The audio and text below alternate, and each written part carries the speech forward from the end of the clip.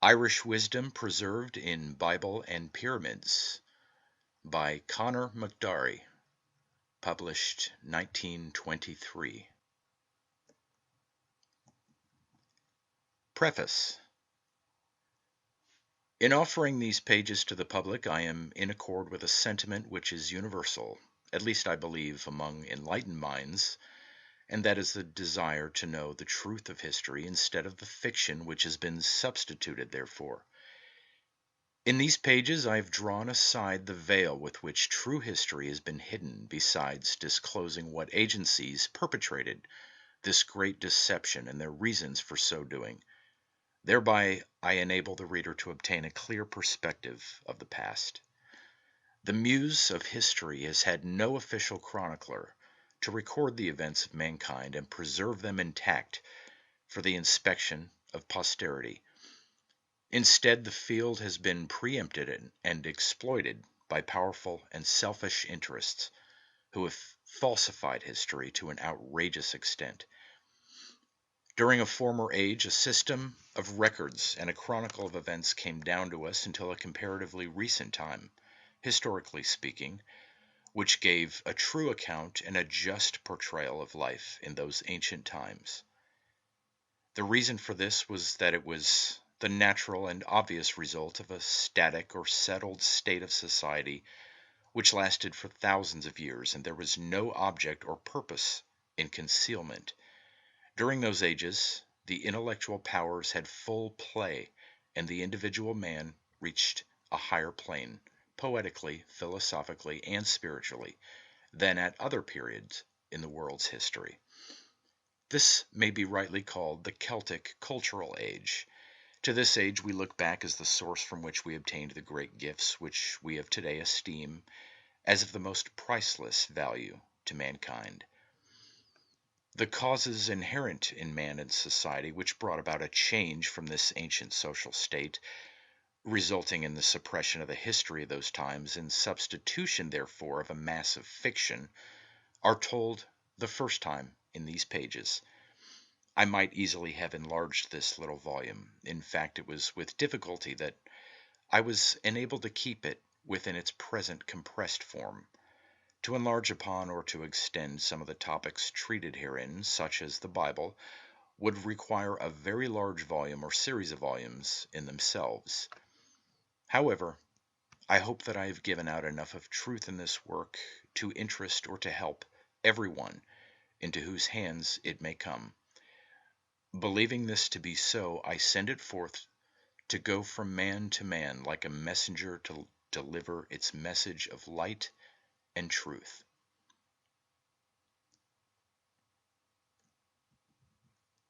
Chapter 1. The Problem of the Pyramids.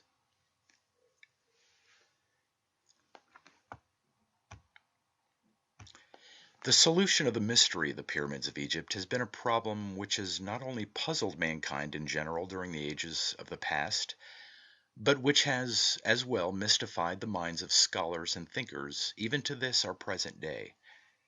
For excepting the select few who were initiates of the ancient priesthood to whom it was a carefully guarded secret, no others knew or understood its full import and significance. The Great Pyramid, in its original and dazzling splendor of light under the Egyptian sun, was the object of wonderment and awe to beholders. It surpassed in sublime grandeur any other monument or structure ever erected by man on this globe. It was considered the greatest of the 7 wonders of the ancient world.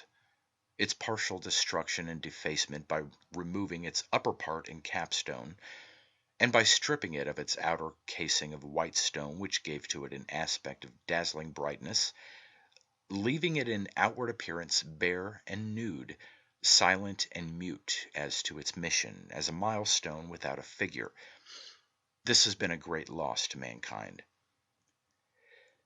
In its former glory it was a mountain of light, a blaze of brightness, a symbol in the desert. It was a testimonial in living stone, bespeaking to mankind of their inheritance in a spiritual kingdom. At noonday its lofty golden capstone seemed to be at one with the sun. uniting earth and heaven in eternal unity, a symbolic union of spirit and matter.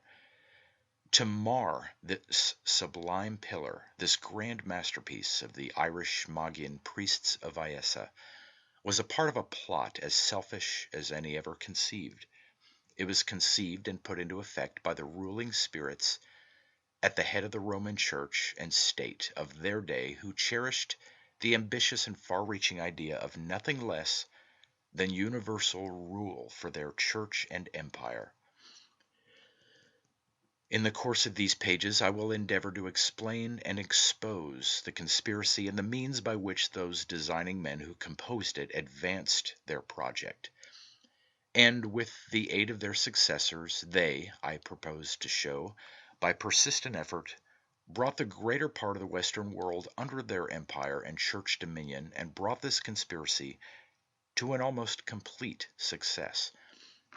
It was the idea held by the leaders of the Roman Church and state, they were practically one, that all power should be centralized in the head of the Church, who was also emperor of the state, and any and all religious institutions which in any way conflicted with this ideal were to be done away with. For this reason, the mystery cults were suppressed and initiation into the ancient or esoteric mysteries were forbidden, so that no religious establishment, worship, or practice would exist which would draw and hold men to it other than the Roman state church. And besides, as the study and preparation necessary for those who were selected for initiation into the higher mysteries was such as to develop a highly philosophic and spiritual state of mind, such study and preparation did not comport with the object which the church rulers had in view. Such minds would not yield adherence to a mere political and idolatrous church, whose doctrines were, in the main, intended for the uninstructed multitude. Such minds could not be dominated by a political or mercenary priesthood.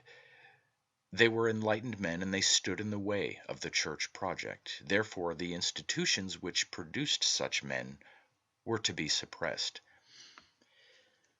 The Great Pyramid of Iessa was used as a temple of initiation for inculcating the mysteries of nature and the occult powers of the soul.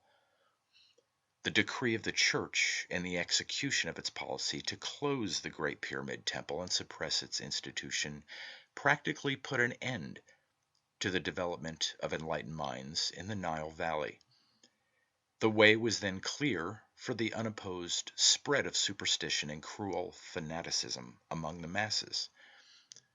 With the Great Pyramid closed, its passages filled up with stone and rubbish, its initiate priests banished, the way was paved for the long night of darkness and ignorance which followed and which is known in history as the Dark Ages. These were the conditions which were best suited for the political Church of Rome to take root and flourish in, and wherever she flourishes today, such conditions are more or less present. During the Dark Ages, intercourse between the countries of Western Europe and few who happened to be enlightened enough to know of their existence, as education was not as general at that time as it is today, it was mostly confined to small castes, even in the so-called enlightened countries. Since the Napoleonic expedition to Egypt in the early part of the 19th century, and because of the accounts brought back by those savants who were members of that expeditionary force, an intense interest was awakened in France, Germany, and particularly England, where a hot controversy raged for many years between the advocates of different theories as to when the pyramids were built, for what purpose, and who their builders were. All this resulted in the creation among the enlightened class of what was practically a pyramid cult. This cult succeeded in spreading its views from this British center to all other countries. It all served to bring about an intense interest in the Great Pyramid and caused an almost endless speculation as to its erection and use. Some held that it was built as a place of worship, others that it was built for a granary, a place of refuge in time of danger or of flood, a tomb for a king, or merely as a caprice or whim of a ruler to keep the people employed. The idea was also advanced that the pyramids and obelisks were built as a part of a system for the measuring of time by the length of the shadow they cast, and for determining the length of the seasons and the proper time for planting. Some of these speculations were as specious and far-fetched as others were ingenious, but all to vain purpose. Deep thinkers could not quite accept the prevailing opinions, although none came forward with a solution of the problem. From the nature of the task, we know now that it was too difficult for any individual researcher to accomplish in a short time, especially during the distraction of a controversy. The proofs were cryptic and were hidden too deeply behind a smokescreen of false history and myth to be easily discovered. It required time to analyze and examine the evidence and to sift the true from the false. This we have been able to do with the aid of those who have gone before us. However, the whole controversy served to arouse an intensified interest, such as has been awakened among scholars and thinkers everywhere in the Great Pyramid. This companion piece of the Bible, the one in art, the other in literature. The Bible is the Word in script. The Great Pyramid is the Word in stone, and both came from the same source, the Irish Magian priesthood of Iessa. The interest in this great structure has been stimulated, especially during the last 50 years, since the increase of travel and the wide circulation of books and the descriptions of travelers. Through this means has interest been kept alive and a desire to know the history and secrets concerning those most curious and mysterious monuments of the past to which we are heirs. The fact that the solution of the problem of the pyramids was not given out to the world before now is no proof in itself that this knowledge did not exist. It is my belief that it was always known and in the possession of the ruling spirits of the Church of Rome and the high priests of the Church of England. The success of the former institution was dependent upon the suppression of this knowledge, but it was, and it is up to this day, also one of the most jealously guarded secrets of the High Church of England. Otherwise, this knowledge could not be but widely known, as the evidence is so plain that it is only through a studied and agreed upon silence that the facts have been kept from becoming common knowledge. The Great Pyramid and the group of which it is the premier, together with the temples of the Nile Valley, are the most convincing witnesses and testimonials, offering no chance for contradiction or uncertainty as to the accomplishments and genius of the Irish, or, as it is called in history, the Aryan race. In their great missionary pilgrimage, they circled the globe in order to give religion and a knowledge of God to the different races of mankind. They also established priesthoods and gave alphabets to the races who were unenlightened in such matters up to that time. Ireland is the country in which the arts and sciences were first discovered and developed. To this country the Greeks applied the term ogygia, a term which was never given but to the very ancient, and it is from the Irish, or Aryans, that the Greeks traced their descent, from Donnelly's Atlantis, page 458. To the Irish Magi we owe the discovery of fire and the common grains which they developed from the grasses. They were the first people to practice agriculture. They invented the common tools of workmanship which have come down to us practically unchanged from those ancient times. There is no mistaking the monuments left by the Irish, who were once the rulers and masters of the whole earth. Their rule embraced all countries. It was worldwide. Ireland was the first mistress of the seas. It was the first and only worldwide empire which has ever been known. For it was spiritual. It was greater in extent than Persian, Greek, Roman, or Mogul ever attained to. The remains of their works, wherever they are found, bear an unmistakable similarity in shape and character. They are huge, immense, and conceived and carried out on a plan so extensive that it awes the mind of the man of today.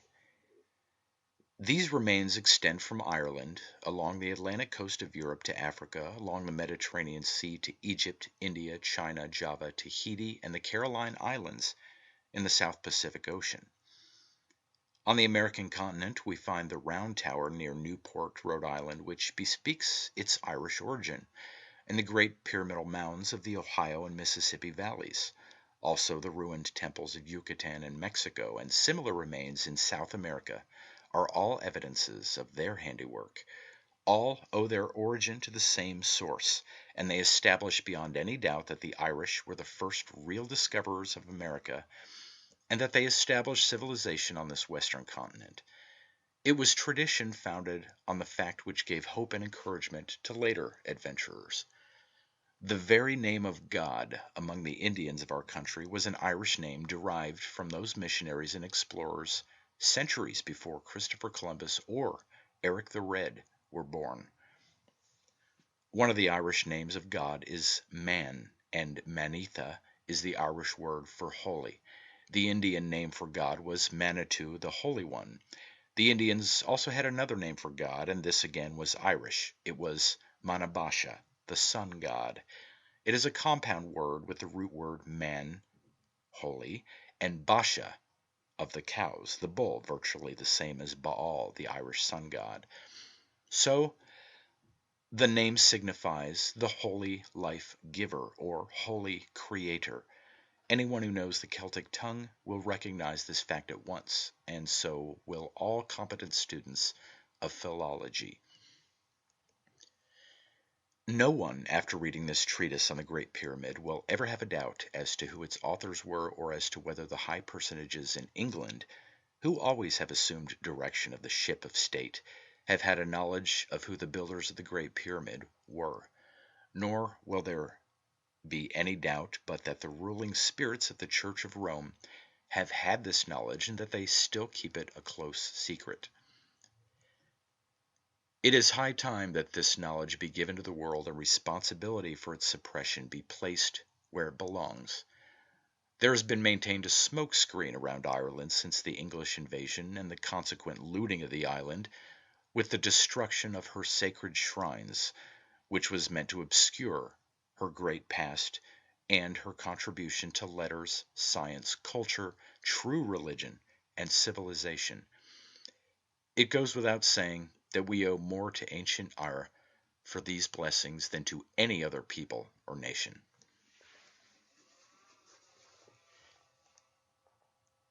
Chapter 2. An Elucidation of History. In ancient times, the ruler of the state, according to the extent of his power, dependent as to whether he was an overlord king, having subject kings as vassals, or being a subject king himself, held two offices jointly in his own person, that of king or emperor, and that of head of the church in his dominion. The fact of his holding such autocratic power led to the assumption of attributes of divinity in order to hold the people in awe of him. The qualities of divinity we have seen attributed to rulers in our day. In Russia, China, Japan, and not so long ago in England, the belief was held that any disease which would not yield to the treatment of a physician could be cured by a mere touch of the king's hand, or even of his garment. The head of the Irish state church held this supreme pontifical power in Europe until challenged first by Persia, then by Greece, and later by Rome, who, when a favorable time arrived for her to assert her independence, set up jointly a church and state for herself. For let it be known, Rome was at one time a colony of Ireland. The name Rome is a compound of two Irish words, ro, meaning before, and meaning body, earth, or grave.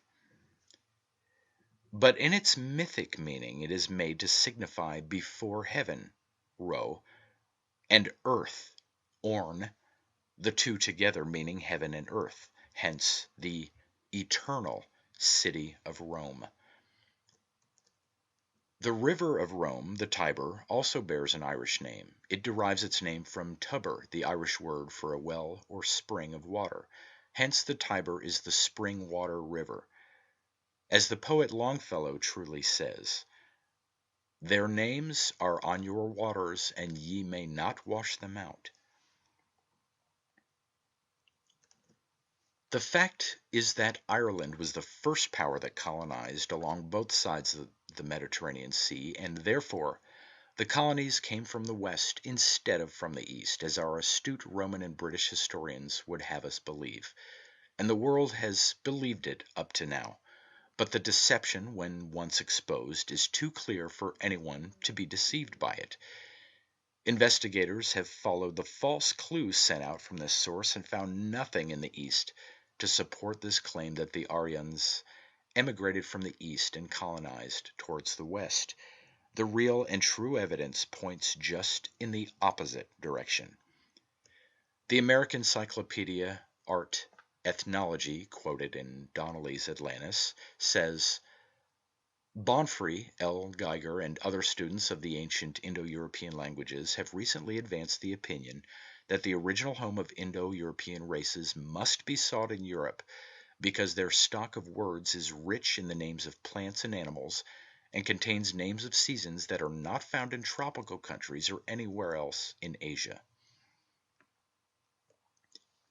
Muller says, the nations who are comprehended under the common appellation of Indo-European, the Hindus, the Persians, the Celts, Germans, Romans, Greeks, and Slavs, do not only share the same words and the same grammar, slightly modified in each country, but they seem to have likewise preserved a mass of popular traditions which had grown up before they left their common home. Donnelly's Atlantis, page 458. To obscure knowledge of this homeland and the reason for so doing have engaged the greatest organized propaganda for spreading misinformation that we have any knowledge of, as will become apparent in these pages. We are told that the Phoenicians planted those colonies and that they came from the east, from the coasts of what is now Syria, or Phoenicia, as they say it was formerly called. Ireland is the homeland of the so-called Phoenicians, which word is a secret name for the insular race of mariners and traders who carried on commerce with the whole world. Sidon and Tyre are mythic names applied for purpose of deception to the two cities at the eastern end of the Mediterranean Sea. Sidon is an Irish word and means the hips or buttocks. Tyre means the earth or body, and the purple color or dye which, we are told, made the city famous, is the blood which courses through the body. The coast of Syria was never suited to the needs of a seafaring race, such as a race never developed there.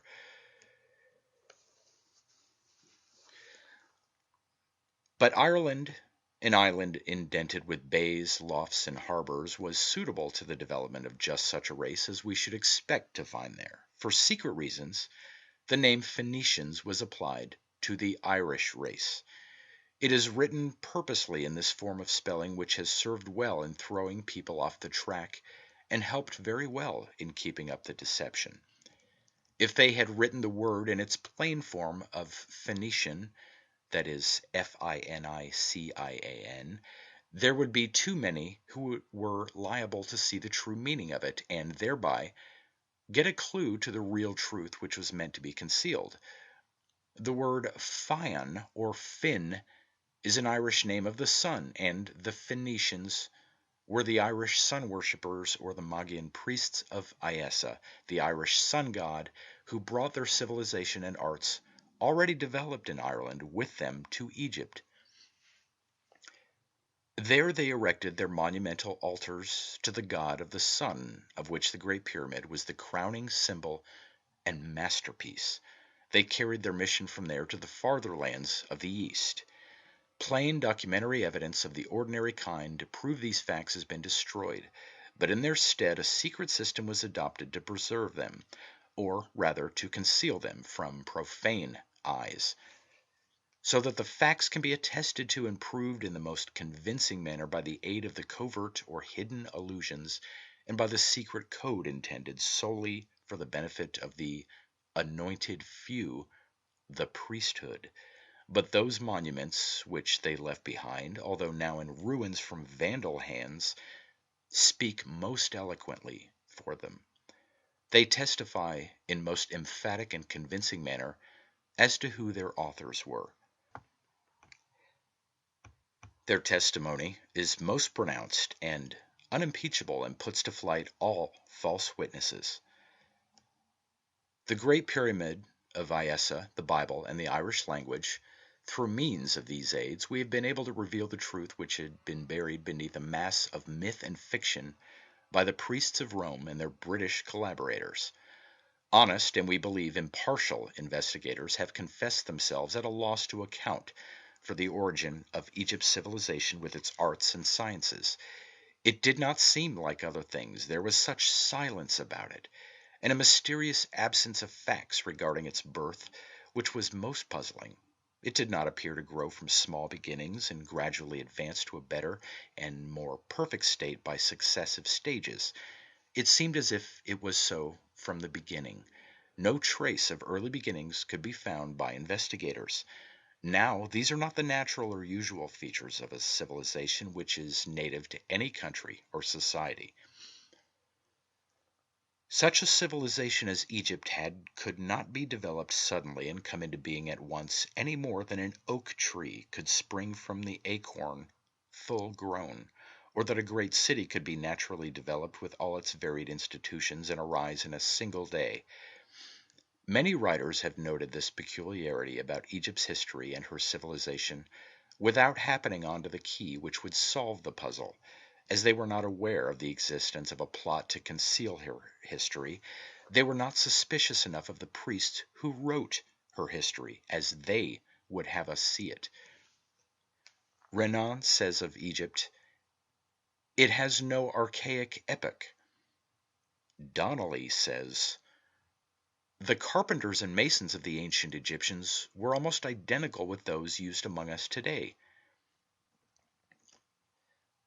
Taylor says in Anthropology, page 192, "Among the ancient cultured nations of Egypt and Assyria, handicrafts had already come to a stage which could only have been reached by thousands of years of progress.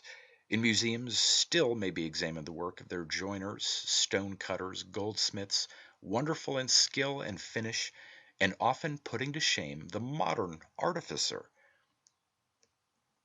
Osborne says, "It bursts upon us at once in the flower of its highest perfection." Dr. Sayce says in A Miracle in Stone, page 40, "It suddenly takes its place in the world in all its matchless magnificence, without father, without mother, and as clean apart from all evolution as if it had dropped from the unknown heavens." We have already stated where it came from, Ireland and its master adepts.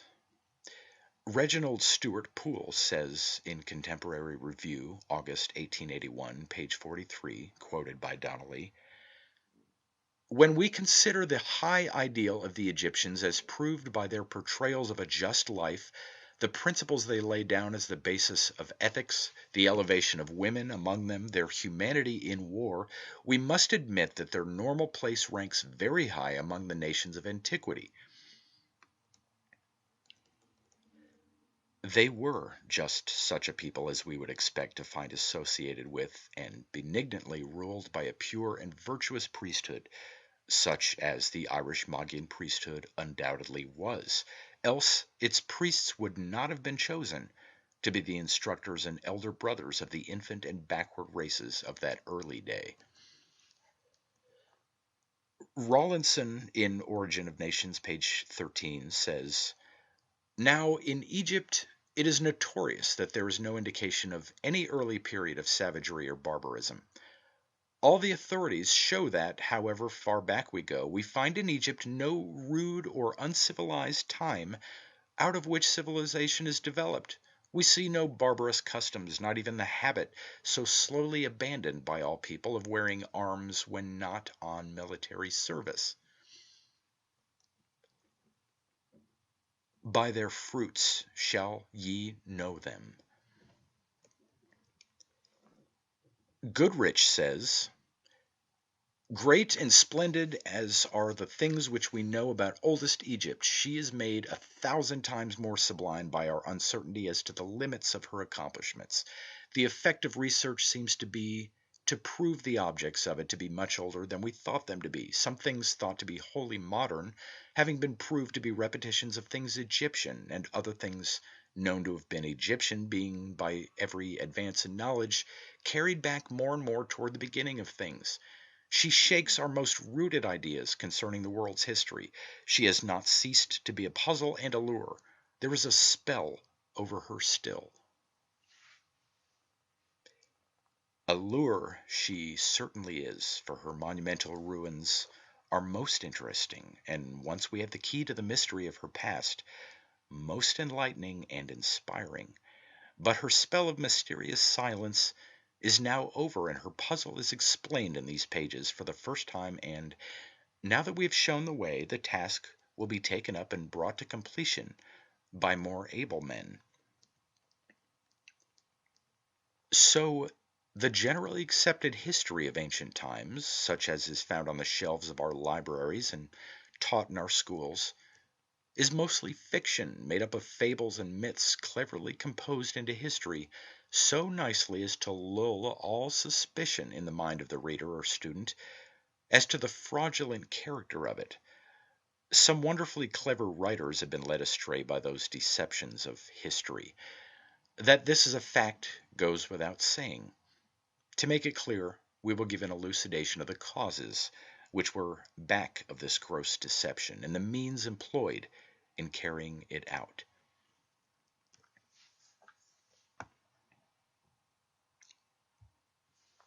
Chapter 3. Struggle between Rome and Era. The greatest and most prolonged struggle in ancient times that we have any account of or reliable tradition of was the war between Rome and Ireland, whose name at that time was Era. We are told by the priests that it was Scotia, from Scoth, choice, select, which is only a mythical name alluding to her Magian adepts, or Hebrew priests of the sun. It was only after she was sacked and destroyed and her sacred altars laid in ruins by the English invaders at the instigation of Rome that the English priests gave her the name of Ireland, from Ir, the end or finish. So when they finished their foul work of destruction, the English priests of Rome called her Ireland. The Irish Roman Catholic writers tell their people that Ir was one of her old poetic names, that is, rubbish and false. The above is the truth, and it stands. No more either did Tara, the most sacred place on this earth for thousands of years for the whole Aryan race, have its name changed to New Grange, just for a whim. It was changed, like so many other Irish names of places, in order that, in the course of time, all memory of its great and important distinction of being the capital of the Lord of the Isles of the Western Sea, Earth's supreme pontiff, might be forgotten. See When the World Will End by Reverend Joseph Wilde.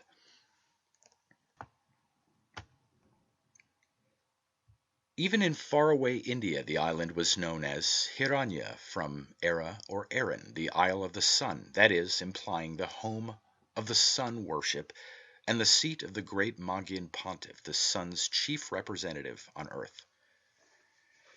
Ireland is the great motherland of the Aryan race and the fictitious and fabled Atlantis of Plato. She has suffered too long from the scourge of the invading despoiler. Happily, there is a higher and more enlightened sentiment prevailing in Britain today which will bring about a better understanding between the two peoples. It is only when the two nations can meet on equal terms that a friendly and harmonious feeling can be cultivated and exist between them. It is no part of my purpose to add to troubles that are on the way to be amicably settled, but for the sake of establishing the truth, and without bias, I must explain the part which Britain has taken in the past in destroying and obscuring Ireland's history, and also her religious institutions, for the profit of Rome. Although England has also profited by the conquest of the island, it has not been all clear gain, and there have been many occasions since when she has repented the help given to Rome. We are glad to note there exists in the world today a growing conscience which taboos piracy and cruel bloody conquest, along with disregard for the rights of smaller nations. There have been many seemingly strange upsets in the destiny of nations, one of which is the reversal of position in the case of England and Ireland. It is a fact, nevertheless, that England is the child or offspring of Ireland, and was a nursling, so to speak, at the breast of this once great mother, whom she has now persecuted and oppressed for more than 700 years. It is a fact, nevertheless, that England is the child or offspring of Ireland, and was a nursling, so to speak, at the breast of this once great mother, whom she has now persecuted and oppressed for more than 700 years. Let us hope that a better and brighter day is at hand for both era and England. The peoples of those islands, as will be shown, are fundamentally of the one Celtic stock. The great struggle before mentioned, known as the Punic Wars, are said to have been waged by Rome against Carthage. This fact is only a partial and misleading statement, meant to deceive and which has deceived up to this day. Carthage was an Irish colony, and the name is a mythical one, a compound Irish word, and alludes to man's besetting sin, sexuality. Philologists have found a striking similarity between Berber and Irish words, even in our own day. The Carthaginian phase was only a part of the struggle. The wars in Gaul and Spain were for the same purpose, namely, to destroy the Irish Church, and to set up a universal church and papacy in Rome through the medium of which Rome could rule the entire world. The cause of these wars was said to have been due to the commercial rivalry between Rome and Carthage.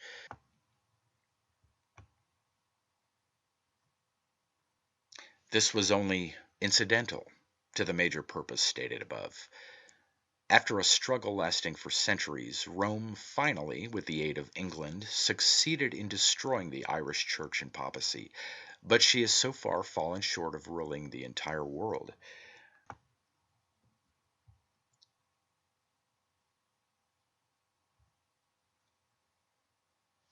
This ambition of Rome came to a head and took on new vigor when a council of the churchmen was called by the Roman Emperor Constantine and assembled at Nice in the year 325 of our era, known in history as the Council of Nice.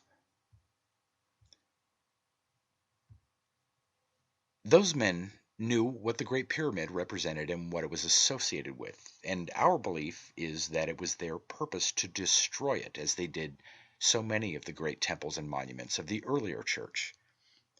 They did not want to leave standing so much visible evidence of the existence of the former religious institution, which they were going to displace with a new one of their own making.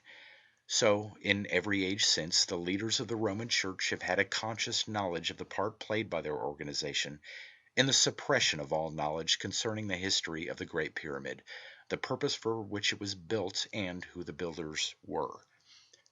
Those astute political priests knew that silence on such matters was the most efficacious way to have them forgotten, and by absorbing the older church and papacy in a few generations there would be none left among the people who would know anything about such matters.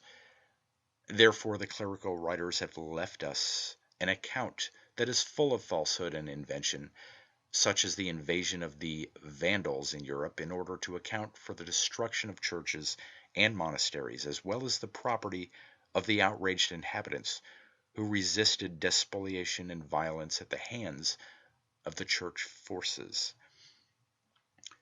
We believe that this destruction was carried out by the organized Vandals of the new church, worked up into a state of fanatical zeal by the clergy, And what property of the old church they spared was taken over and appropriated, the temples being given new names by the usurpers and used as churches.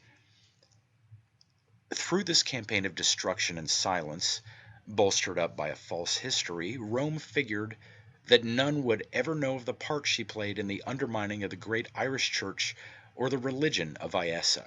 Iessa was the Irish symbolical savior, crucified on the cross, and from him Rome got her savior, Jesu, substituting the letter J for I.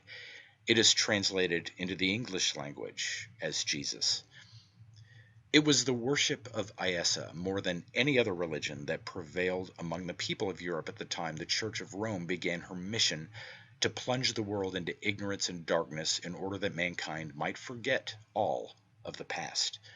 Her intention, no doubt, was to destroy all evidence, and she thought she had succeeded well in doing so, by which men in future ages might be able to refute the false and absurd statements which she has given out regarding the source from which she got her Savior Jesus and the Bible. She appropriated them from the Irish, and to cover up this fact, committed the most heinous and awful crimes against mankind. They were crimes which involved persecutions, slaughter, and untold suffering, the misery and effects of which have remained with us to this day.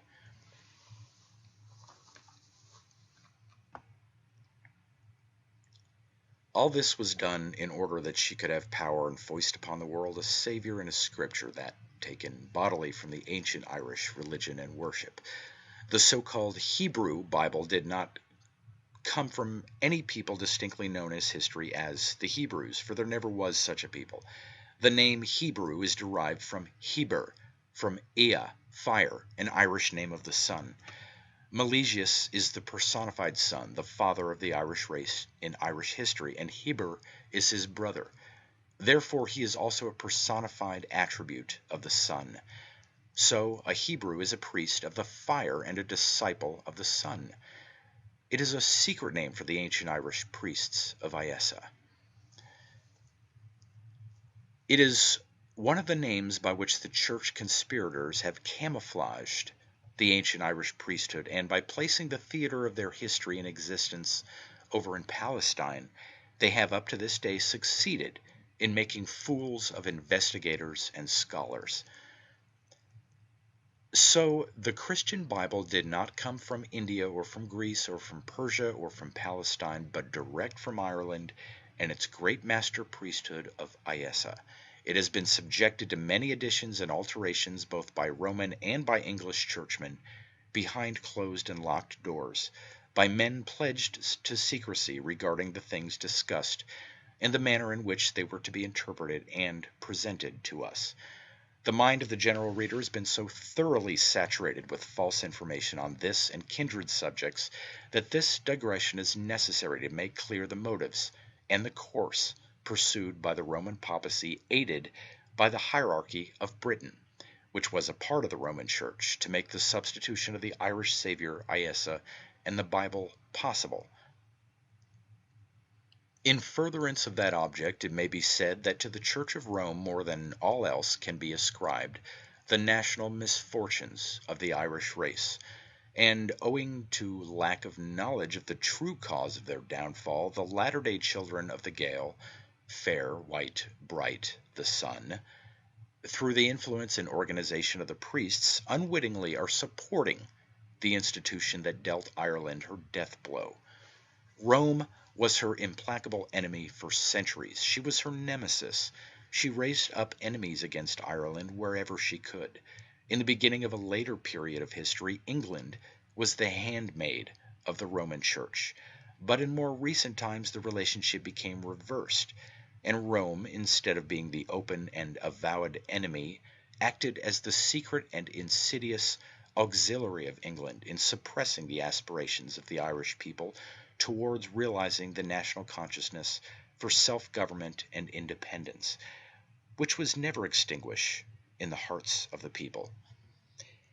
The leaders of the Roman, as well as those of the English High Church, are yet conscious that the star Leviticus still sheds its spiritual influence over the sacred isle.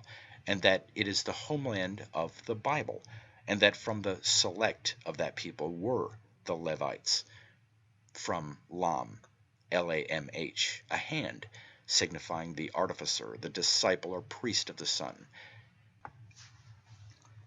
Hence the symbolic Lavdarg, the red hand of Ulster.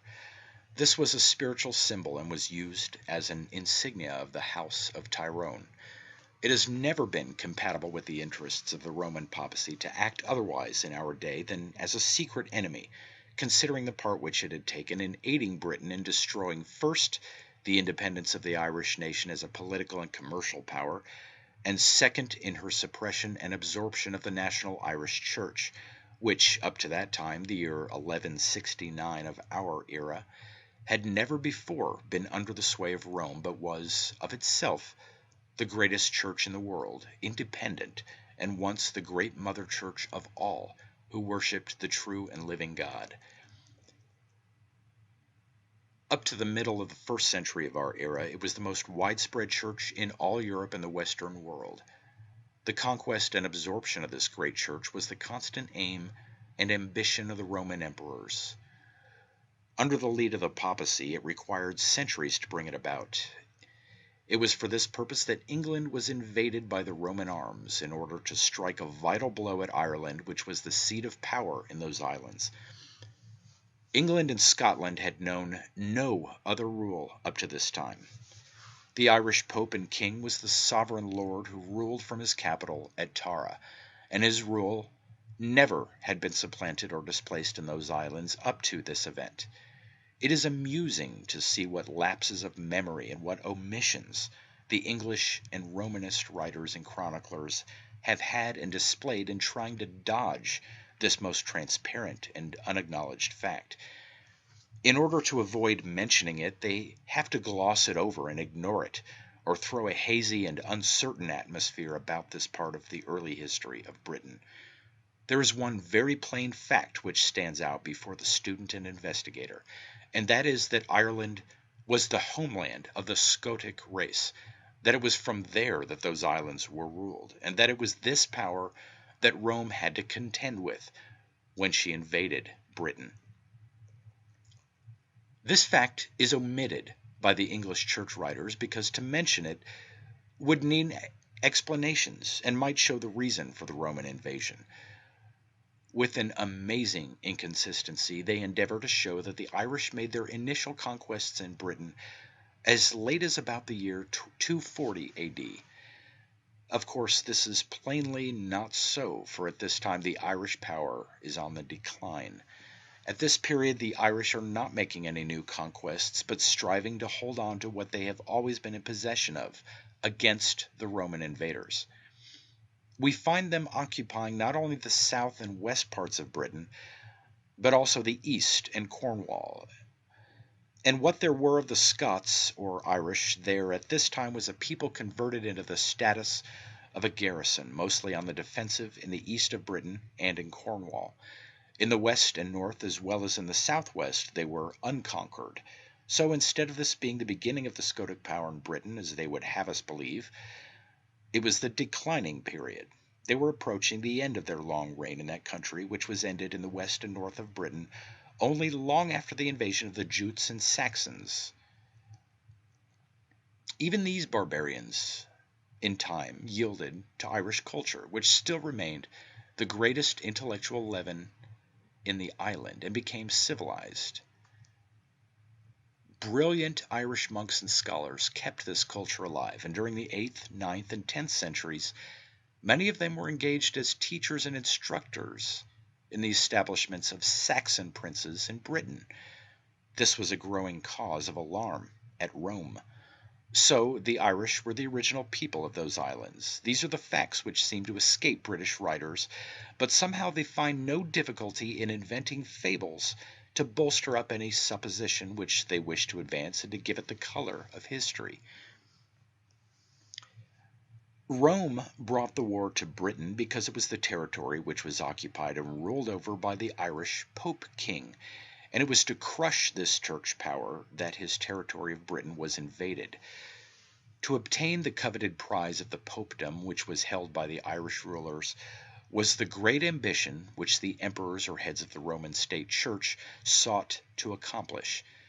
There is no doubt whatever but that it was for the purpose of bringing this about that the Danes and the Norwegians were induced to make raids upon and attack the Scots, both in Ireland and Scotland and the islands of the surrounding seas. Later they raided both Roman and Celt alike, as the motive was either plunder or conquest. We are satisfied that Rome did not stop at employing any means she could find to carry out her ends. By their character ye shall know them. We find the Danes and Northmen attacking Ireland in the first half of the 9th century, and no doubt they did effect establishments in some of the seaports, like Dublin and Waterford. Although they came as foes, in time many of them became assimilated with the Irish population, but the constant urge of Rome kept bringing them on from time to time. For the next 100 years, fresh hordes of Vikings came until their final defeat at Clontarf in the year 1014 AD. In the years 991 to 994, we find Olaf Tryggvason in England. We are told that he was there converted to Christianity, or, in other words, he became an avowed partisan of Rome. We immediately again find him in Ireland at war with the Irish. He left Dublin to become King of Norway in 995 AD, and to make good his espousal of the Roman cause, he forced his people by the terror of the sword to embrace Romanism, or the so-called Christianity. A writer, evidently a churchman, in the Encyclopedia Britannica, page 556, Art Norway, in an apologetical vein, says of this exemplifier of Roman methods of proselytizing, he had been baptized sometime during his English expedition, and had taken up Christianity in a more serious manner than was generally the case with the northern converts of his class, who as a rule submitted to baptism as a convenient or necessary transaction.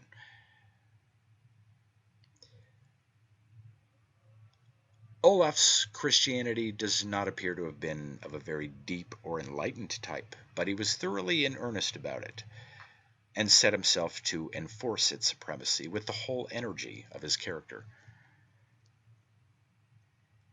And in an incredibly short time, if he had not exactly succeeded in making his subjects Christian, he had at least made it very unsafe for them to be anything else. By force or gifts, by persuasion, or even by torture if necessary, for his anger was sometimes cruel enough, he soon scarcely left a man of note unbaptized in Norway. End quote. Now, I should say that this Olaf was a very apt convert, and that he imbibed the spirit of Roman Christianity according to example and precedent. He evidently understood the meaning of his own mission to Ireland as an ally of Rome, and he surely took his baptism and his lesson well, despite the faint praise of this cleric, who seems on the whole pleased with the work he accomplished. Any bishop would be. He says further, "Perhaps the strangest thing is not merely that he attained his end so rapidly, but that he did so without rousing and alienating the people. His splendid personal appearance, his wonderful strength, and his skill in arms, his inexhaustible courage and energy, and the frank, chivalrous nature, bright and joyous when in quiet, but capable of terrible passion when enraged, seem to have attracted everyone at the time." This writer stresses exceedingly in trying to portray this fiend and ruffian in qualities which might make him acceptable to anyone worthy to be called human. There was a very good and sufficient reason why the people were attracted to him, because they were in his power. We read of him in Bible Myths, T.W. Doane, page 449. Even among the Norwegians, the Christian sword was unsheathed. They clung tenaciously to the worship of their forefathers, and numbers of them died real martyrs for their faith. They're suffering the most cruel torments from their persecutors. It was by sheer compulsion that the Norwegians embraced Christianity. The reign of Olaf Tryggvason, a Christian king of Norway, was in fact entirely devoted to the propagation of the new faith, by means most revolting to humanity. His general practice was to enter a district at the head of a formidable force, summon a thing, an assembly or congress of the freemen, and give the people the alternative of fighting with him or of being baptized. Most of them, of course, preferred baptism to the risk of a battle with an adversary so well prepared for combat, and the recusants were tortured to death with fiend-like ferocity and their estates confiscated. End quote. This explains why the people were not alienated from this Roman apostle, despite the apology of his clerical admirer and eulogist. Thus is shown the purpose and the object of Norse and Danish incursions into Ireland. Priestly fictions and inventions have had their day, and it would be too bad indeed if such silly falsehoods as have heretofore been accepted should forever, as they were intended and expected to do, prevent mankind from getting a true and clear insight into the motives which were back of those invasions and which led up to those historic occurrences. The motives are, as shown, most obvious, and enlightened men accept and acknowledge them. These writers serve up a myth as history, which contains an idea cloaked or hidden for the express purpose of deceiving the people as a whole. Here is an example. It is from English history, as written by the priests, and shows the way in which they have blinded the people and kept the truth under cover for their own benefit. In English history, we are told that after the Roman forces were withdrawn from Britain, the country was overrun by the Scots and Picts, and that a British prince or duke by the name of Vortigern invited the German tribes to come in and take possession of the country. The Angles, Saxons, and Jutes came under the leadership of the two brothers, Hengist and Horsa.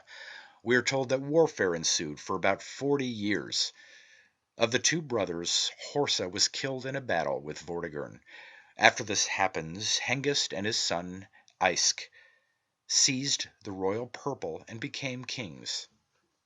A writer of the history topic, England, in the Encyclopedia Britannica, 9th edition, page 269, very naively says, quote, "In all this there is nothing like romance. It is a matter-of-fact kind of history, which might be preserved by a runic chronicle, which might almost be preserved by tradition." End quote. It is not quite so straightforward and simple a tale as he would have us believe, and it was not meant to be, as we will show in what follows. Vortigern is a Celtic or Irish word with the first syllable inflected. It is an alteration of the word mortiarna. The T is silent and M is inflected, as is common in the Celtic, and is given the sound of V. The word is phonetically pronounced Voragirn and signifies a great lord, a prince, or ruler.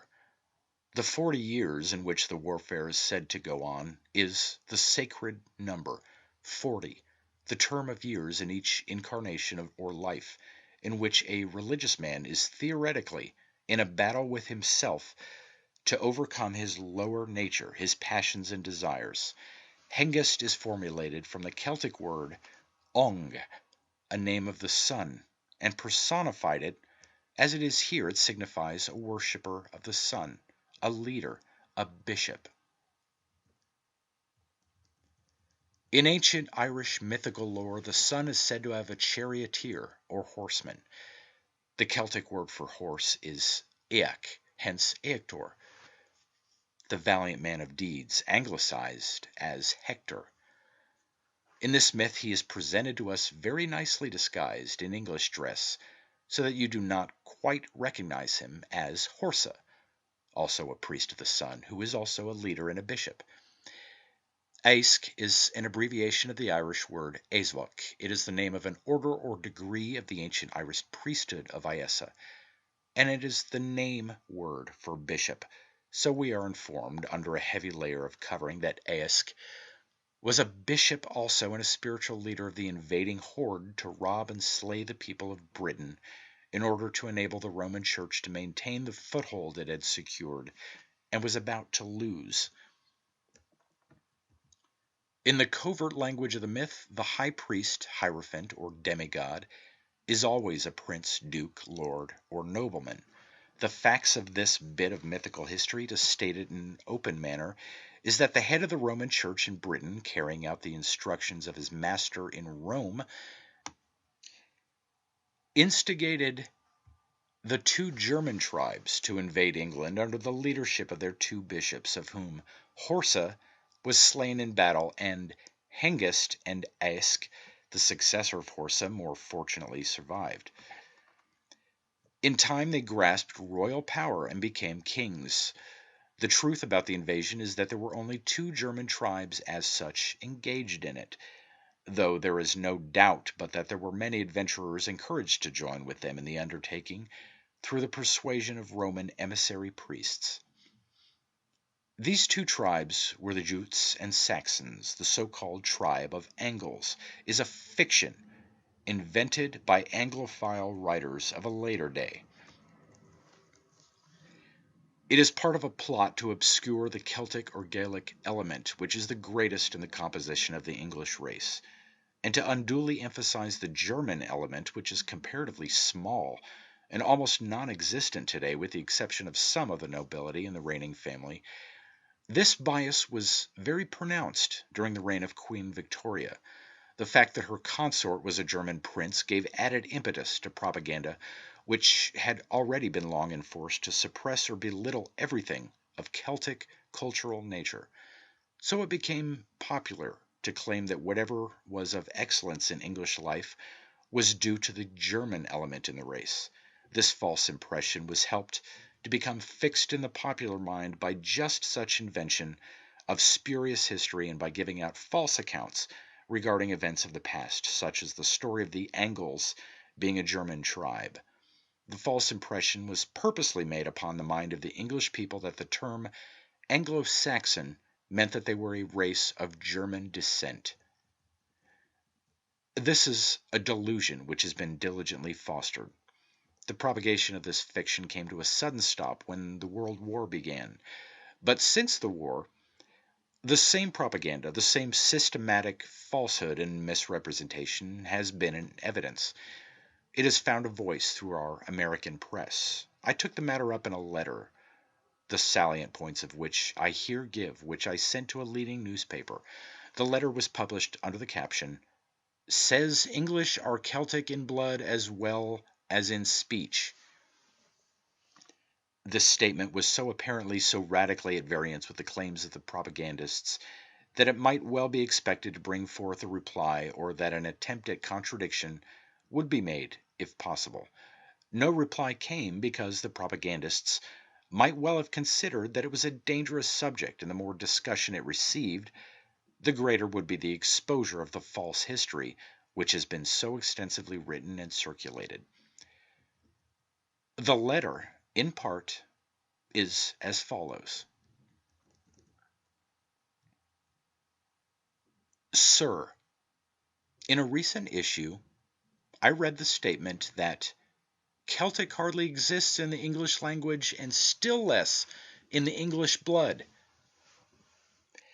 I wish to refute this statement. It is absolutely false. The basis of the English speech is undeniably Celtic, and it cannot very well be eradicated without destroying the English language. Any person laying the least claim to scholarship should know that fact. The above-quoted statement savors very much of the fashion in vogue with English writers of the Victorian era to eschew everything Celtic and claim affinity with the German cousin. But the rough handling the British troops received at the Battle of Mons and subsequently opened the eyes of the English people to the true fact that Celtic blood was the basis of the English race. Now that the war is over, the same evil tactics of division and dissension are being employed to keep the English and the Irish peoples apart by means of hatred and animosity, as if there were nothing of kinship between them of old. The common people of Ireland and England never had a quarrel with one another. Dean Swift, a Protestant of Dublin, tried to get the Irish people to compose their differences by citing a case such as this to them. Why should men quarrel because one wanted his eggs boiled soft and the other wanted his boiled hard? No real cause for a quarrel. I'm glad to see the growing union of political sentiment between the Irish representatives and the Labour Party of England, which represents the democratic and progressive elements of the English people. I feel that they are, for the best good of all, determined to give justice to Ireland in order that friendship and mutual confidence may exist where formerly hatred and mistrust prevailed. I would advise our English, Irish, and Scottish brothers to look askance at anybody who would try to sow seeds of dissension among them. Now, as to whether there is any Celtic in the English language, let me cite just a few well-beloved words of common, everyday English speech. We will take first the English word all. Its root derivation is Celtic and means universal, great, mighty, a race, a generation, all. Next, take altitude. The root of this word is the Celtic word alt, meaning a high place or eminence. Then, the English word river. The root of it is the Celtic word re, meaning to run, ria, running. Hence our name for a brook, a run.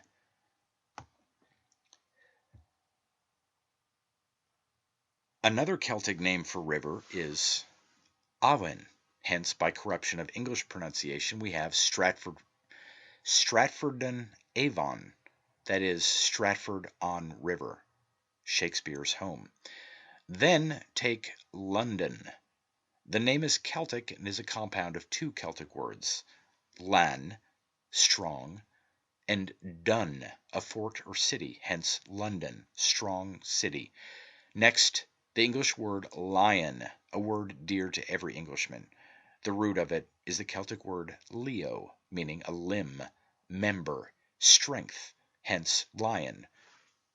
Latin leo is derived from the same source, as Latin is a daughter of the Celtic. The word rose is taken from the Celtic word ros, meaning bright, shining, pleasant, agreeable. The word red, the color of the English flag, is taken from the Celtic ru, or rot. The Germans also got the word from the same source. Then we come to the Englishman's sobriquet, John Bull. It is surely a Celtic word. It means the fructifier, the male principle. The Celtic word is bell. The Scottish call it bill, and the English bull. Now, dear sir, while the impulse is still strong to proceed further, I think that I have advanced enough of evidence to show the great Celtic foundation of English speech, that it is rooted in the Celtic mother tongue. It is the same with English blood. It is mostly Celtic. And while it is not my purpose to go into this at length, I will briefly say that while the English people were at different times inoculated with a strain of other blood, it has long since been eliminated.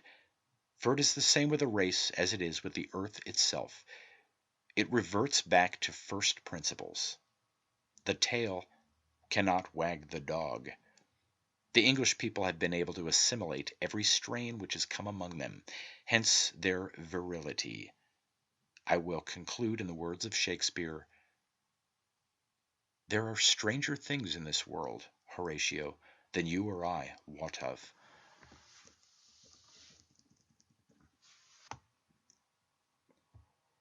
What is now called England was from time immemorial occupied by the Celtic or Gaelic race. In the Gaelic tongue, the name of the race is Angael, pronounced with the D silent, Angael, signifying the Gael.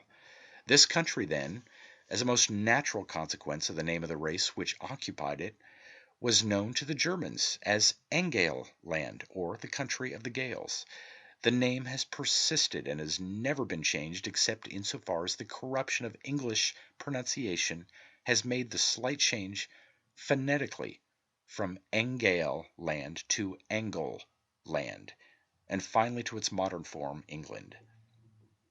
The name is truly derived from its ancient race, the Gaels, in a most obvious and natural manner. So the term Anglo-Saxon, which a few have so ardently cultivated, has unwittingly served but to perpetuate the memory of Angale land's ancient people, while the covert purpose was to suppress all knowledge of this important fact. The fiction of the story of the Angles as being one of the invading tribes may be easily understood also by the fact that in the cryptic account given of the invasion, an account written by the priests, there were only two leaders or bishops mentioned, Hengist and Horsa, one for each tribe. If there had been 3 tribes instead of 2, there would have been 3 bishops at their head to lead them, for it was always the bishop who assumed power and leadership. This fact is shown in the narrative that, on the death of Bishop Horsa, his successor, Bishop Esk and Bishop Hengest, grasped royal power and became kings. Esk is called the son of Hengist, only in a religious sense, as he was created or made bishop by the latter, and hence is his son. This illustrates how little dependence can be placed on some of the history that has come down to us from the priests.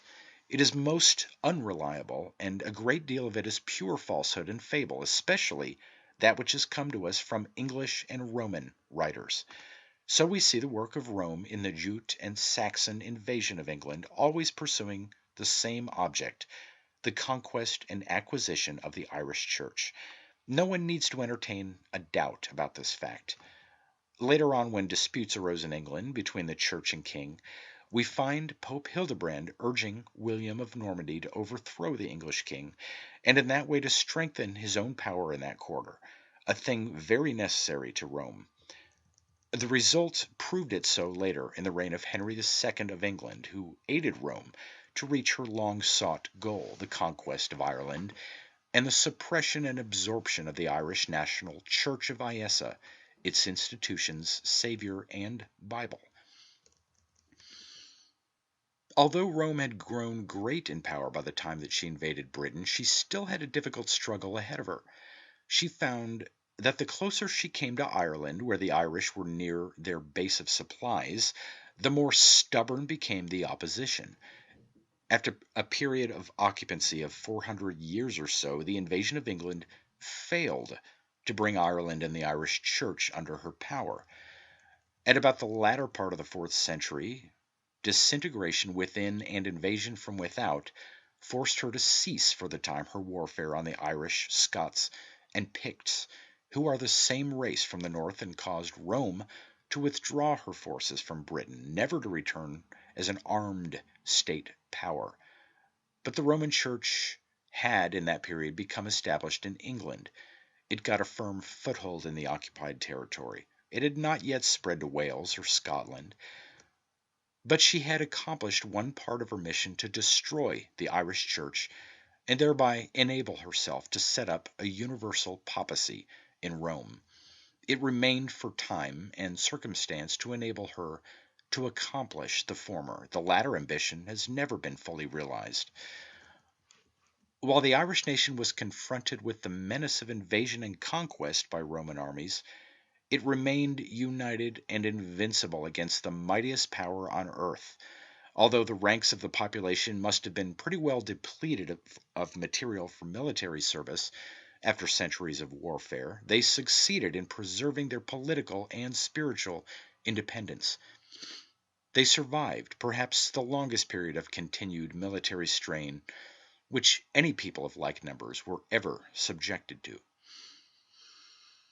But with the removal of the menace of Roman invasion, reaction set in, and the relaxation from the necessities and rigors incident to constant war gave the people opportunity to apply themselves to the occupations of a peaceful life, and to cultivate the arts and sciences which had been neglected, and many of which had no doubt been forgotten.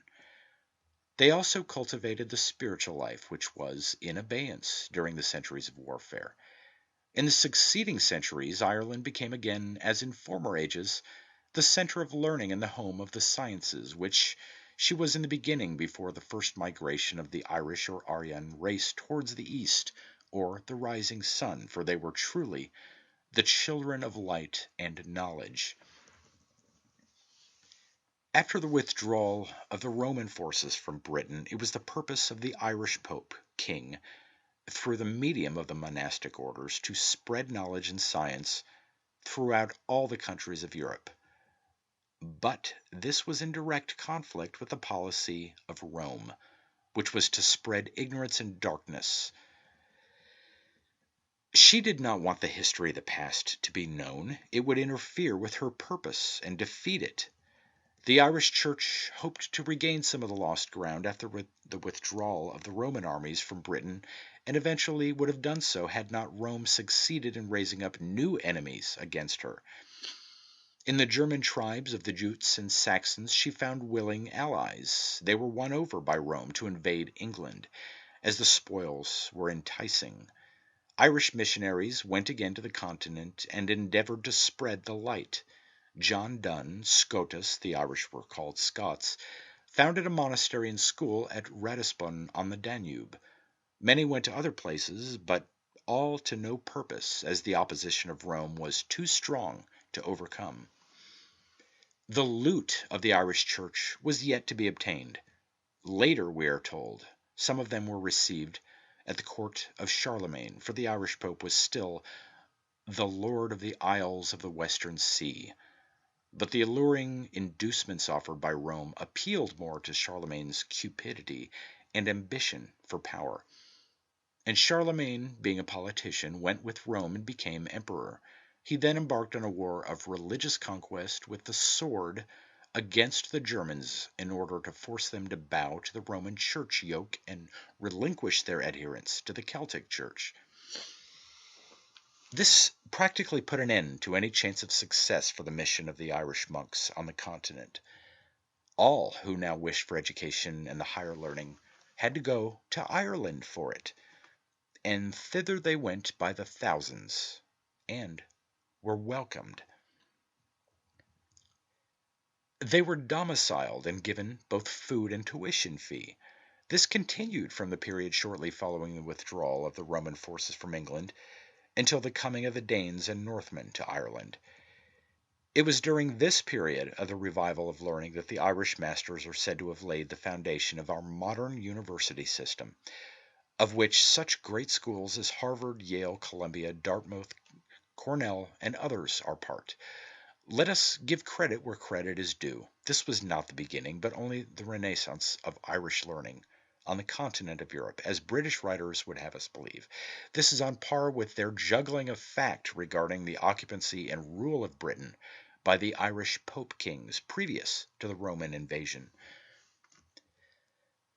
The Irish Magian priesthood had always had this great learning. It was handed down through a secret cult of adepts from time immemorial. It was this which enabled them to erect the immense and perfectly proportioned Great Pyramid of Ossicus. It should not be any surprise to us that learning fell into a state of decline during the great struggle with Rome. It could not very well be cultivated under such conditions, yet however much diminished, it was never extinguished. Had Ireland been a part of the continent of Europe instead of being an island, it might have been different, and this revival could not have taken place. We are all living witnesses of the great inroads which were made in the ranks of the undergraduates in our own colleges during 1 year and a half of warfare in the late World War. We may well ponder on what the conditions would have been if the war had continued for 10 or 20 years, to say nothing of several centuries of warfare. We all felt keenly the shortages in supplies and the scarcity of many articles of use, in which manufacture ceased owing to the fact that the nation's energy and manpower was being directed to the manufacture and production of the things that were used solely for the prosecution of the war. If this continued for a great length of time, we can easily see where many of the arts and sciences, in fact culture in general, would have been neglected and as a natural result forgotten. When we think what a comparatively small nation Ireland was in those days beside mighty Rome, we may well think it a miracle that learning did not perish from the island altogether. It is to this island we must look for the original source from which our learning and science came. Here is where it was first conceived, nurtured, and cultivated, and from here it spread throughout the entire world. Her sacred literature has been pilfered by Rome, and her learning and mythology handed over and accredited to Greece by these same English Romanist tricksters. In the mythology which they have stolen and handed over to Greece, they have covered up and secretly preserved, for their own knowledge, the very source from which it came. For, as the Greeks said, they knew not where their traditions came from, for they were strange to them. Of course they were strange, and are so yet, except to the knowing ones. The names of the gods and goddesses have been changed to some extent to suit the deception. For instance, Anna is the mother of the Irish gods, and we find her accredited to the Greeks with her temple at Ephesus, her statue that of a female figure crowned and with many breasts to suckle her children. She is presented as conceived and personified by the Irish priest philosophers as the many-breasted mother of the gods. She is the female principle of deity, the great mother which sustains all life. They made her over as Diana, god Anna, and Rome has stolen her and translated her into Saint Anne, the mother of Mary, from the Irish Mura, the sea, and the grandmother of Iesus, or Jesus.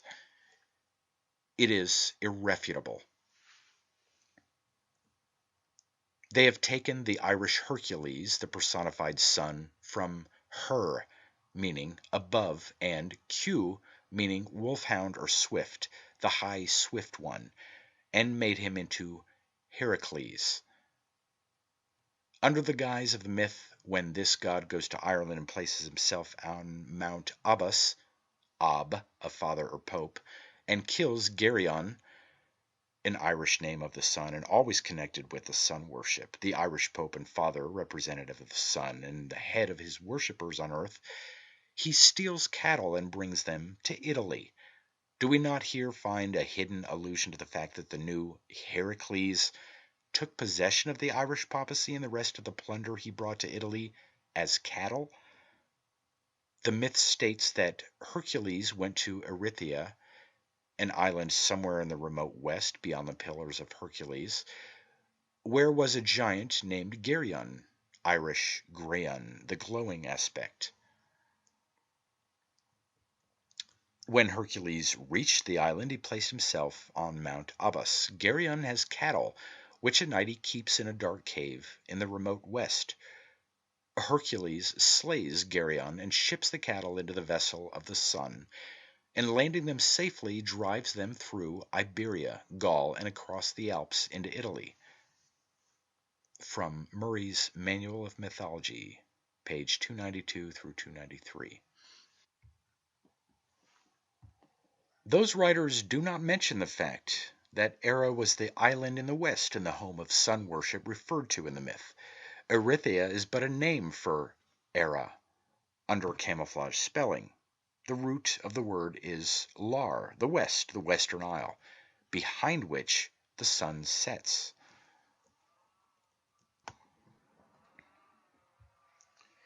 The goddess Kyris is also Irish and means the earth. There is no letter K in the Celtic alphabet, and C has the sound of the English K.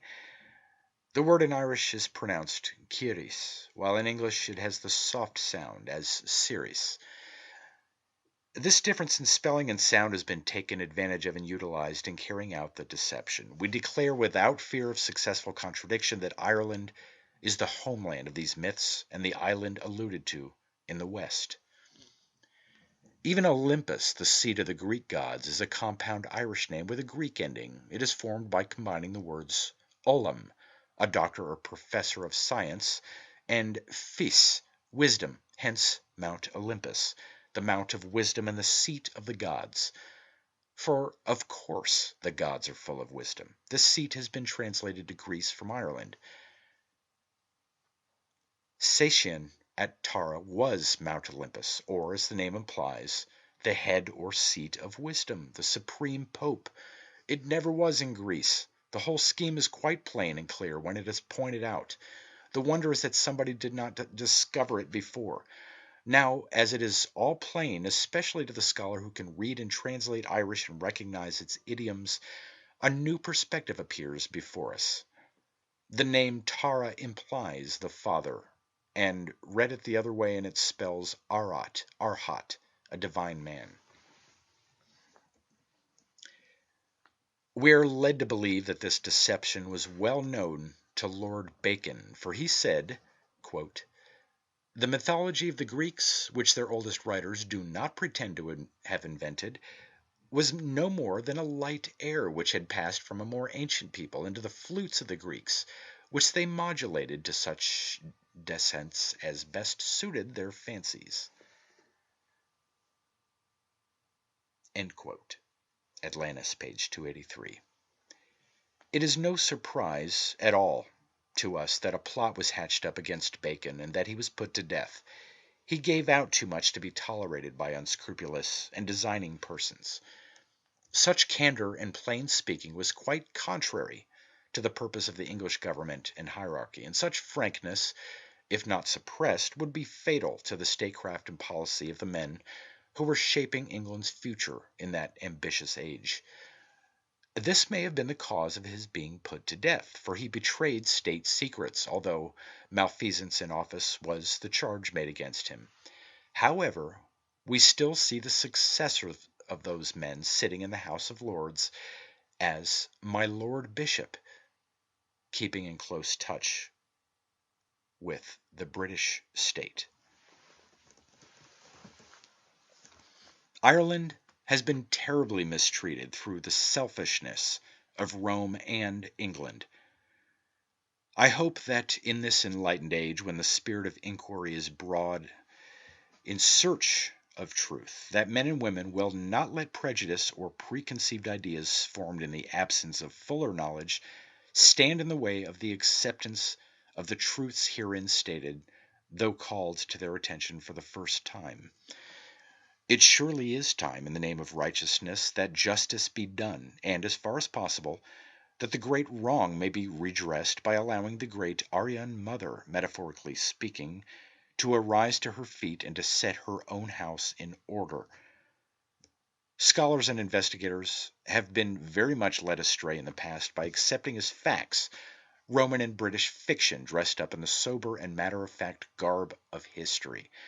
Those inventors of history would have us direct our attention to any other country than to Ireland. Such complete silence on the part of the arch-conspirators surely did arouse a just suspicion, which upon investigation has yielded such splendid and most convincing proofs of the foulest plot in all human annals.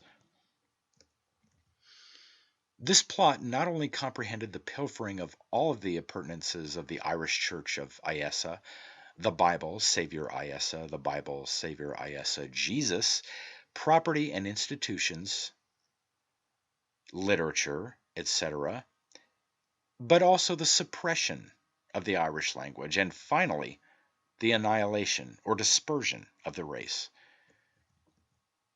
We have been told through Roman and British sources that our learning came from some Asiatic country, perhaps Assyria, Persia, or Arabia, Greece, or Egypt itself. Any one of these countries would serve equally well the purpose of the arch-plotters who came so near to killing off the Irish race that only a small remnant of it was left to survive at one time. They were so reduced in numbers and circumstances that there was no thought in the minds of the English rulers of those days that they would ever again increase in numbers or advance in enlightenment to any extent, or at least ever be able to offer any serious resistance to the English rule in Ireland. The priests were employed in writing and concocting a false history, one that would not contain any mention of the nature of her former greatness, or the achievements and discoveries for which the whole civilized world is indebted to her. The very discoveries of the arts and sciences, credit for which discoveries would make any people great, were denied her in the new quote-unquote histories, and the credit has been given mainly to Greece, with other transfers already mentioned. But we say that it was in Ireland that our civilization arose, and that it was there that the cereals were developed from the grasses. It was on this island that barley was first grown, the grain that is particularly associated with the life of an abstemious priesthood. Here we find also the birthplace of mathematics, geometry, navigation, astronomy, medicine, chemistry, and the arts which are commonly called Egyptian.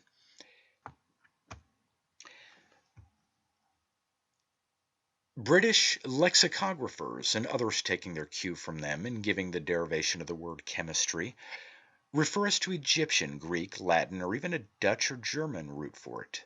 But Cleland, quoted in Webster's dictionary, derives it from the Celtic root word chem, or chem, C-E-H-E-M, fire, which is the true derivation, as fire is the chemical agency in all nature.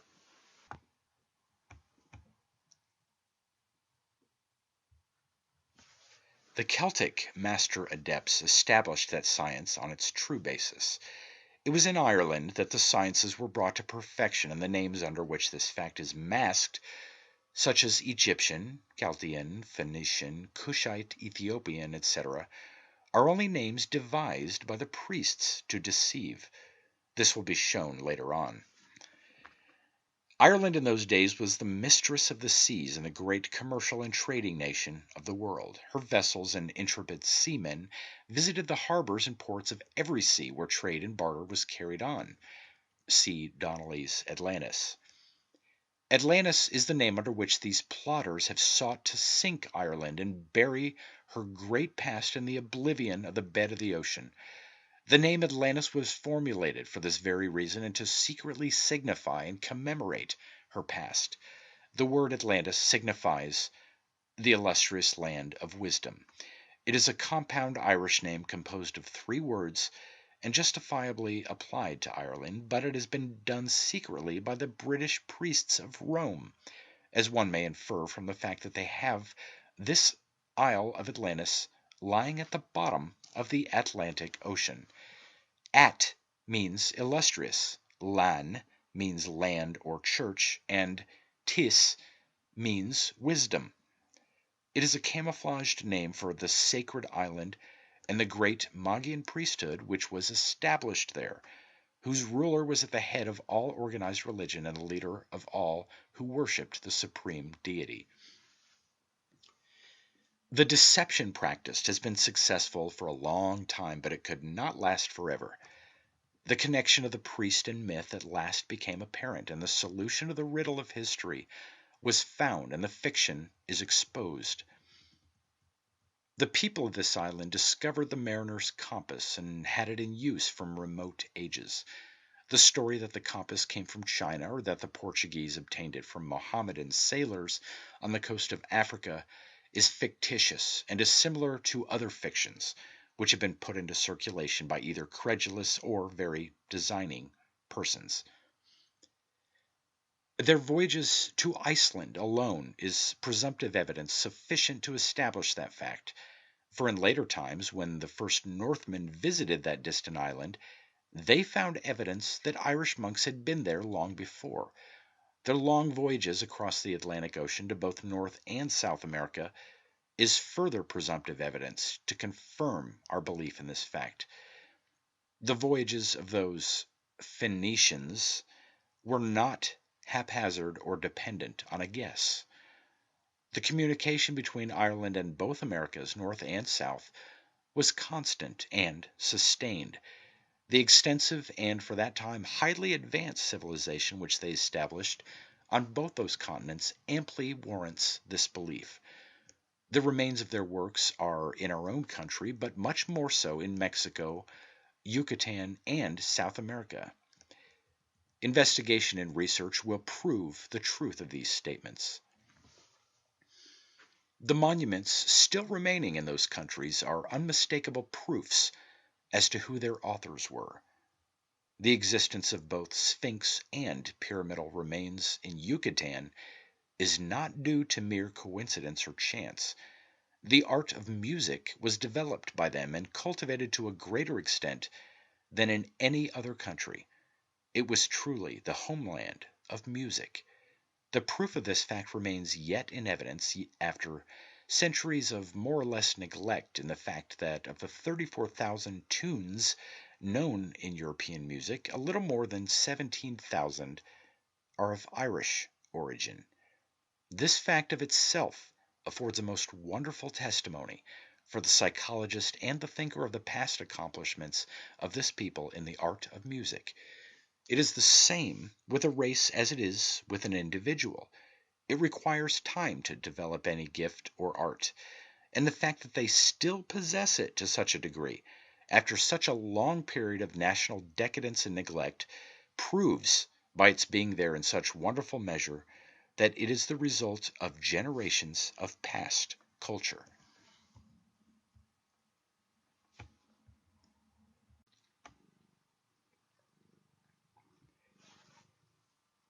Chapter 4. The Compact of Rome and England for the Conquest of Ireland.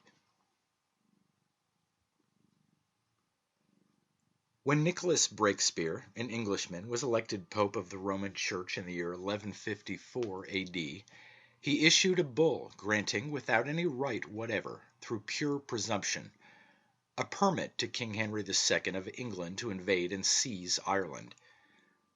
The time was at hand for the Roman Church to achieve the second part of her mission, to acquire possession of the Church of Iessa through the conquest of the Irish nation. Although the Roman Empire had ceased to exist as formerly, its very soul was the Roman Church, which continued on with the same ambition, relentlessly pursuing its quarry, the conquest of the Irish Church and all it involved. By this time the power of the Church had grown to such an extent that the Roman Pope had assumed to exercise the prerogative of assent and dissent to whatever activities kings or princes might venture to engage in, all the more so as the Church was firmly established in the countries of Western Europe. But the papacy of the original Church of the one true God was yet to be crushed and its light extinguished before the Roman aspirant could plume himself as the supreme Pope. King Henry, on his part, for justification in the eyes of the world, and to appear to act on worthy authority with warranted right to enter upon a campaign of murder and spoliation against a friendly nation which had been guilty of no offense against his kingdom, proceeded to act on the Pope's permit and embark on the conquest.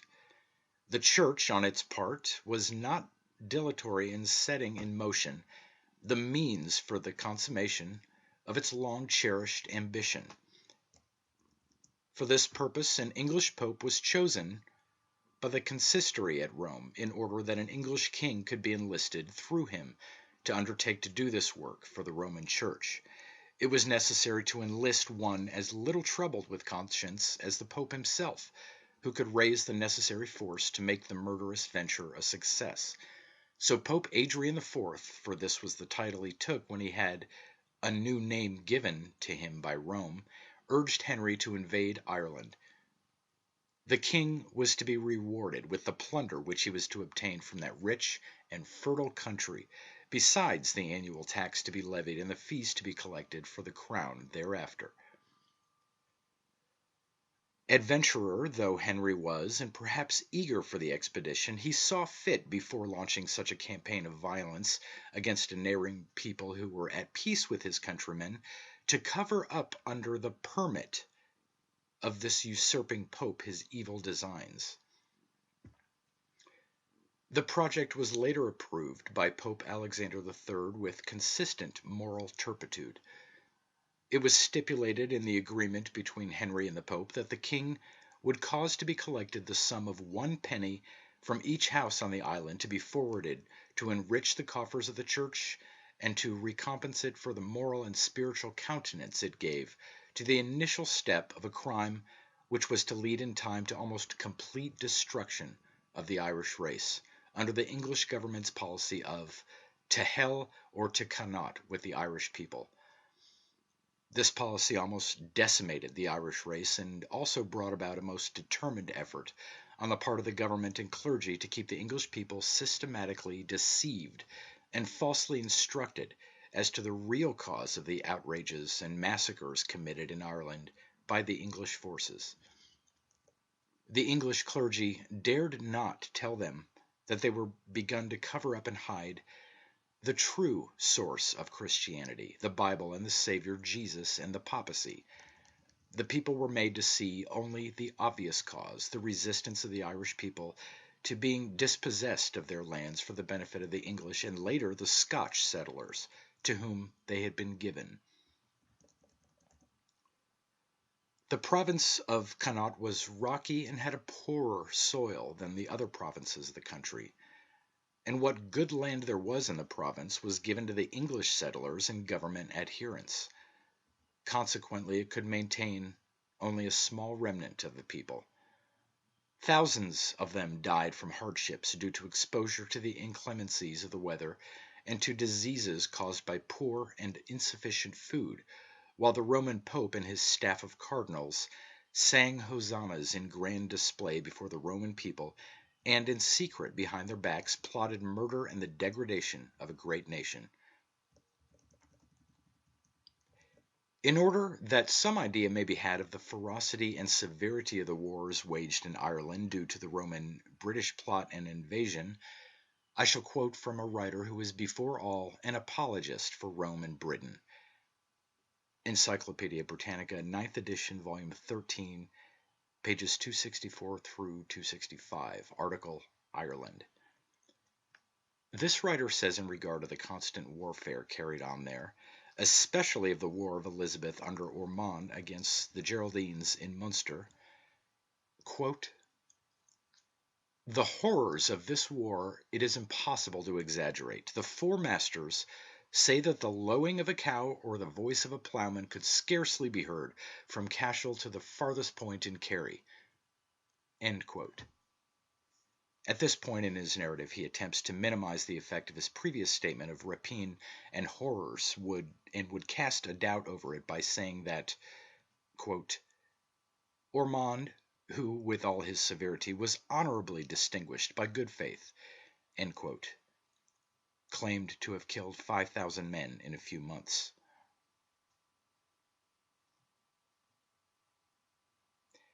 One does not have to be very keen to see his idea in clothing Ormond with such honor and truthfulness. It is to create an impression in the mind of the reader that after a war of a few months, an indefinite period, such a small number of killed would not bespeak very great horror or severity. I am not much impressed with his honor or the truthfulness of the man Ormond, or with the statement attributed to him as a commander, but if he personally slew that number of men, they must have been unarmed and defenseless, and such a deed in itself would destroy every vestige of the attribute of honor from his character and stamp him as a veritable ruffian.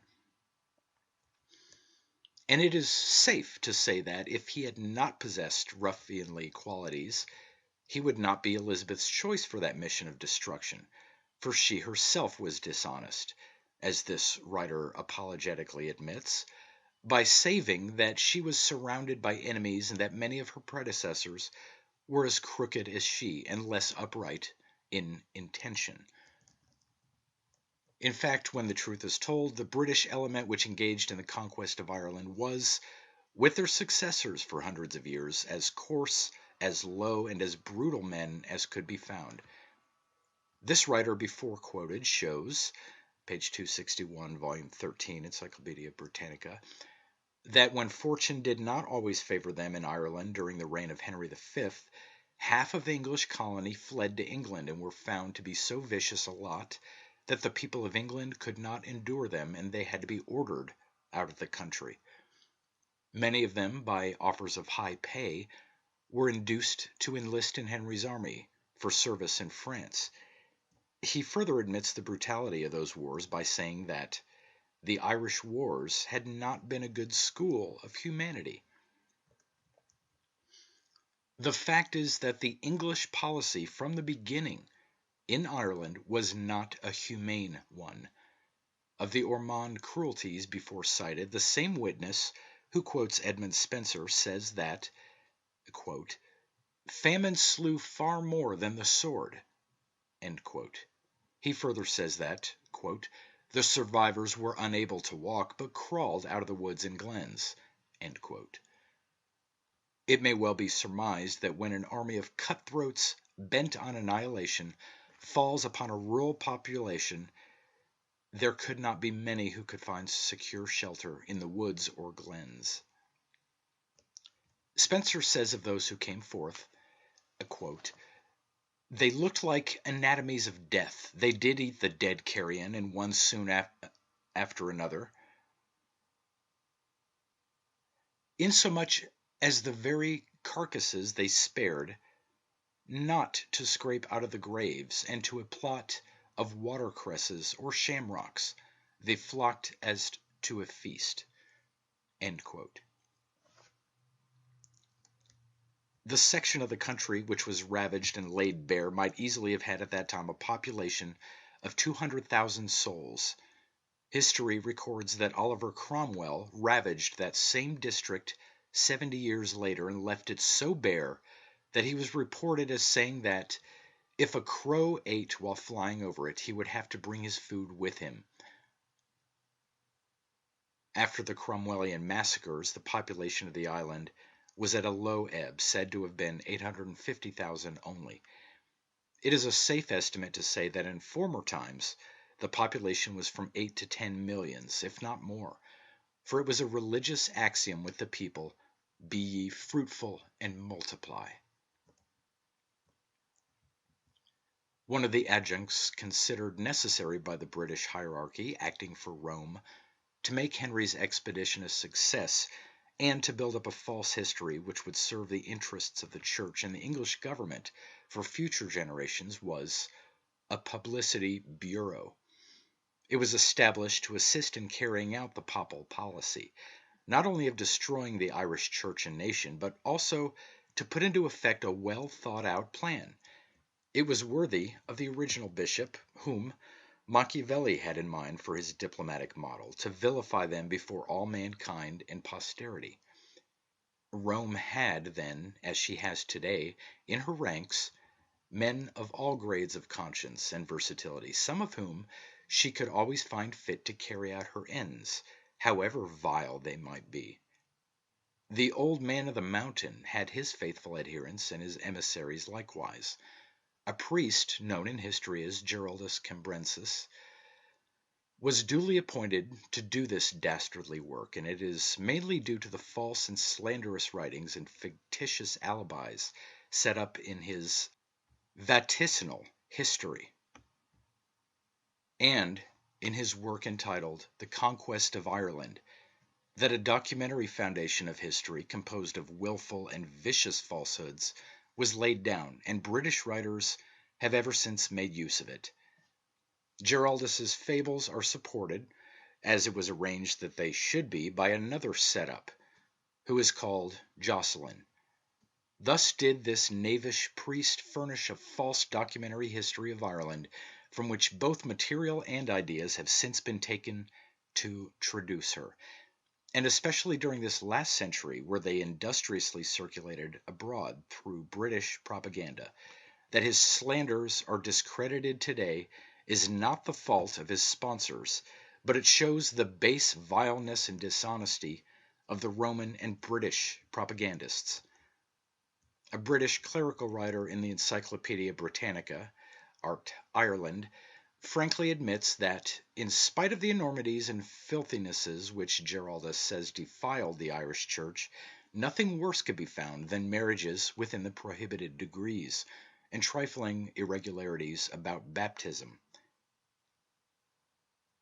So it becomes very clear that the invasion of Ireland by Henry II was a plot instigated by the Roman Church. For if she had been established in Ireland before that event, her discipline alone would have been enough to correct any such trifling abuses, if any such existed. To correct such trifling abuses would not be a cause for a war involving an invasion of the country incited by a church whose mission is professedly peace on earth, goodwill toward men.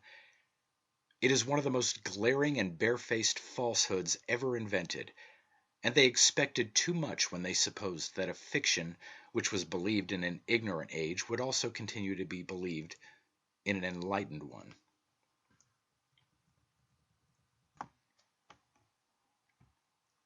The Irish nation was made the victim of a foul conspiracy of the Roman Church and England. She has been most terribly crucified between two thieves, and it is time for the best element among the English people to correct this great wrong. By such falsehoods, British priests and writers have endeavored to cast discredit upon Ireland's history in order to minimize any interest which might otherwise be shown by students of research, and so that no investigation or research could be made which might lead to damaging discoveries. Besides, it was intended to dampen and discourage any interest which the Irish might arouse in foreign countries toward winning moral or material aid in realizing their national independence. It is mainly from British sources that people in general, even in so-called enlightened countries, have their very limited knowledge of the Irish people or of their history, and formed their impressions based on meager and distorted information. The British press is most devotedly engaged in the same effort in our own day, and according to published information, quite a few of the publishers of our own country have been subsidized to misrepresent things Irish, while the British government has allowed its trained forces to commit barbarities against unoffending citizens in Ireland. But the people of Irish race, wherever they have cast their lot, by their capacity and wonderful achievements in all lands, have demonstrated the falsity of those slanders. Giraldus admitted, as he himself tells and is published by his English translator and publisher, that where people of his day who knew the facts laughed and scoffed at the absurd things he wrote, people of future generations would not know the truth and would not be able to scoff. He said, quote, "People of today laugh at these things because they know the facts, but people of future generations will not know, and therefore they will accept them as true history." End quote. Thus we see the vileness of a degenerate Roman priesthood employed in inventing falsehoods in order to slander the Irish church and nation.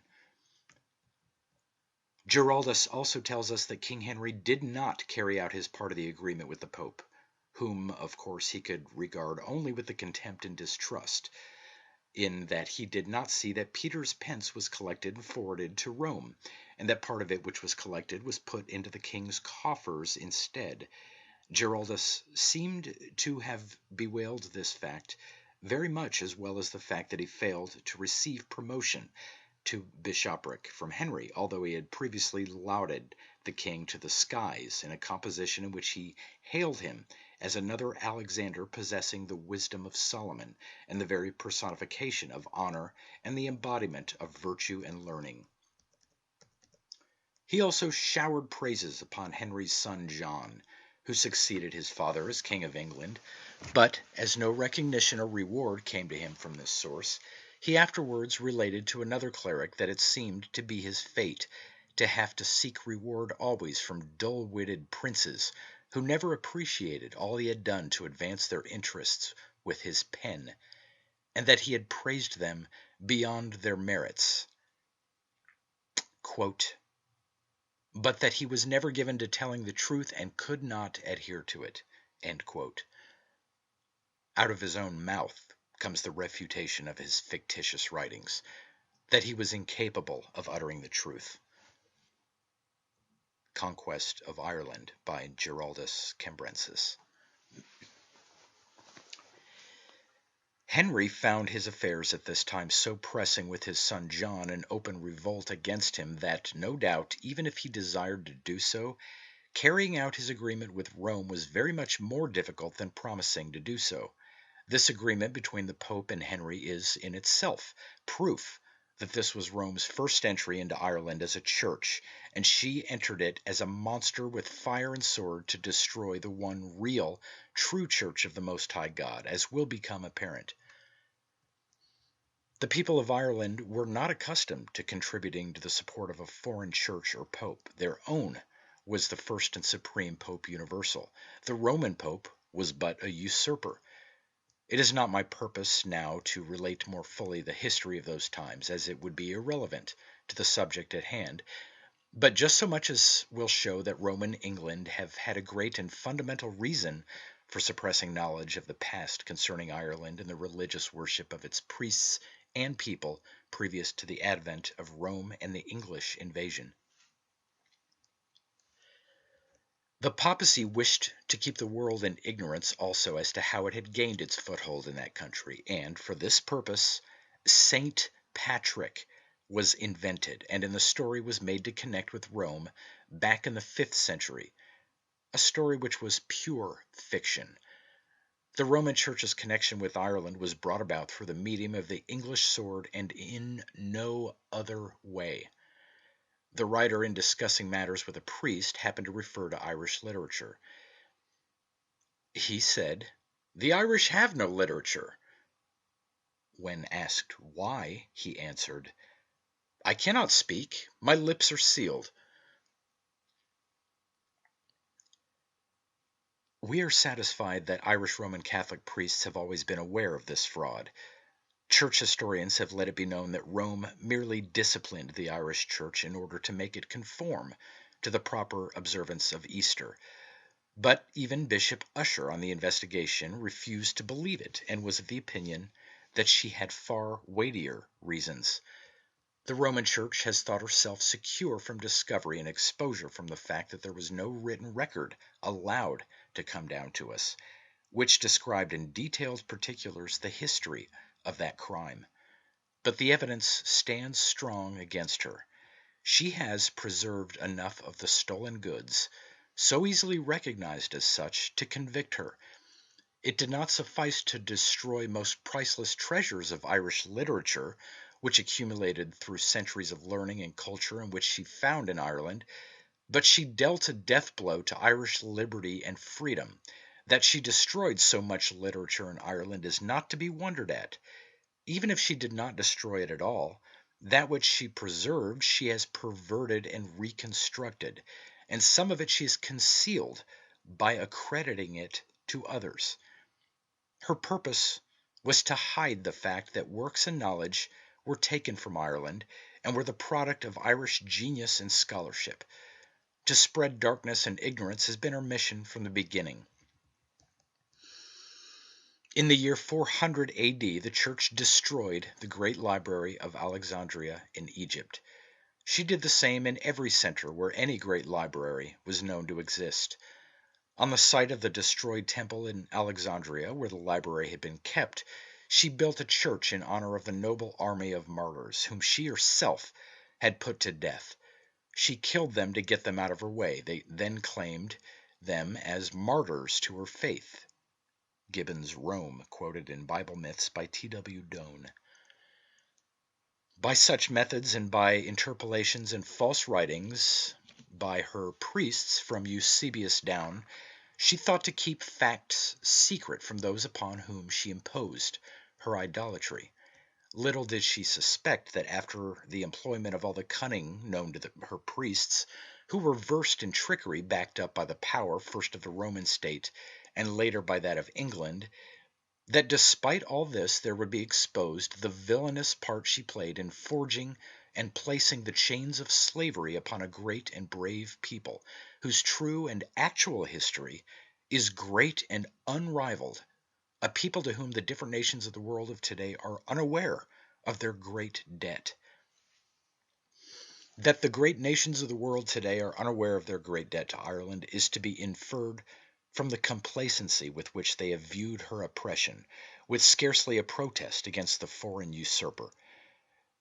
It is all the more to be regretted on the part of our own country, as a firm stand by our representatives at the Paris Peace Conference would have secured for her our oft-proclaimed object in entering the war, to secure the right of self-determination for small nations. We have failed in our duty to do the right, and empty professions are useless. It is good works that count. the nation that gave us a knowledge of God, of heaven, of the Savior, and of spiritual ideals and truth, the Bible and verities of a future life. That nation is suffering from civil strife, her territory dismembered, deprived of her national standing among the family of nations, all through the effects of a foul conspiracy on the part of Rome and England. Chapter 5. The Bible, an Irish book altered and adapted by British Roman transcribers.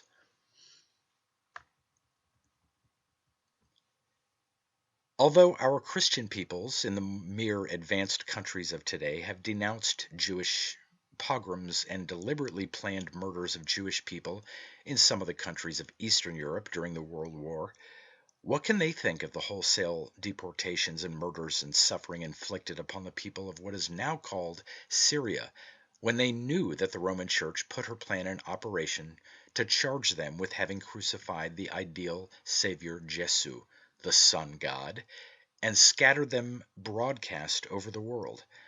By dispersing these people, she cleared the way for the renaming of places in Judea, to make it appear that such a man as Jesus had lived there, that these various places, said to have been the scenes of his life and travels, were actually real places, and in existence on the map with these names.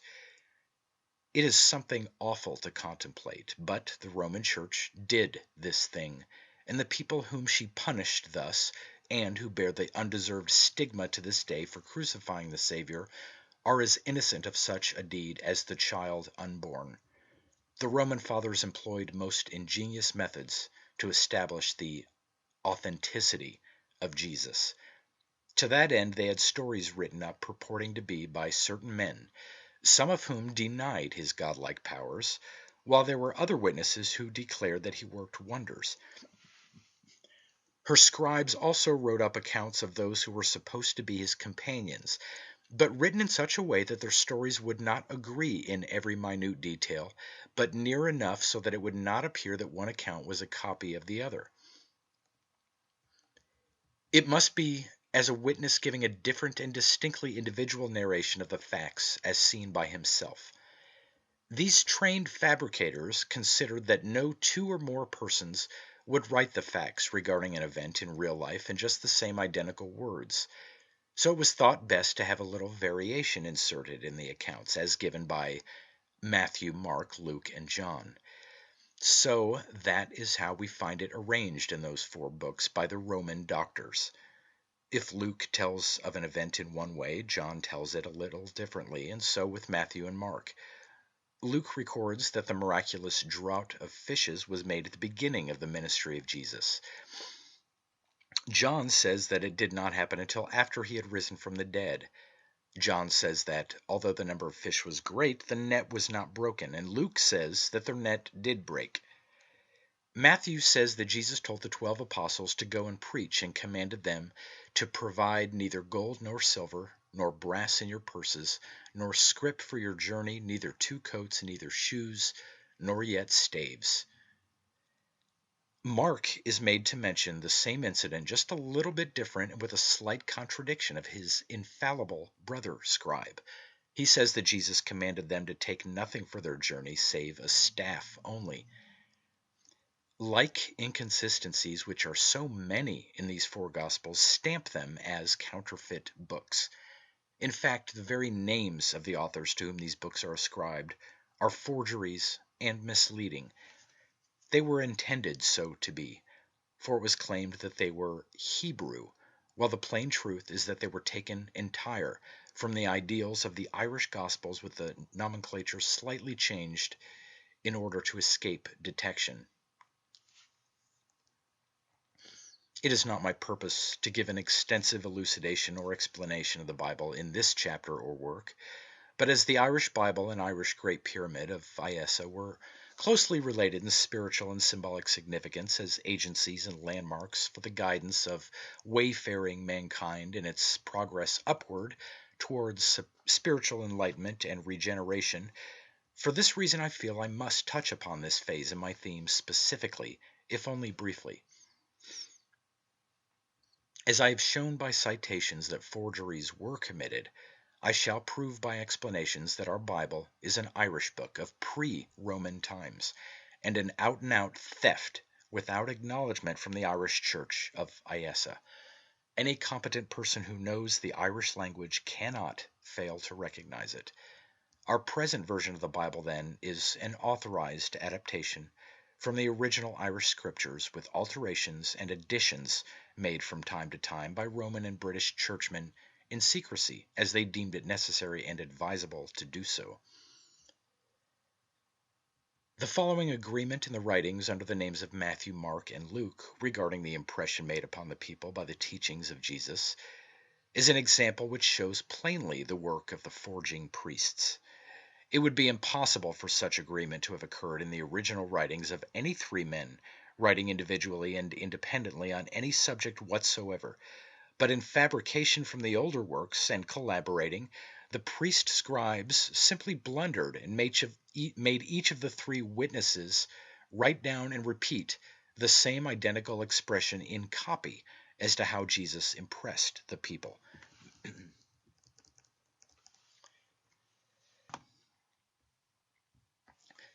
Matthew says, "They were astonished at his doctrine." Mark says, "They were astonished at his doctrine." Luke says, "They were astonished at his doctrine." Many authors and critics have commented upon and pointed out the inaccuracies and inconsistencies of the scriptures, and many of them have stated their firm belief that they were copied from older books. But none of them could obtain a clue beyond a surmise, which was far from the truth, and none of them was able to produce the real facts which were necessary to convince.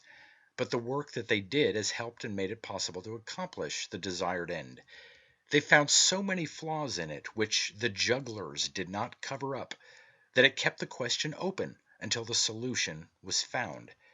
The true source has escaped discovery until now. At least it has never before been disclosed to the knowledge of mankind as a whole. The Irish scriptures were altered and adapted to the scheme of the church in order to make the fable of Iessa an historical and geographical fact. Names from the scriptures were given to places in Syria during its occupation by the Crusaders to bear this out. It also suited the purpose of British statecraft to obscure and suppress all evidence of the greatness and culture of the Irish nation, than whom no people in the world's history have reached greater heights, both spiritually and intellectually, nor have suffered greater injustice at the hands of priestly impostors or political oppressors.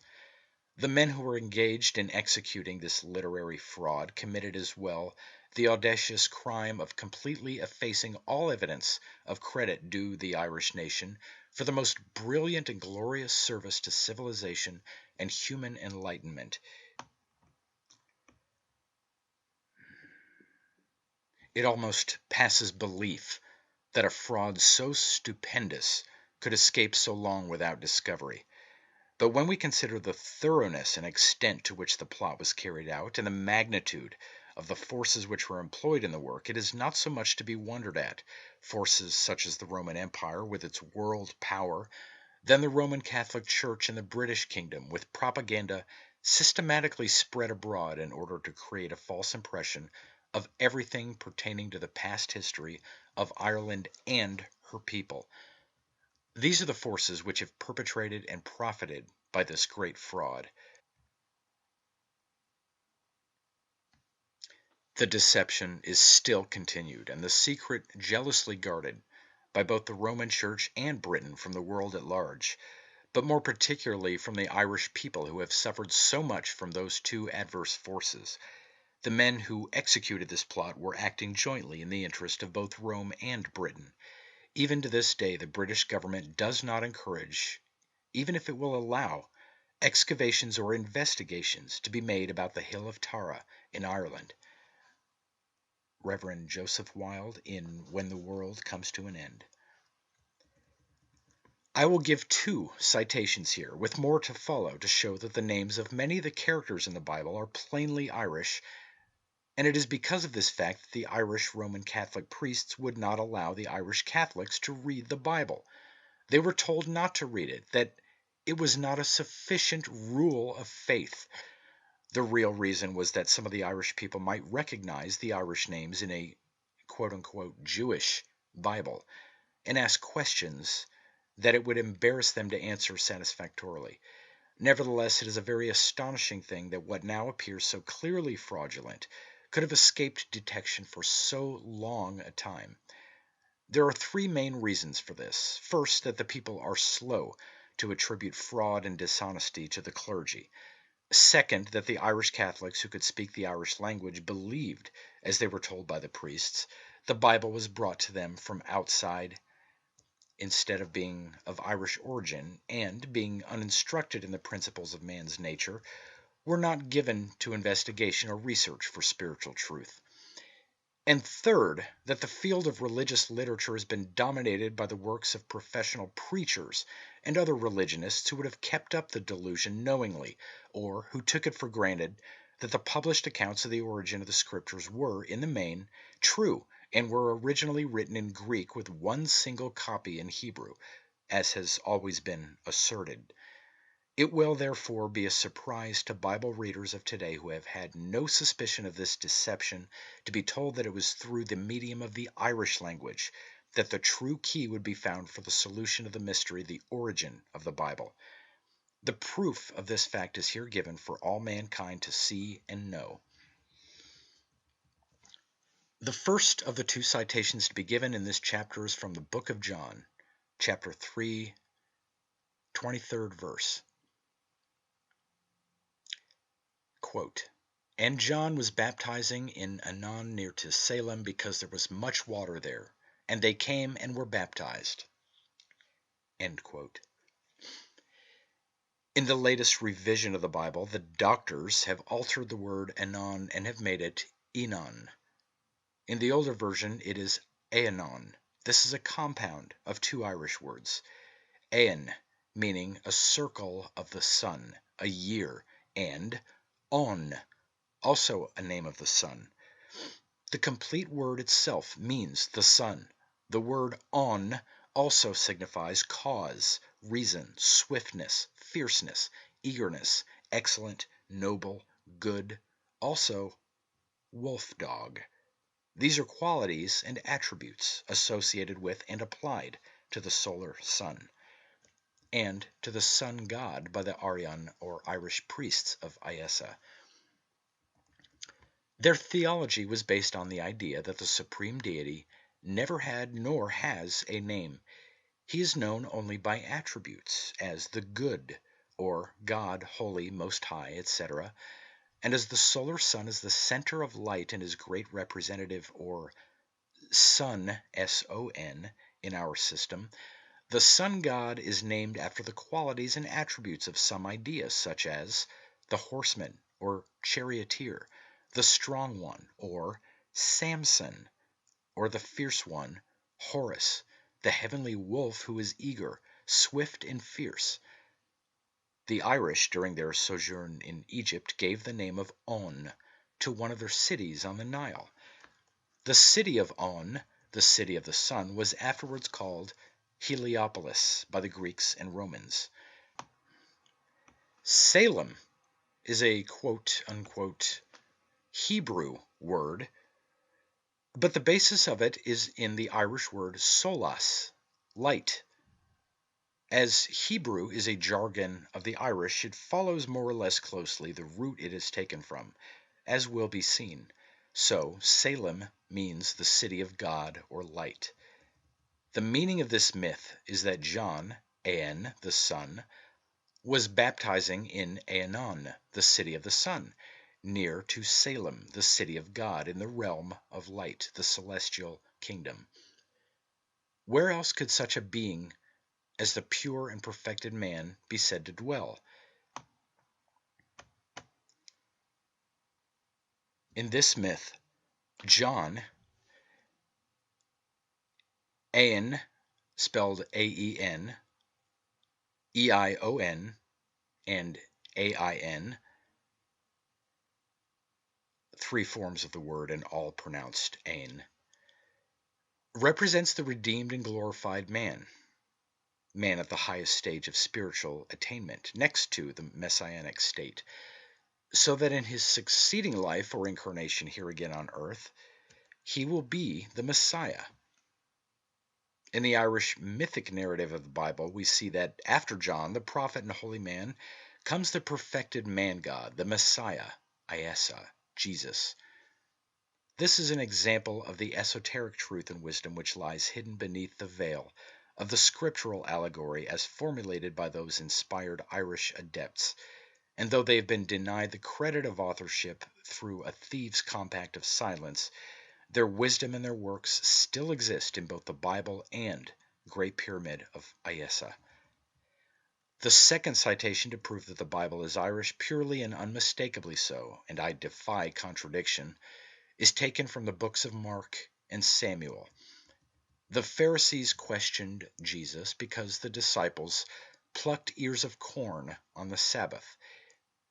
He said, quote, "Have ye never read what David did when he had need, how he went into the house of God in the days of Abiathar the high priest, and did eat the shrew bread, which is not lawful to eat but for the priests?" End quote. Mark 2, 24, 25, and 26. The first book of Samuel contains this version of David and the shrew bread. Quote, "Then came David to Nob, to Ahimelech the priest. So the priest gave him hallowed bread, for there was no other bread there but the shrew bread that was taken from before the Lord." End quote. Chapter 21, 1 through 6. The foregoing is but a cryptic allusion to the perfecting work of the initiate who is engaged in the effort of eradicating from his nature all worldly ambitions and the desires of the flesh for the development of his higher self, the solar body, the God within himself. The word Abiathar, the name of the high priest, is such a plain and easily recognized Irish word that even the uneducated Irishman or Scotsman who is able to speak Gaelic can understand it, and will recognize it at once as a word of Irish or Gaelic speech. It is a compound of two words. The word ab means lord or father, and atar is also the word for father. The two words combined would literally be father, father. The literal sense of it would be head father, for the word ab is applied to the head of a monastery. But the esoteric sense of it is high father or God. The vowel letter I is introduced to connect the two words into one. The Roman British scribe in this instance gives us a compound Irish word, and of course, without the least suggestion that such is the case, makes a play on the name and presents it to us in the English version of the Bible as the name of the Hebrew high priest. It is a priestly deception, as will be seen readily on the part of the transcriber of Mark, when we understand that the character David and the incident connected with him is but a story invented for the purpose of containing an idea, as follows. Abiathar in this allegory alludes to the high Father God manifesting spiritually through the solar sun in his human counterpart, which is the solar or luminous spiritual body of the initiate David, who is on the upward path, striving for the victory of the spirit over matter in the material body or flesh. This should be instructive to every wayfaring man who is traveling eastward towards the dawn from darkness to light, into whose hands these pages may come, as well as to the general body of Bible readers. The copyist and transcriber who has given us the version ascribed to Samuel has David go to Nob, to Ahimelech the priest. The word Nob is Irish and is spelled Noeb, but it is pronounced as if it were naive, with the O having a short sound as OE. If the word was written by the priests without the intent to deceive, they would have presented to us in this form, NOB, the dot over the B making it V or BH, which in the Irish has the sound of V. They've taken advantage of the alphabetical features of the Irish language to perpetuate a fraud on the people of the world.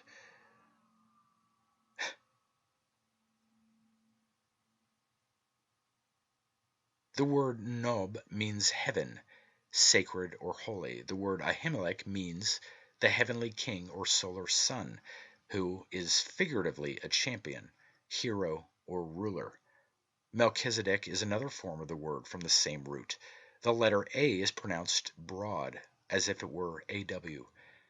The letter H is added to it for an aspirate to soften it.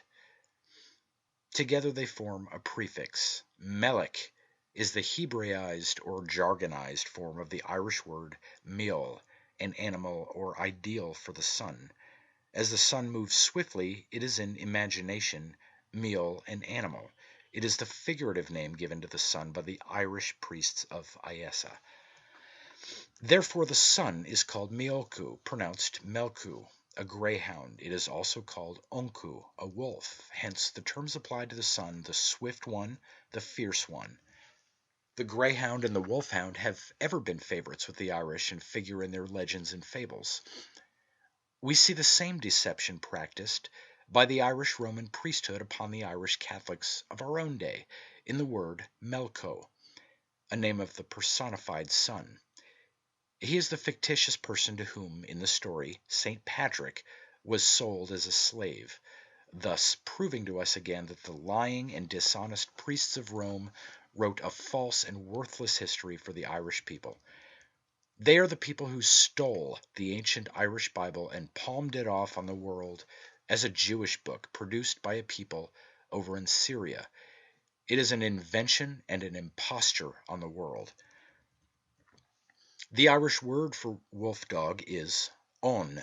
Hence the Irish priests of Iessa during the sojourn of the Irish race in Egypt gave the name to a city on the Nile. They also applied the name Onku, the wolf, to the sun.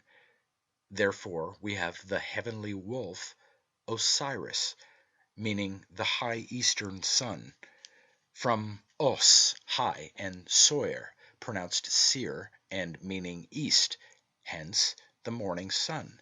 He is Horus, the risen, from the Irish word or, aspirated to hor, meaning a lord or savior, one to whom prayer is offered. The word also means from whom in the sense of descent. Hence we find the Horus is the son of Osiris. In the mythical idea, the sun is Osiris in the early morning, and he becomes Horus, the risen sun and savior, in the early forenoon.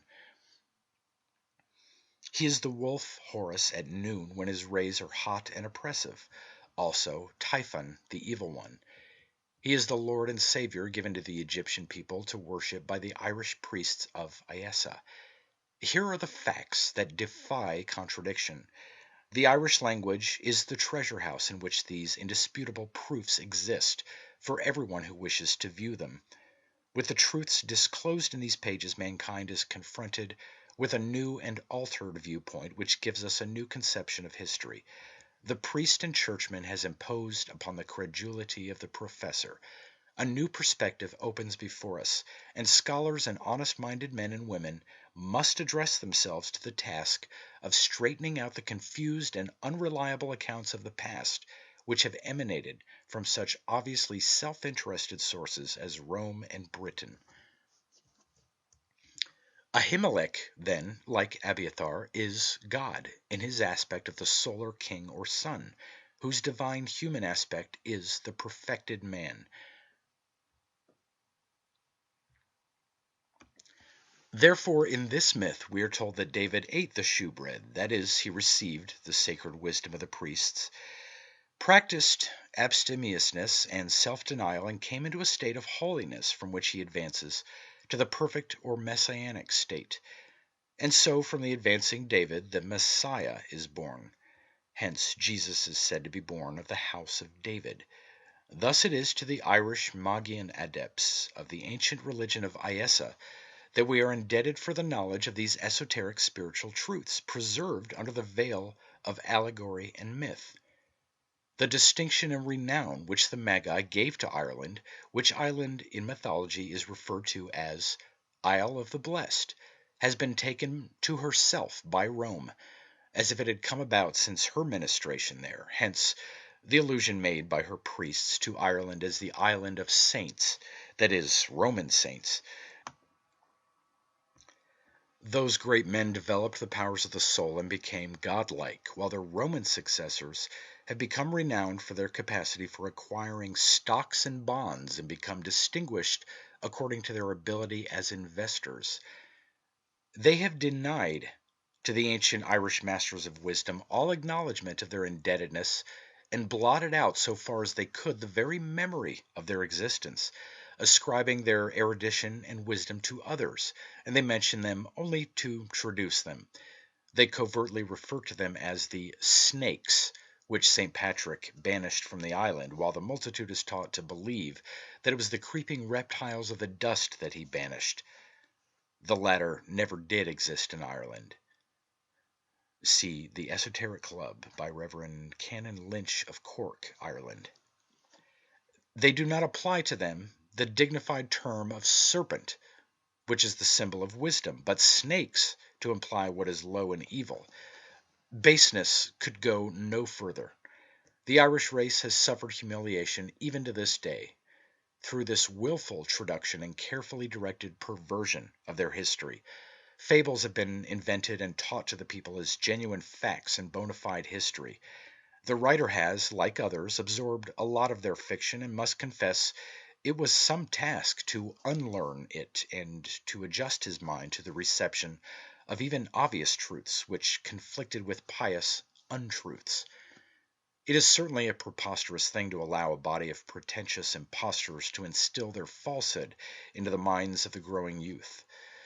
Moreover, this political priesthood insults our intelligence by considering themselves solely as God's anointed and his special favorites.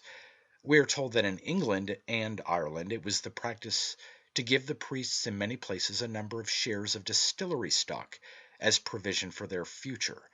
The priests speak of their churches as plants, just as if they were factories and they are fitted up with slot receptacles to catch any fractional currency which might either by advice or suggestion be enticed from the pockets of the worshippers.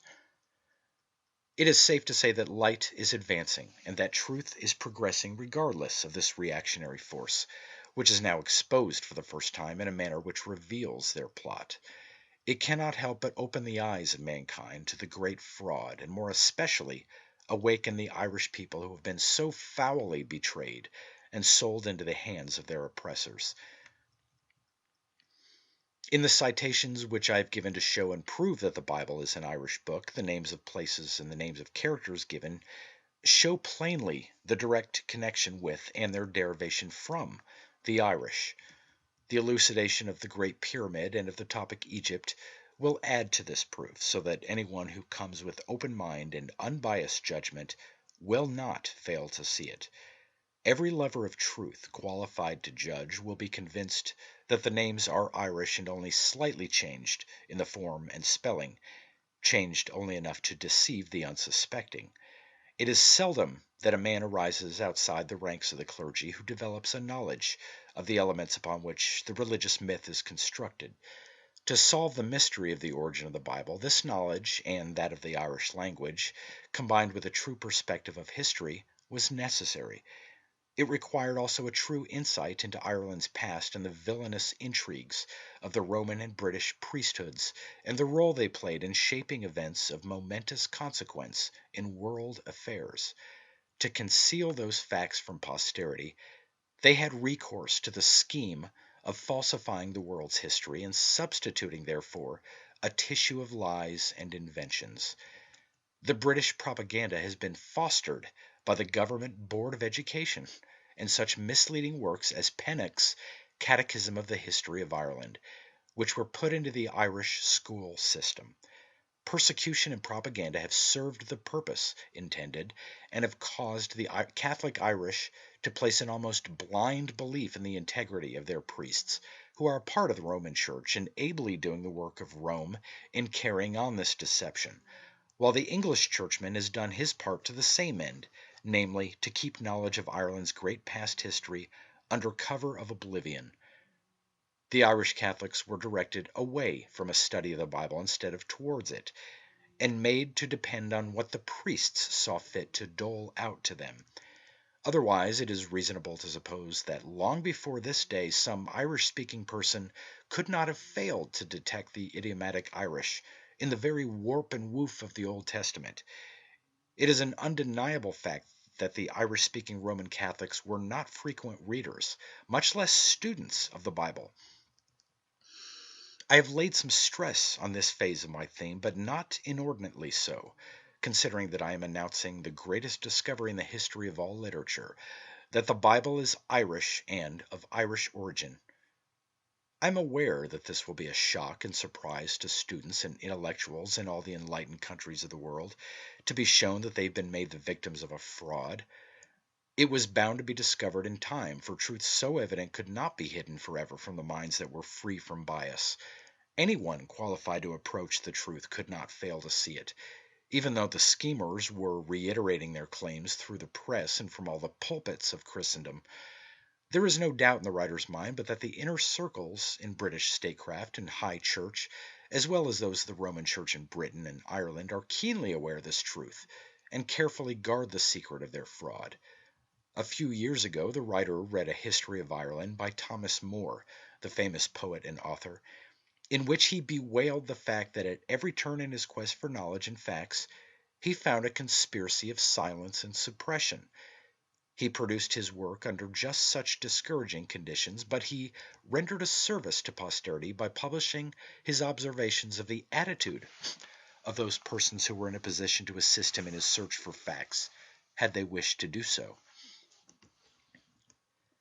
My studies and investigations have enabled me to discover facts and truths as presented here, and these truths will stand every investigation.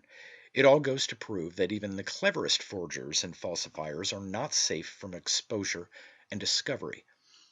So it is the case with the Roman and British forgers. Although the imposition of the Savior Jesus and the substitution of him for Iesa brought great riches to the Roman Church, it required a great and tremendous effort to succeed in making it appear to the world that he had an actual historical existence. The people were in a terrible state of ignorance and superstition, a condition which was favorable to the Church in effecting this cherished idea. Her ambition to make that one project alone successful was the cause of inflicting untold misery and suffering upon the people of 3 continents during the wars of the Crusades, which were instituted for that end. The Roman Church was obliged to enlist practically all Europe in these wars. It is estimated that there were 2 million lives lost in carrying out that scheme in the struggle to drive the Mohammedans out of Syria in the 10th and 11th centuries. It was during the occupancy of the so-called Holy Land by the Crusaders for a period of 87 years that Rome gave the names to the localities and places there, which are mentioned in the scriptures, and which names had not been before identified with such places. During that time, they did everything that they thought necessary or that circumstances would permit in preparing the ground to place marks of identification about each locality, which was selected to be the birthplace or scene of activity of each of the mythical characters to whose fictitious existence special significance or prominence was to be given. Such, for instance, is the example of the patriarchal character Abraham, whom they assigned to the land of Ur in Chaldea. Ur is an idiomatic Irish word and means the sun, fire, and the east. The word also expresses an Irish idea or conception of heaven. Ur is connected with the fabulous Irish land Tir na Nog, the land of the young or the land of perpetual youth. The meaning of Ur in this instance is fresh, green, plenty, new, not stale or old. Liberal, the land of plenteousness, the heavenly kingdom. And Abraham himself is most obviously an Irish idea of the personified sun. There can be no room for doubt as to this fact, as he comes from Ur, the sun.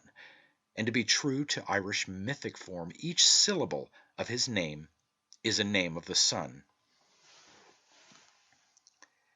The word Ab is an Irish name for father, and here signifies father or creator sun. And Ra means the moving or revolving sun. And Am means time, for the sun is the governor and lord of time and regulator of the seasons. And furthermore, as Abraham is the sun, he comes from Ur in Chaldea. Chaldea, a mythical and fictitious name falsely said to be of a country in Asia. The name is from the Irish word caul, C-A-U-L, a veil, secret, hidden, meaning mystically the great unseen. A Culdee was an Irish religious ascetic of the worship of Iessa, a seer. Abraham has two female consorts, one of whom he marries. She is Sarah, from the Irish word sor or sork, sark, meaning delight, light, pleasure, bright, conspicuous, clear, the day. The other woman was named Hagar, from the root word akor, meaning covetousness, desire. She represents the night. The letter H is only an auxiliary in the Irish alphabet and is used as an aspirate, but the doctors have used it as a regular letter for deceptive reasons in the formation of the name of this mythic character, and instead of using the letter C, they use the G. These two letters in the old manuscripts were often used one for the other indiscriminately. And so we have Hagar, and as she is desire, she is not Abraham's true wife, but his concubine. She bears him a son, Ishmael, the Irish Ies Moal, the son, and Moal means bald. The young sun, or early morning sun, is said to be bald, as he has no rays until later. So Ishmael is the young or morning sun born of the night. So, in the Irish Bible myth, we find that Abraham the son has two wives, Sarah the fair one, the day, and Hagar the dark one, the night. Sarah is jealous of Hagar the concubine and has Abraham send her away. In the phenomena of nature, the day always sends the night away.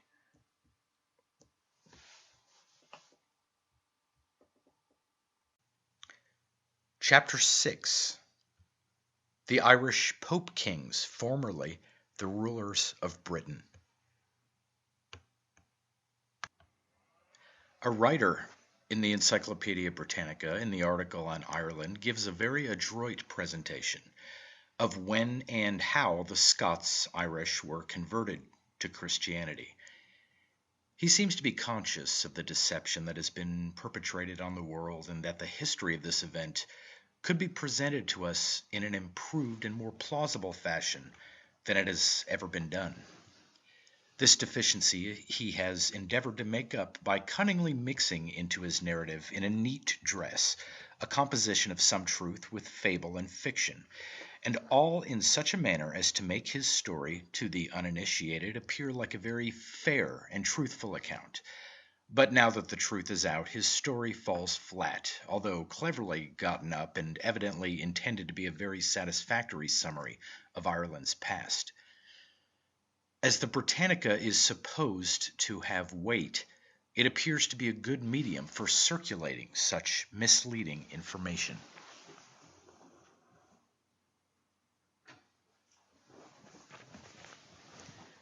It is quite obvious that the object is not to tell truth, but to connect up all the missing links of the story, which his predecessors might have been a little slack about making it look right.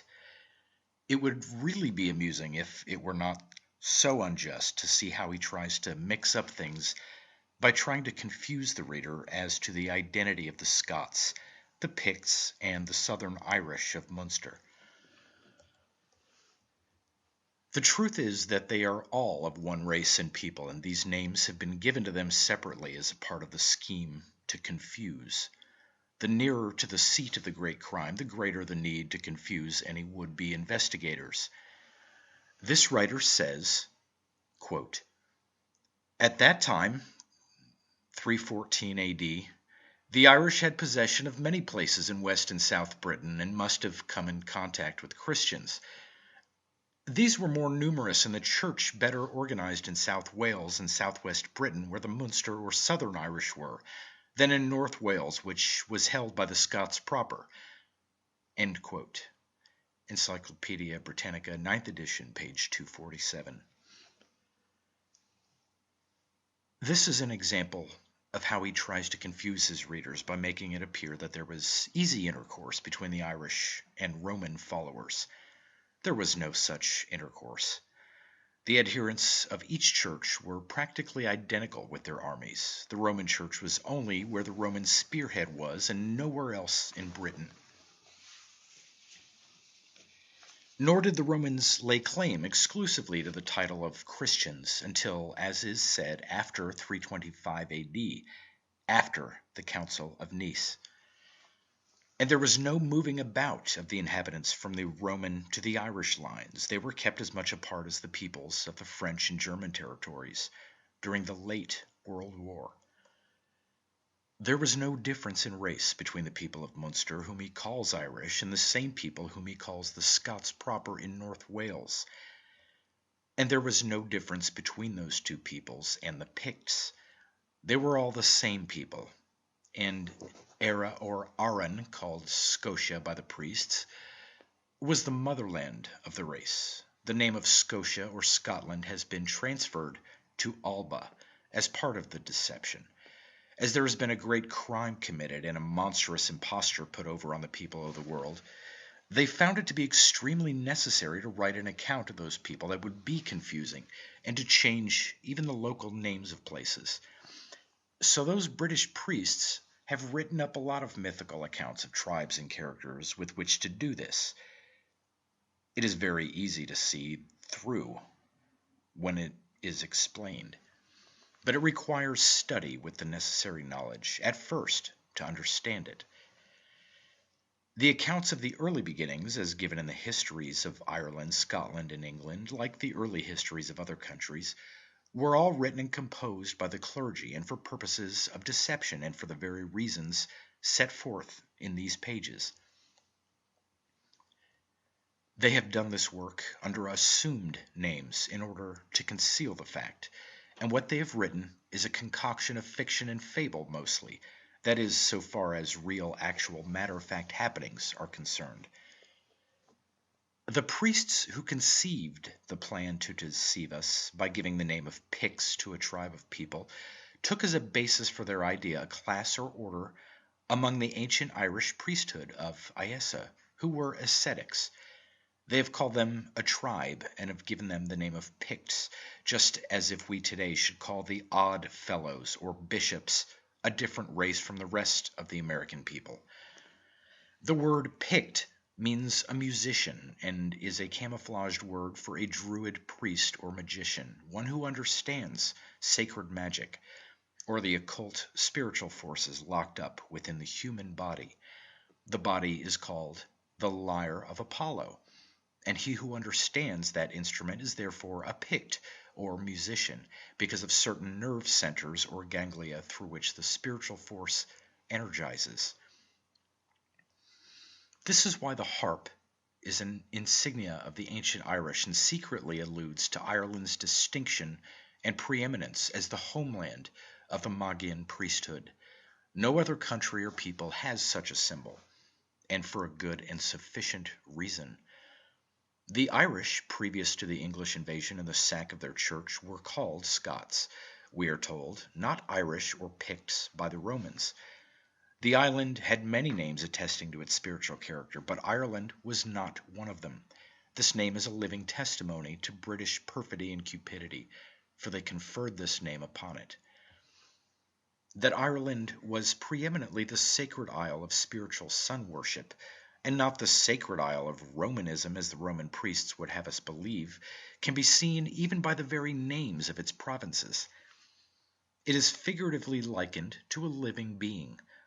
Ulster is the head or top of the island, and Munster is the lowest point or foot. Leinster is the day or dawn side, and Oldingmacht or Connacht is the side on which the sun departs, or the night side of the sun, while Maeve represents the middle or midriff of the island or body. This writer surely does try to make out that because there were Roman Christians in Britain in the beginning of the 4th century, there were Roman Christians in Ireland. He cites the fact that there were British bishops at the Council of Arles in 314 AD. If so, they most likely came from the British territory that had been conquered by the Roman arms and held for the Roman Church. So it is not surprising that they were there, for there were Romanists. None other would have been allowed to live in that territory. They must become Romanists or die. The Irish Church, which was the original Christian church, was in a struggle for its very life with Rome, and it never surrendered or compromised. Hence the war to the finish, and false statements, no matter how cunningly invented, cannot alter this fact. Rome has the stolen goods in her possession, and she has falsified to the world as to where and how she obtained possession of them. They have set up and quote from many false authorities, but to no purpose. The same writer says that the Irish held many places in West and South Britain about this time, and only legends would show an Irish occupation of a much earlier time. Encyclopedia Britannica, 9th edition, page 246. And that they must have met many Christians there. Yes, they did come in contact with the Romanists at the sword's point, but not in the manner in which he would have us believe. I may ask, what were the Irish doing in England at this time in the South and West?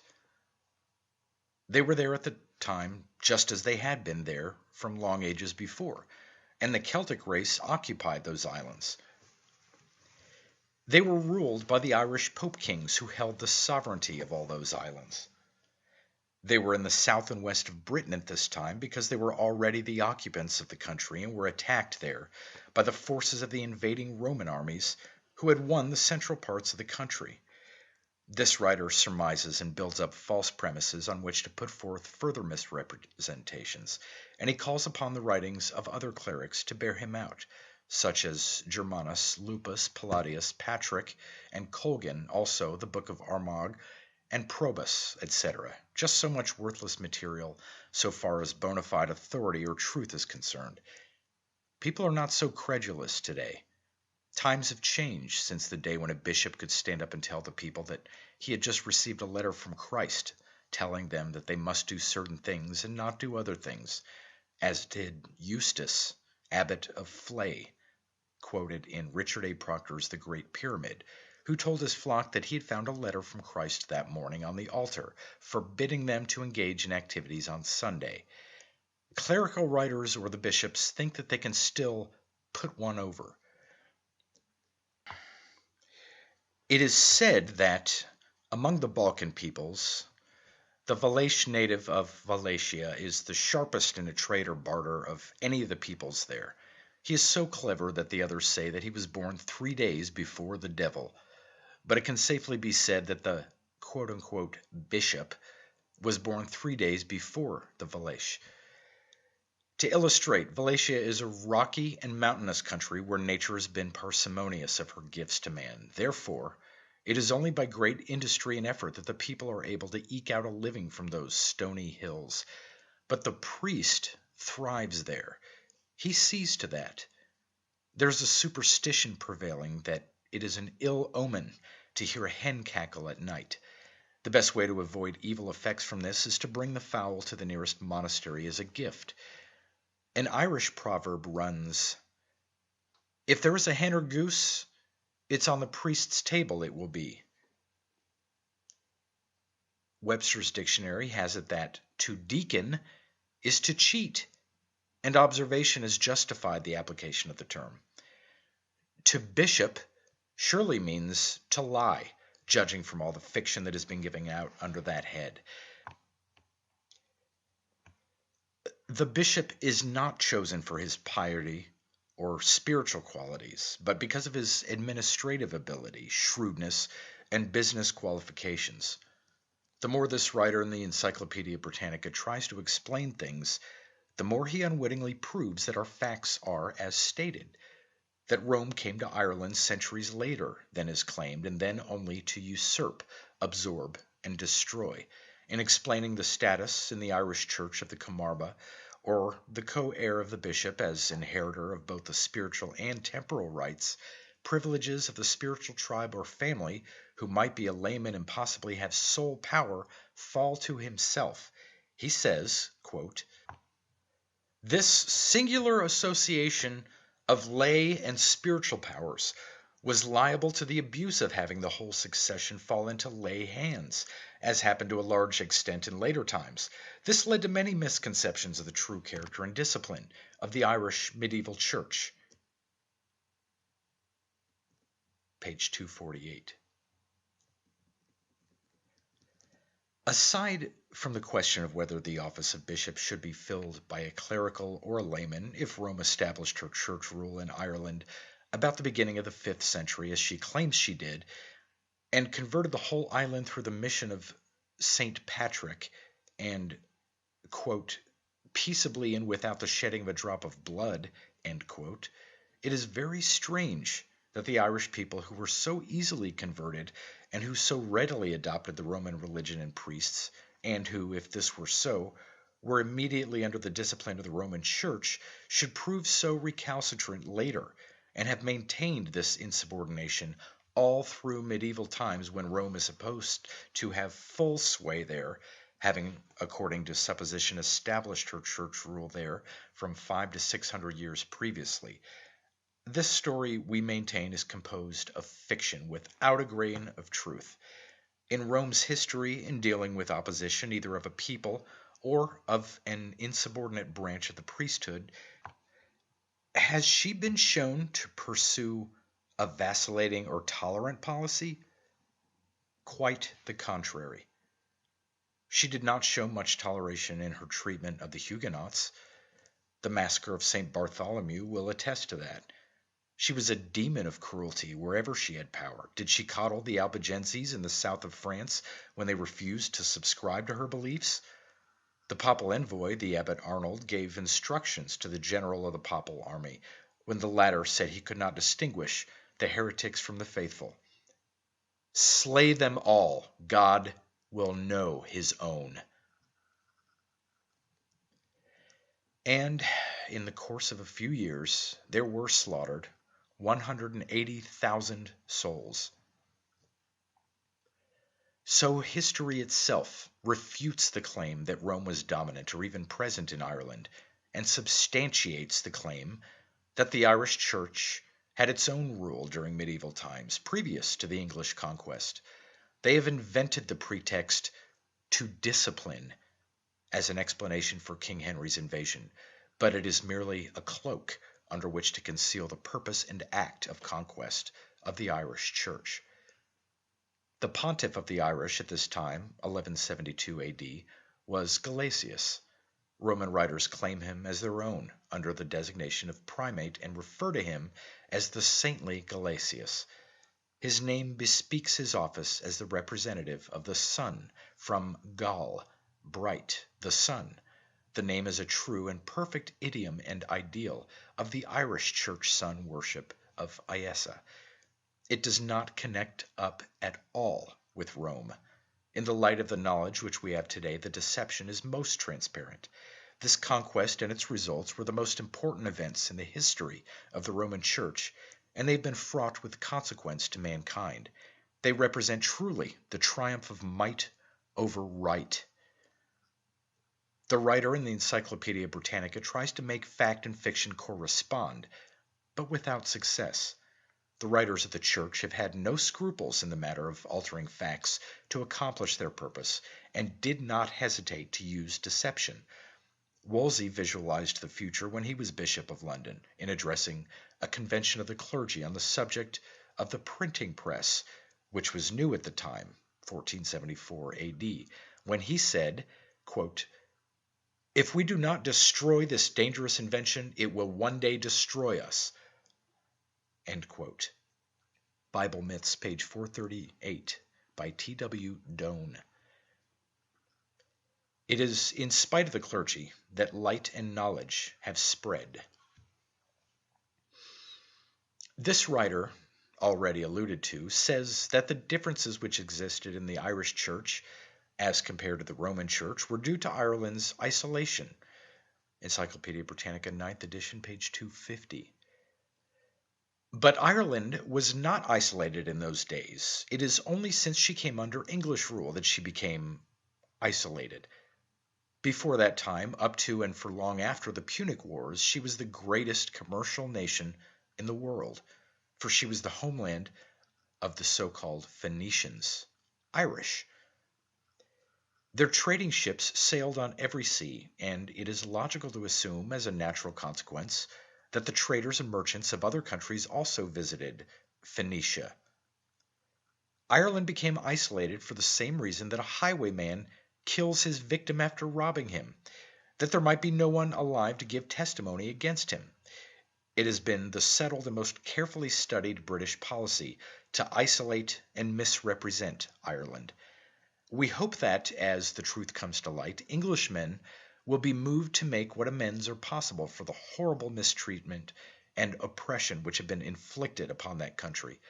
The Irish people have suffered untold misery through no fault of their own, but because they had what Rome coveted for her own power, a savior, the Bible, and spiritual sovereignty in the papacy. England was but a tool used by Rome in her striving to attain her end, namely, recognition as the sole source of the divine authority on earth. The aforementioned writer refers, too, to the question of Easter, which Rome is given as her reason for the so-called disciplining of the Irish Church. He tells us that it caused a great deal of trouble in the Church, but endeavors to leave the impression that it never got beyond the limits of a mere polemic affair, a matter of heated discussion. He tells a little of the truth also, which will show, as herein claimed, that the Irish Church of Iesa Criost was the great church of Europe. He has prepared his ground in advance for this brief but partial admission by saying that these establishments in the countries named were set up by Irish priests who were Christian missionaries within the Church of Rome. He refers to peculiarities which the Irish Church had, but says that they were only survivals of what was general at one time throughout the Christian Church, and, of course, Puritan Rome was shocked at those things. He does not tell what those peculiarities were, but it is a natural inference that they must have been horrible and immoral if Rome could not tolerate them. She does not seem, even in this enlightened day, to be shocked at what her priests have done in the Philippine Islands, in Mexico, or in South America. For that matter, we do not need to go outside of our own country to look for evidence of it, but it is not our purpose to treat on Roman corruption or immorality. Here's what the encyclopedia writer says on the fictitious alibi of Easter. Quote, on the Easter question, especially a contest arose which waxed hottest in England, and as the Irish monks stubbornly adhered to their traditions, they were vehemently attacked by their opponents. This controversy occupies much space in the history of the Western Church and led to an unequal struggle between the Roman and Scotic clergy in Scotland, England, and east of France and Switzerland, and a considerable part of Germany, which naturally ended in the Irish system giving way before the Roman.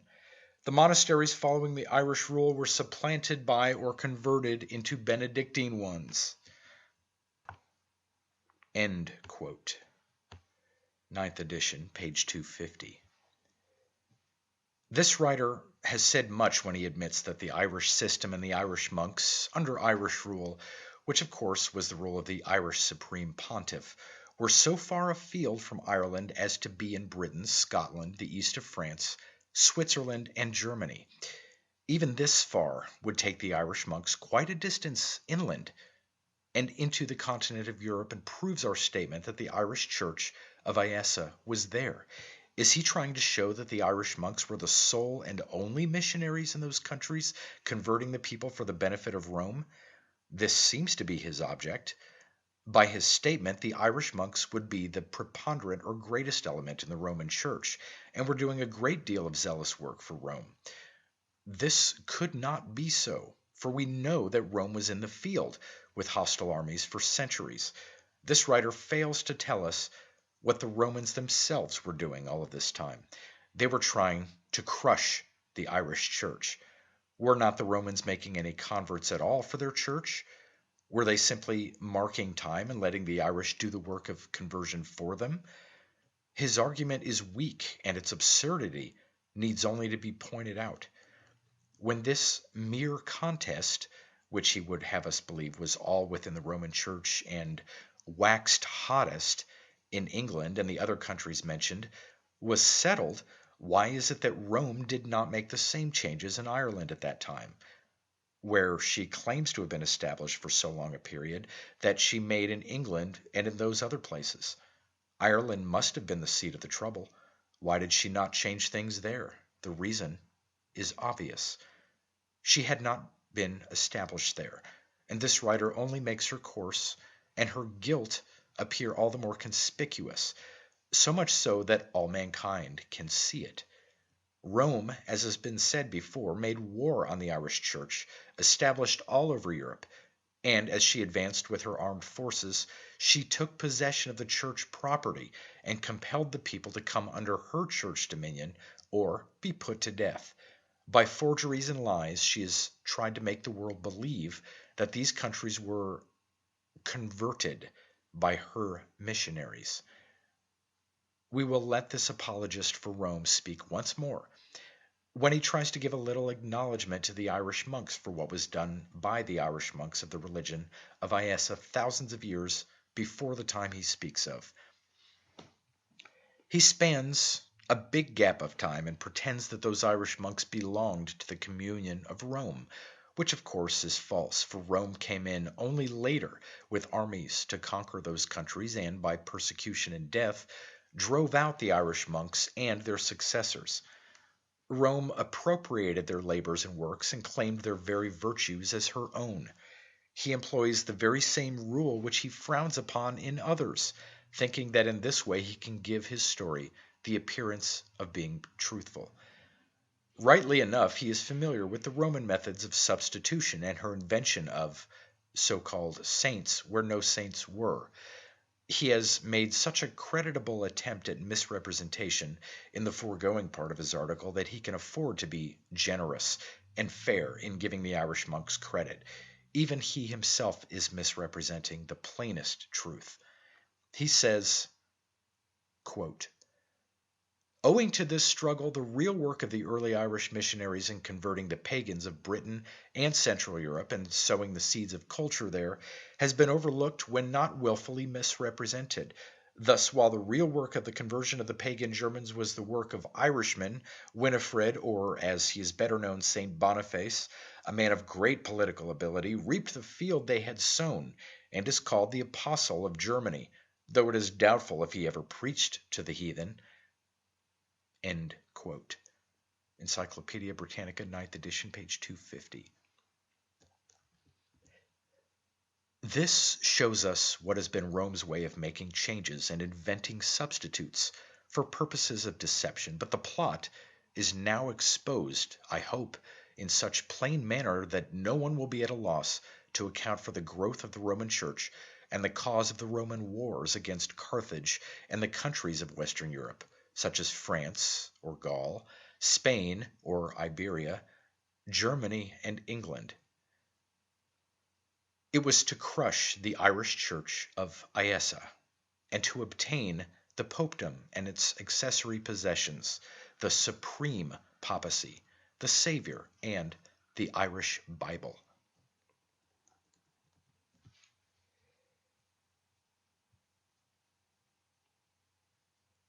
Chapter 7. Coming of St. Patrick to Ireland.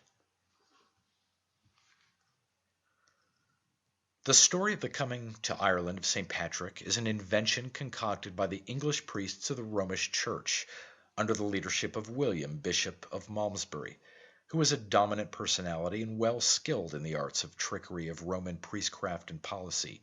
He has been credited with his associates as the inventive genius who constructed this purely fictitious, absurd, and mythical story of the conversion of the Irish by St. Patrick.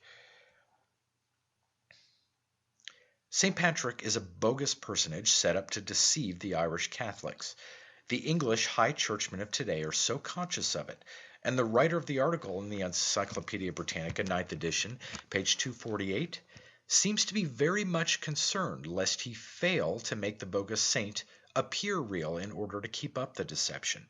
He says, quote, "Our knowledge of the Irish apostle is, however, so contradictory and unsatisfactory that no reliance can be placed on any dates connected with him. In any case, when we remember the time and the state of Europe, it is not at all likely that the place of Palladius could be so rapidly supplied as the above date."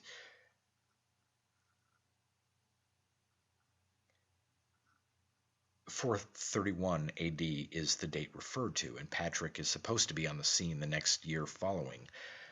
While there are many lives of the saint, these are rather legendary than historical biographies, but although there is much obscurity and confusion in the acts of St. Patrick, there cannot be the slightest doubt of his real existence. End quote. This invention of the character of St. Patrick is consistent with others of which the English Roman priests have been the authors.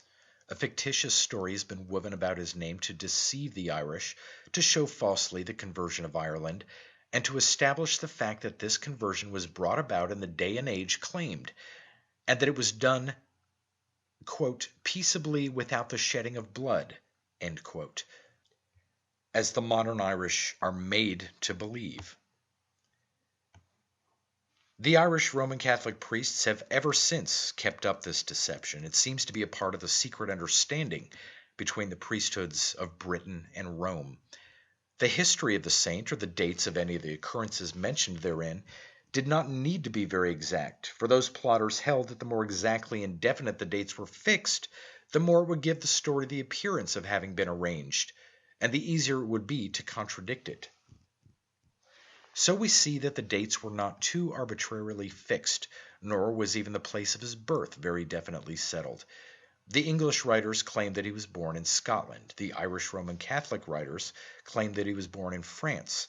The Irish Roman Catholic priests encourage the belief in the latter place, as if desiring the removal of the birthplace of the so-called saint to a land as far as possible of his inception or invention. A priest-ridden people are not in the habit of questioning the facts put before them by those whose authority they consider absolute. Suspicion has never been awakened in them regarding the facts or the deception practiced upon them. St. Patrick is a fictitious creation from the brain of the English bishop and is based on a myth. The fiction was designed to deceive the latter-day Irish, which it has surely done, and others as well. It is a very simple myth when explained. The idea of the St. Patrick myth is very plain. The fiction of the finding of the three bodies of Patrick, Bridget, and Colonial in one grave, which is an aspect of this myth, is a symbolical of the triad of the human personality of spirit, soul, and body. Colonial is the spirit, Bridget is the soul, for the soul is said to be feminine, and Patrick is the body or personal man. The body has ever been said to be the grave of the spirit. The inventors of this myth had this idea before them in constructing the story, and hence the fiction of the discovery of the three bodies in one grave. This invented story has been doing duty as history for quite a period of time. It is one of the most important deceits which the British priests have imposed on the world. It has deceived Catholics and Protestants alike. Another aspect of the myth, like many other religious myths, is that it is based on the Holy Trinity of Father, Son, and Holy Ghost. Be it remembered that Patrick, Bridget, and Colonial are associated. As the higher triad, Colonial represents the father-son or male principle. Bridget represents the mother principle of deity, the soul, and Patrick represents the son. Therefore, he is said to be a patrician, one born of noble lineage, as Jesus, the Son, is said to be born of the kingly house of David, and is also a patrician. This is the first time since it was invented, as far as we know, that this myth has been revealed or explained and given out to the public. In the story of the mythical saint, he is made to accomplish his mission of converting Ireland to Romanism in a most expeditious fashion, peaceably, without shedding of a drop of blood, in the short period of his lifetime. This is absurd in the face of the fact that, in order to preserve her church and papacy, Ireland was engaged in a struggle with Rome for more than 1,000 years. In the story of St. Patrick's life, they make a very quick matter of this conversion and even have him perform miracles. They carry this to the ridiculous extent of having him go out into the fields at the request of his sister to gather up some wood for the fire. It happened that it was in the winter season, and the ground was covered with snow and ice. Finding no wood, he simply gathered up an armful of icicles and brought them to the house, where he converted them into faggots for her to put on the fire. Other equally preposterous performances are credited to him. This all serves to show how gullible a people may become through ignorance, superstition, and priestcraft, and proves anew how truthful are the words ascribed to Lactantius. Quote, "Among those who seek power and gain from their religion, there will never be wanting an inclination to forge and lie for it." End quote. The Roman Church Fathers had a most compelling reason in practicing concealment, and for that purpose they've tried to destroy all authentic history and to blot out all true accounts of the past records of mankind. They made claim that theirs was a new and original divine religion, which they declared a specially born Savior and Son of the great God of heaven had come to reveal for the purpose of delivering the earth from sin. They assert that he gave this message to 12 poor men who were his apostles. The name of this Savior they called Jesus, and said that he was put to death on a cross, that he had selected Peter as the head of those 12 men, who, with 70 disciples, formed the new Christian church. This story is an invention based on and contained in the allegory of the sun god Iesa and the descent of spirit into the body or man. This was all taken from the original Irish version of that story and was made known to the whole world long before it was adopted at the Council of Nicaea in the year 325 AD, when the Christian church is said to have been born. The Irish religion of Iesa was the parent religion or church which had prevailed in the countries along the Mediterranean Sea and on the American continent for thousands of years. Iesa, Hesiod, and Heseg Criost are different forms of spelling the first and second names of this ancient savior, invented and constructed as a myth by the adept Irish priests, to be worshipped by the multitude, the esoteric or secret truths of which were reserved for the priesthood itself. In some cities or localities, the deity was worshipped under special names, as in Greece, the name Ies was transformed into Zeus. Thus, the Greeks got their chief god, derived from the Irish sun god, though its derivation has not been acknowledged by those priests who are aware of the fact. Though some of these priests chafe under the deception, they remain silent and allow the great motherland of sacerdotal wisdom to be defrauded and denied the credit and honor which is her due. Some would have us believe that the Hindus gave Zeus to the Greeks, that the word is derived from the Sanskrit dias, meaning bright sky. This is not so, for the very reason that the Hindus themselves got their Sanskrit and their first deities from the same Aryan priesthood as the Greeks did. Dias is not the chief god of the Hindus, while Zeus is the chief of the Greek gods. Ias is the ruling spirit or god of the sun, and he not only makes the sky bright, but is the chief ruler of our system and the Lord of the heavens. Aside from the relative distinction ascribed to each, they are both derived from and are a modification of Ies, thus Deus or Dias, and so Zeus. It is by just such a slight changes or modifications in names that the Roman doctors have formulated the apostle Saint Paul, who is but a personification of the spirit in the body, or the disciple of the sun god, after the manner of the Irish Church, but not declared to be such. The name Paul is derived from the Irish root word bel, a name for the sun. This name changes from Bel to Beol, as in Beol Tina, meaning Bel's fire. It becomes Baal, also Ibalis from this form. In time, it becomes Apollo, the sun god. And by abbreviating this name to Paul, P-O-L, they formulated Saint Paul, and made of him an oracle under the new dispensation. It was this Irish sun god-less that was adopted by the Roman Church at the Council of Nicaea. At this council, representatives from all parts of the Roman Empire are said to have met at the command of the Emperor Constantine to formulate a church policy and unified creed and form of worship which would bring all of the people under one spiritual head. The adoption of such measures would at once increase the power of the Church, as well as ensure the devotion and veneration of the populace for the person of the emperor, to whom they attributed divine power. The consummation of this policy was expected to be of great benefit to both church and state, and enable the emperor to weld the various peoples of the different countries which comprised the empire into a unified whole.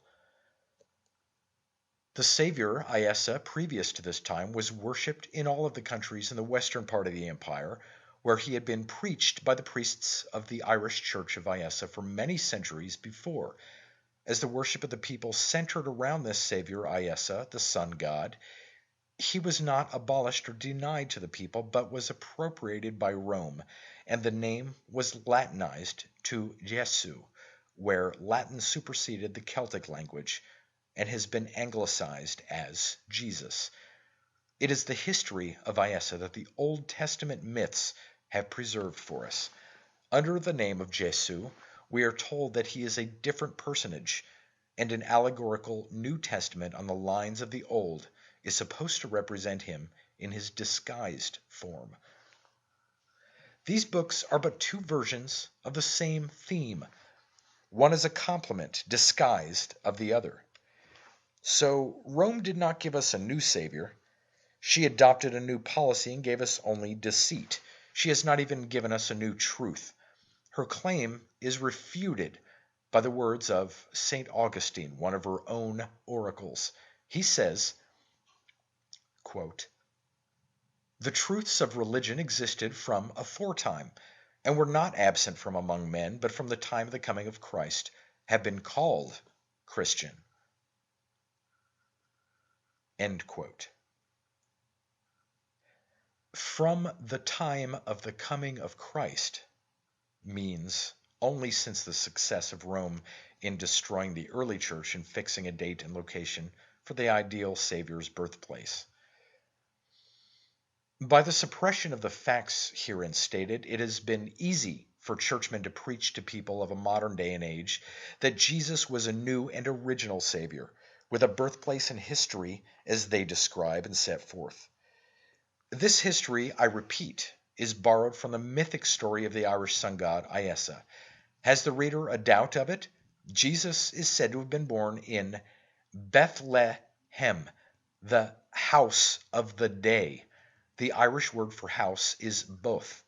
Lah means day in Irish, and as Hebrew is but a jargon of Irish, the fraud becomes as plain as, quote, day, end quote.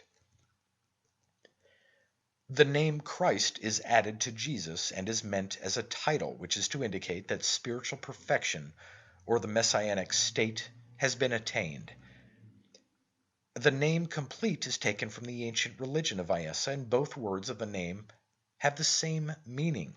So, Iessa Christ is the name in full of the Irish Savior, adopted at the Council of Nice, and every Irishman who today speaks the Irish language, when speaking the name of Jesus Christ in his native tongue, pronounces it Iessa Christ, unconscious of the fact that this was the Savior on the cross, worshipped by his forefathers for ages, even before Rome was founded on her 7 hills. In fact and in truth, it was the Irish who founded Rome itself. It was anciently an Irish colony and church establishment founded by the Phoenicians, Irish, and spelled with an F, for both trading and religious purposes, and they gave to it its name, as has been shown by the etymology of the word Rome. Suffice to say that Rome had a most urgent reason for bringing about the Dark Ages and plunging the world into ignorance. This she accomplished by denying education to the people, which policy she carried out to such an extent that in time it reacted upon herself.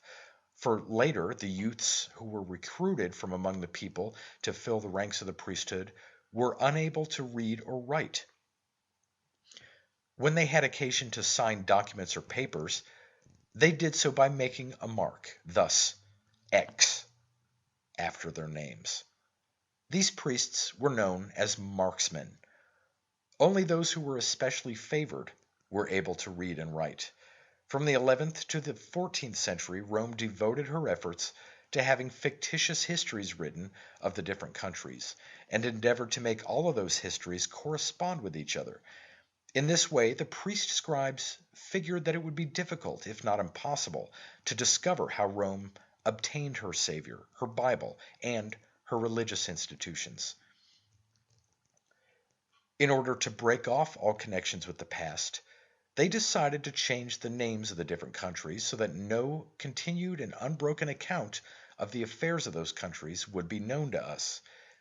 This was all in accordance with the priestly axiom that at the end of an age, when the old religion is overthrown and a new one set up, all trace and memory of the past is blotted out. Thus has Ireland's church and history been submerged by Rome and Britain. And as if to commemorate and preserve this fact in mythic form, they conferred a name of the island, Erin, upon a daughter of Zeus. Erin or Pax, or the peace which succeeds a military campaign. From Heathen Religion by Reverend John B. Goss, page 326. It was a somewhat lengthy campaign of murder, outrage, and bloodshed, to be sure, and by this name the English and Roman priests are reminded of it. New names were given to places so that posterity might not be able to find any clue or evidence with which they might be able to refute any claim or fiction which the Roman priesthood might at any time proclaim as a divine truth. In short, their aim was to leave nothing extant that would serve in any way to lessen, in the minds of the ignorant multitude, the claim of the fictitious Roman Pope to spiritual overlordship and to be the divine oracle of the deity, and the claim of the priest to be the mediator between God and man. Every man must be his own priest before God. There can be no other, for every man must be his own Savior through his own Holy Spirit within himself. The Almighty God alone forgives sin, and the only mediator or intercessor that man needs, or, for that matter, can have, is his own Holy Spirit, or Iesa, which dwells within himself, if man merits his higher spirit.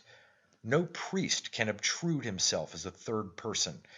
It is only presumption on his part to make a pretense of doing so. As with everyone else, he has hard enough task to save himself, that is, to reach final perfection. The institution of confession is of ancient practice and is older than Rome. It is based on the conception of the idea held by the Irish priests of the sun, that as the sun god saw and heard all things, he knew all things. He was charitable, merciful, and forgiving to all who were contrite and strove to live a better life. As the sun god could forgive all sin, his priest could also do the same, the assumption being that the disciple has received this power from his master. But this by no means follows. The practice of this idea served as a discipline among the priests and neophytes, and was a potent means in keeping the multitude or laity in subjection to the rule of the priests. It is at variance with modern enlightened ideas as a means to spiritual well-being.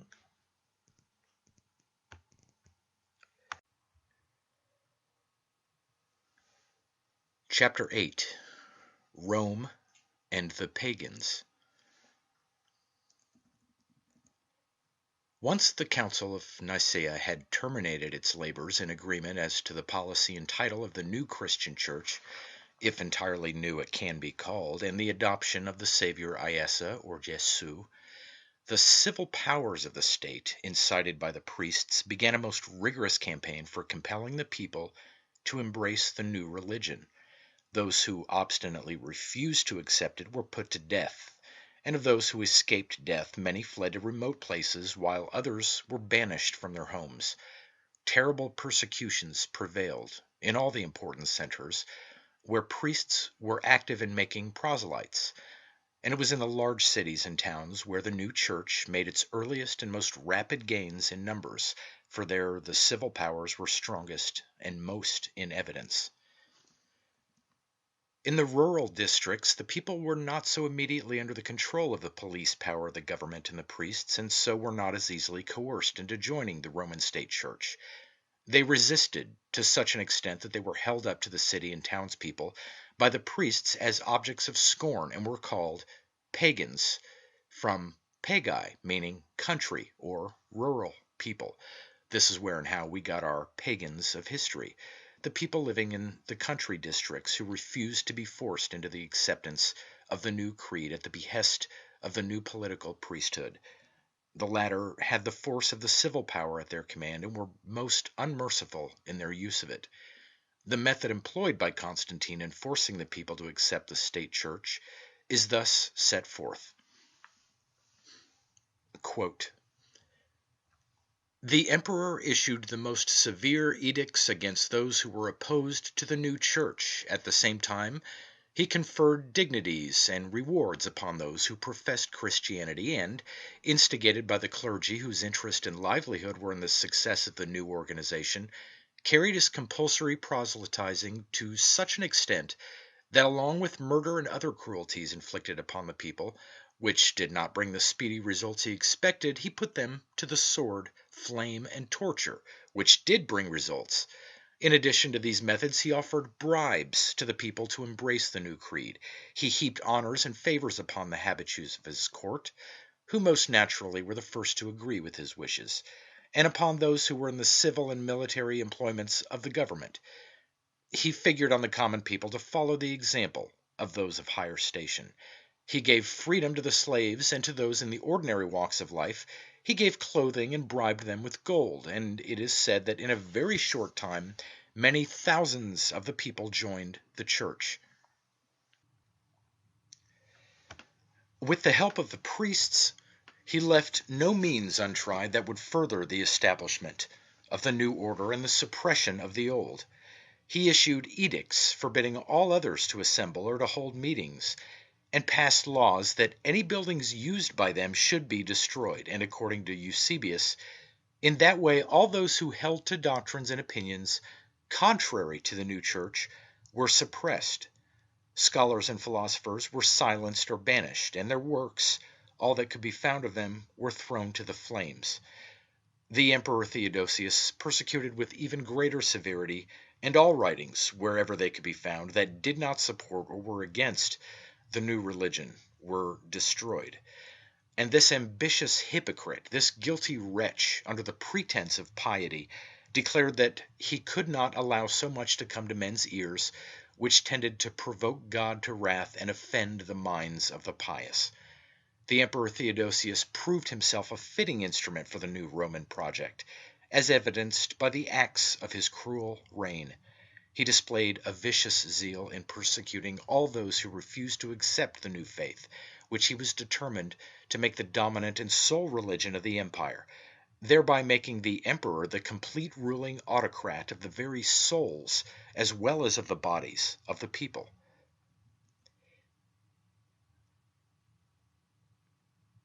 From Bible Myths by T.W. Doane. End quote. So, the religion which these Roman despots committed so many crimes to establish should not be called Christianity, but Romanism or emperorism. In other words, popery, for the head of the Roman state aimed to be not only emperor but also Pope universal, as soon as the Irish Pope, whose seat was at Tara, could be dethroned. This idea had its birth in the minds of the Roman hierarchy of an earlier day, and with the success of Roman arms and the growth of the state, the old religion was made over and imposed on the people under a new name. They wanted a national or Roman religion of their own, so from the old they adapted one designed to give them better control over the multitude and still be called Christianity. The churchmen, Protestants as well as Catholics, conceal the motive which was behind the new movement and its false claims. Of course, the multitude of our people are not acquainted with the facts, but I am satisfied that the churchmen, who are thinkers and philosophers, know them well. An apologist for Rome says, in Encyclopedia Britannica, page 227, volume 8, 9th edition, article England, quote, Christianity is historically the religion of the Roman Empire. Wherever the influence of Rome, east or west, has spread, there Christianity has been dominant. Beyond that range it has taken little root. End quote. Just so, and as the Roman standard was never planted on Irish soil and the Roman sword never reached Ireland, so the Roman church power never reached there, and it was not until a later date, in the 12th century, that at the behest of Rome the English invaders brought it there, with its usual priestly accompaniment of fire, sword, and pillage. Not until then was Erin's resplendent light extinguished, her papacy stolen, and her spiritual sun set into the night of oblivion. Christianity did not originate in Rome or in any part of the Roman dominions. It is only a false and fictitious assumption to ascribe the beginnings or origin of the Christian religion to Rome. The period of time which the above quoted writer refers to and would have us consider as historical is a mere 1600 years, that is, from the time of the Council of Nicaea in 325 AD, when Rome formally adopted it, until the present time. But the real and true facts of Christianity say that it was the religion of ancient Ireland for thousands of years previous to this date. This was at a time when Rome was but a colony of the Irish Church, the same as the rest of the Mediterranean church colonies or settlements, such as Syracuse in Sicily, taking its name from Soricus, the Easterner or sun, which were established there by the Irish Phoenicians, spelled with an F, meaning sun worshippers. This fact is cryptically preserved in the mythic legend of Romulus and Remus, the twin brothers.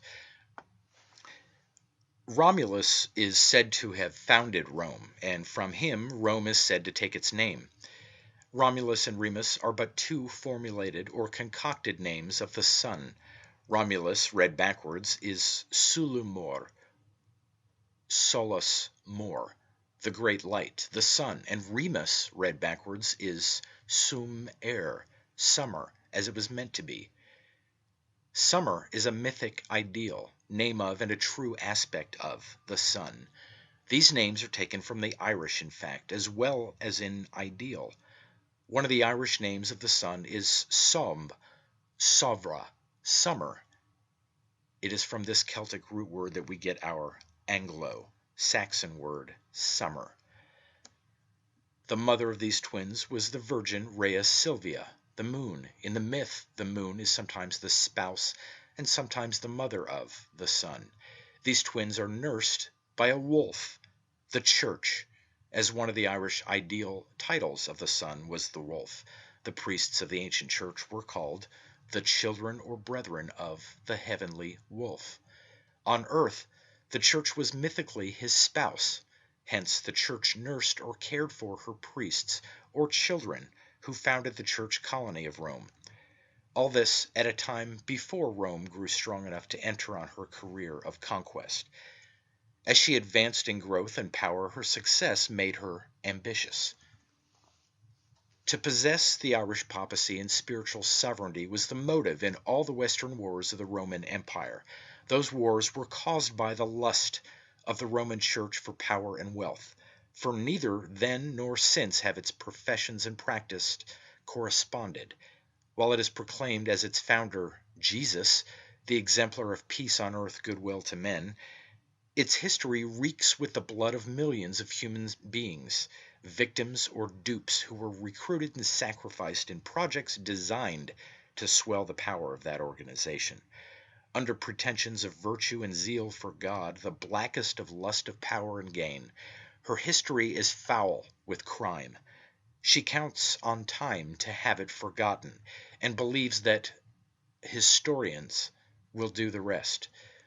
They are capable of making some very erroneous statements for concealment. I have heard an Irish Roman Catholic priest make the statement, in a lecture on Egypt, that the Mohammedans burned the Library of Alexandria in the year 700 A.D. He did but skip 300 years in making that statement. If the truth be known, there was no library in Alexandria at that date to be destroyed. Who could believe that so intolerant and wicked a body as the Roman Church would allow a library to exist in the year 700, in an age when they were putting to death everyone known to have advanced ideas or knowledge? Hypatia, the scholar and philosopher, was put to death in the year 414 by St. Cyril and his mob, many of whom were monks. She was spreading light and knowledge and stood in the way of Bishop Cyril and the reign of ignorance, which was inaugurated by the so-called Fathers. She was seized on the steps of the academy where she delivered her lectures, stripped naked on the street, dragged into a Roman church, and put to death, her body being burned.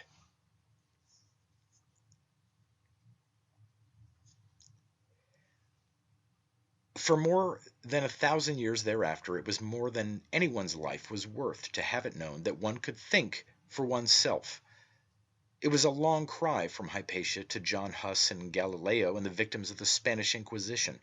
The Roman Church policy did not tolerate or encourage libraries any more than it tolerated the Irish Church of Iessa.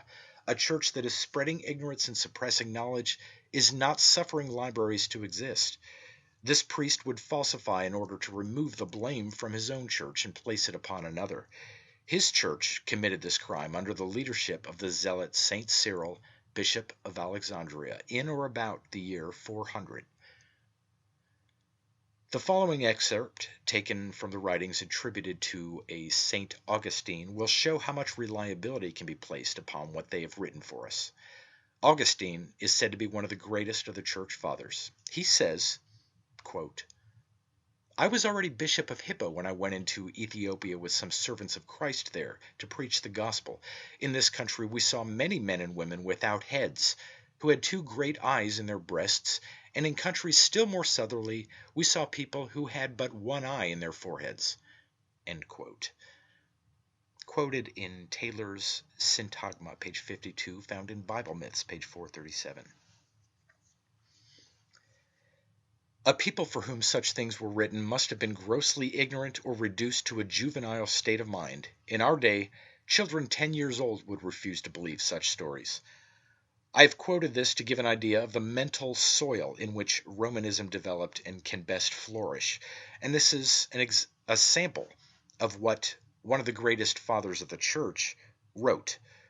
This statement of Augustine's is pure falsehood, but no more so than the story given out by those same fathers as to the real source whence they obtained Jesus and the Bible, the story by which they have deceived the entire Christian world, saying that they came of the Hebrew race, a race which never existed and which was but a priestly cult or order of the early Christians of the ancient sun worship of the Irish religion of Iessa.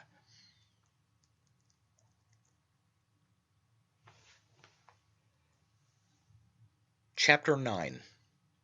The Fiction in Roman History.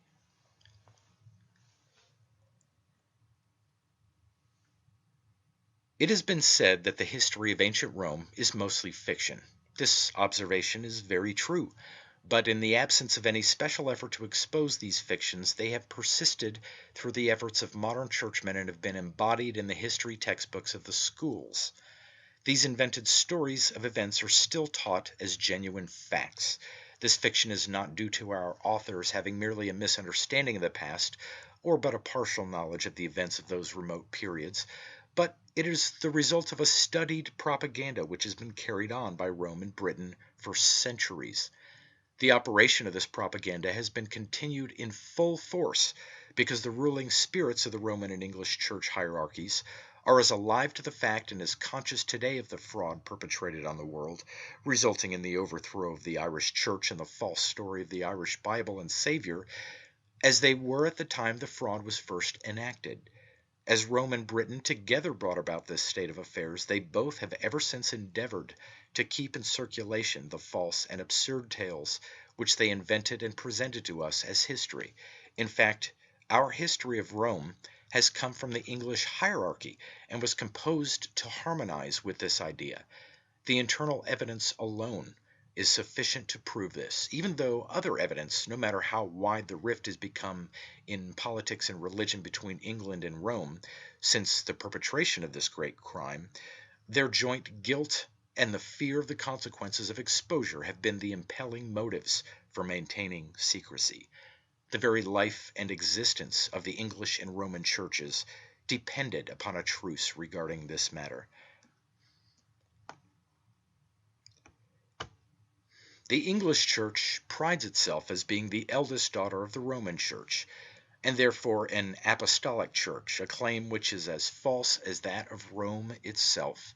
Both Peter and Paul, as well as the rest of the so-called apostles, are but ideas personified. They never existed as human beings and are but invented characters. The lesson taught by the manner in which the mother church, Rome, acquired the papacy was not lost on the daughter, for in due course of time and with the development of events, the idea was born in the minds of the English hierarchy that someday the English church would displace the Roman and appropriate the papacy for itself and become the ruling church of the world. Is not this the real reason why King Henry VIII was proclaimed head or pope of the English church? They were conscious of the fact that it was by force of English arms that Rome got the papacy, and they thought that the time at hand for them to reach out for it. Rome had to them as a model. It was a time when England was deeply conscious of her position and importance, and the idea was held that England was destined to be the logical successor of the Roman Empire as a world power. To this day she has not relinquished that idea. It is an ideal which she is secretly and steadily pursuing. The English state has persisted in its endeavors to extend its dominions with the idea of dominating the world. The papacy was to be an aid to that end. They knew how Rome acquired it, for they had reduced and plundered Ireland in order to confer it upon her. Now they thought the time auspicious to appropriate it as an appendage and aid to the English crown. But this ambition was destined not to be realized. The course of events has kept the papacy at Rome. However, the British state has persevered in its efforts to extend its empire to this very day. In England, church and state work hand in hand, and my Lord Bishop still sits in the House of Lords participating in the acts of vicious government as evidenced by the recent happenings in Ireland. A certain bishop in the upper branch of Parliament defended the killing by government forces, whose deeds, said to be justified as reprisals, have been denounced by an outspoken portion of the British press as a disgrace to civilized government. The propaganda of British church and state is carried on in our own country. It is very evident in the tone of our leading newspapers. In our school histories, it is carried on in one of its phases, in the guise of fabulous events which are presented as real occurrences in the history not only of England, but also of Rome. The same can be said of the history of Greece, for the authorship is the same, and for the same purpose of deception. It is not within the scope of this work to do more than give a few succinct examples. In writing their histories of Rome and Greece, the church scribes had no intention of confining themselves to the narrative of actual facts which did happen or might have happened in the material and political development of those two countries. If they had really wished to write an accurate history of those countries at the late day in which they were composed, it would have been almost impossible to have done so. from the beginning of a certain period which those histories treat of, and for centuries later, the Roman Church was engaged in the destruction of libraries and records rather than in preserving them. All the histories written by the priests and the monks were falsely colored and intentionally fictitious. They were written to convey a secret meaning to the chosen ones. Were it not for the facts presented in these pages, it would be difficult to reconcile the action of the Church in destroying all literature and records in one age, and at a later period, manifesting such zeal in endeavors to encourage the production of literature and quote-unquote histories, and the establishment of schools in which to give instruction in those histories. Those histories were written for purposes of propaganda, which is still being carried on. The English invasion of Ireland at the behest of Rome, the suppression of the Irish papacy and Church of Iesa, with the appropriation of its Bible and Savior, and the false statements made by Rome as to the Savior's birthplace and earthly career, made it absolutely necessary for church writers to produce histories which would either substantiate the fact or make it very plausible or difficult to refute. So, therefore, they have given us an ingenious account of the past ages and blended in the fictitious stories of the birth of Jesus and how we came to have the Bible. In writing their histories, they have invented and introduced such facts as were suitable to contain certain hidden ideas and at the same time serve as a history for the multitude.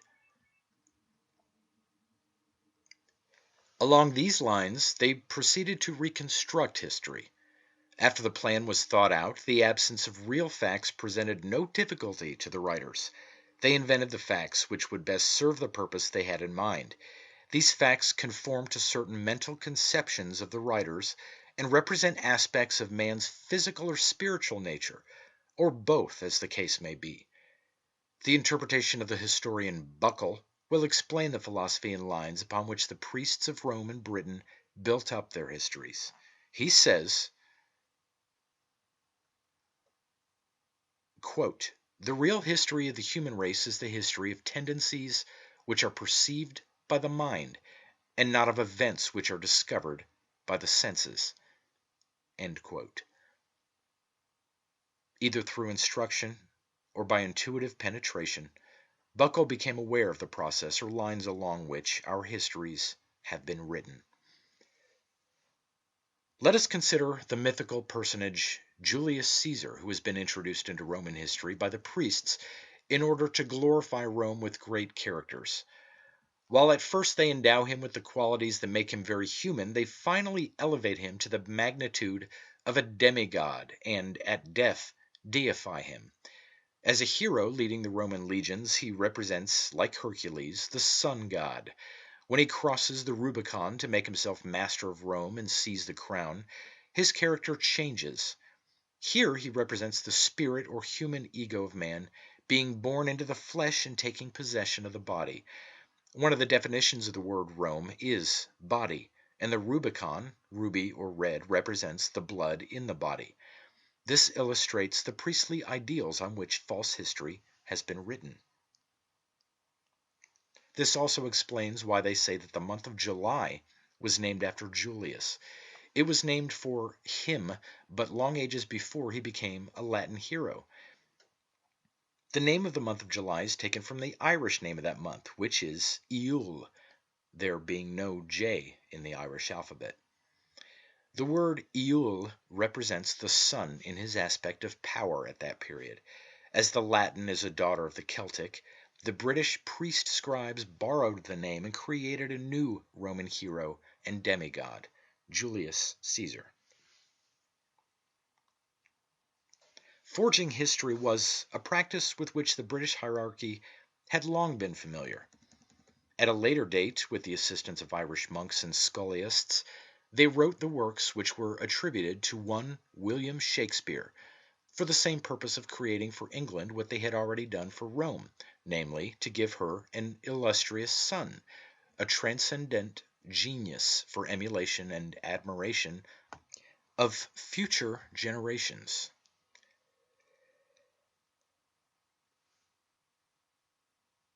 Critics have noted the form of expression and language used by Shakespeare peculiar to the English spoken in Ireland rather than that which was spoken at the time in England, without drawing the inference that those works, or some of them, were written by Irishmen.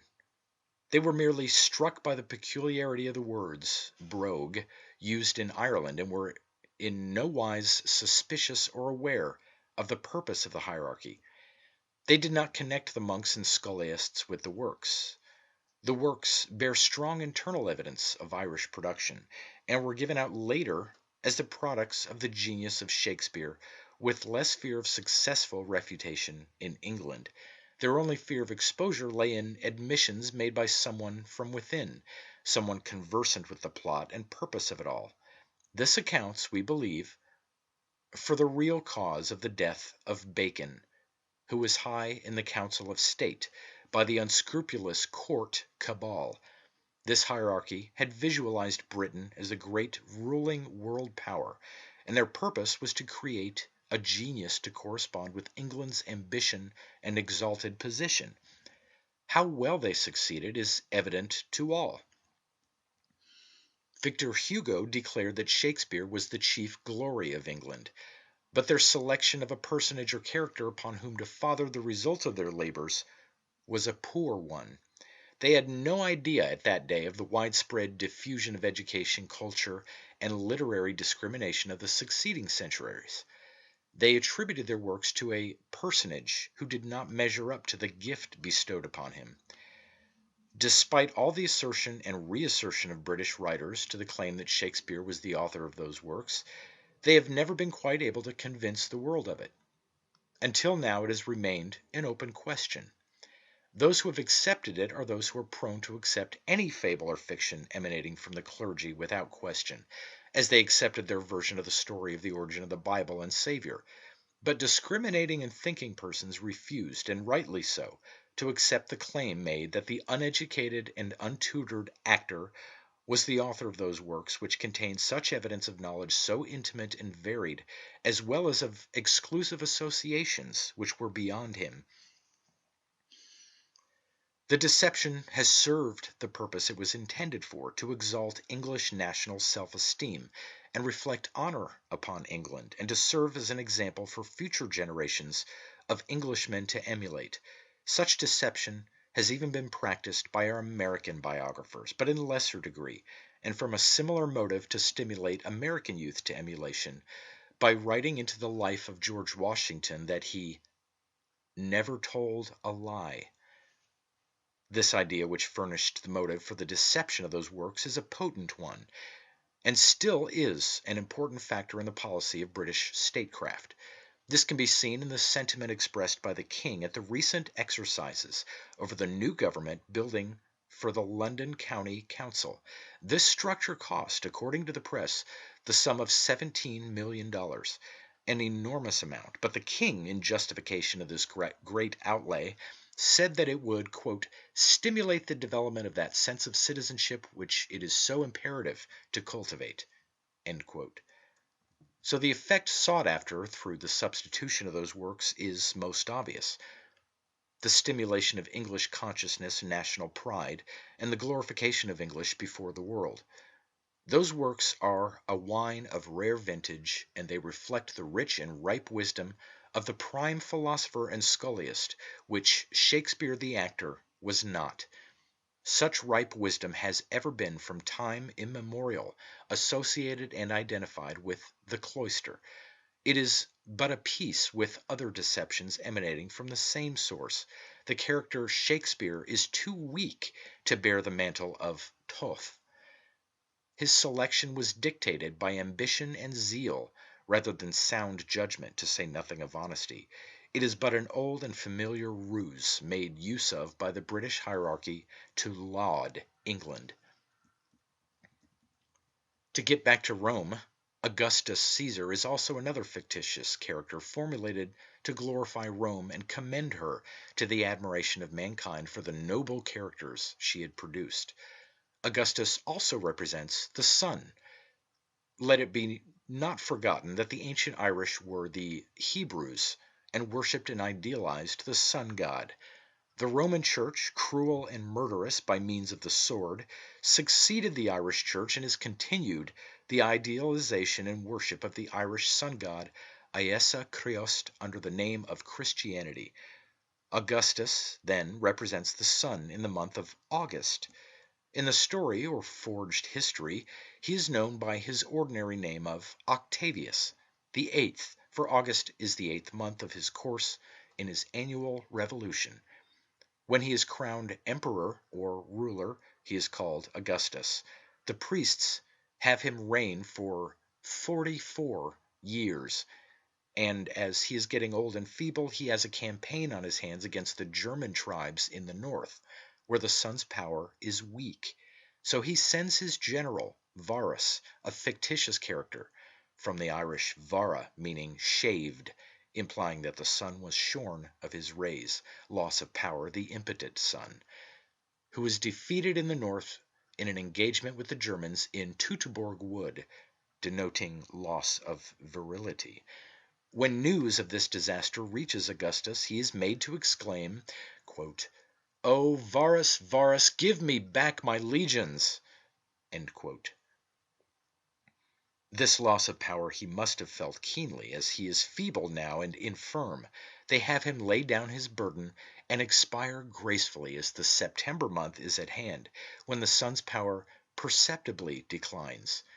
He is also deified. And this is Roman history, written by the priests to cover up Roman misdeeds, and intended to divert the minds of posterity from contemplating the awful tyranny, slaughters, suffering, and spoliations which were enacted during the period of Roman rule. It also flatters Roman vanity, and Augustus finds many admirers, especially among the English churchmen, who are as occupied as ever in keeping up the delusion and deception. In this Augustus myth, we see again ideas borrowed from the mythology of the ancient Irish system of building up heroes and demigods personifying the qualities and attributes of the sun god. As is shown, they have used the Irish names as they thought that, as the Irish language was dead and its literature destroyed, there was no fear of the deception being discovered. Another falsehood is the myth introduced into Roman history by the priests in regard to the fictitious tribe called the Vandals. There never was a tribe of that name. It is an opprobrious name introduced by the British Roman priests and secretly intended as a term of execration for the Irish Church, Rome's opponent. It must be borne in mind that there had been a war which lasted for centuries between the Roman and Irish churches in the endeavor of the Roman Empire and Church to acquire the Irish papacy and dominate the world. In their histories, priests and churchmen allude to this struggle in a covert manner and refer to the adherents of the Irish Church as Arian Christians, that is, the followers of one fictitious Arius. They are said to have been a schismatic sect.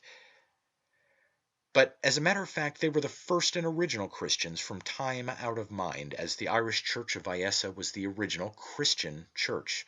As the Roman Church, by the aid of the English sword, finally prevailed, her historians have covertly introduced slanderous terms to apply to the Irish Church. For this purpose, they have given to history that strange and elusive tribe of barbarians that are said to have invaded Rome, and which impartial writers or investigators have never been able to discover. In fact, investigators have not been able to find who they were or what they had become of their descendants. Their identity has been lost. The name Vandal is but a calumnious term used by the Roman Church writers to apply to the early Christian or Irish Church and its adherents who resisted the authority of the usurping Roman Church. At the period of time that the Vandals are made to appear in the story, the Germans belonged to the Irish, hence the Arian Church, and were its militant upholders. The Roman wars against the Germans were primarily for religious conquest and were but a continuation of the age-long struggle between the two churches. It was religious motives that impelled the Germans to undertake the conquest of Italy and Gaul as a reprisal against Rome's invasion of Germany and her attack on the Irish Mother Church.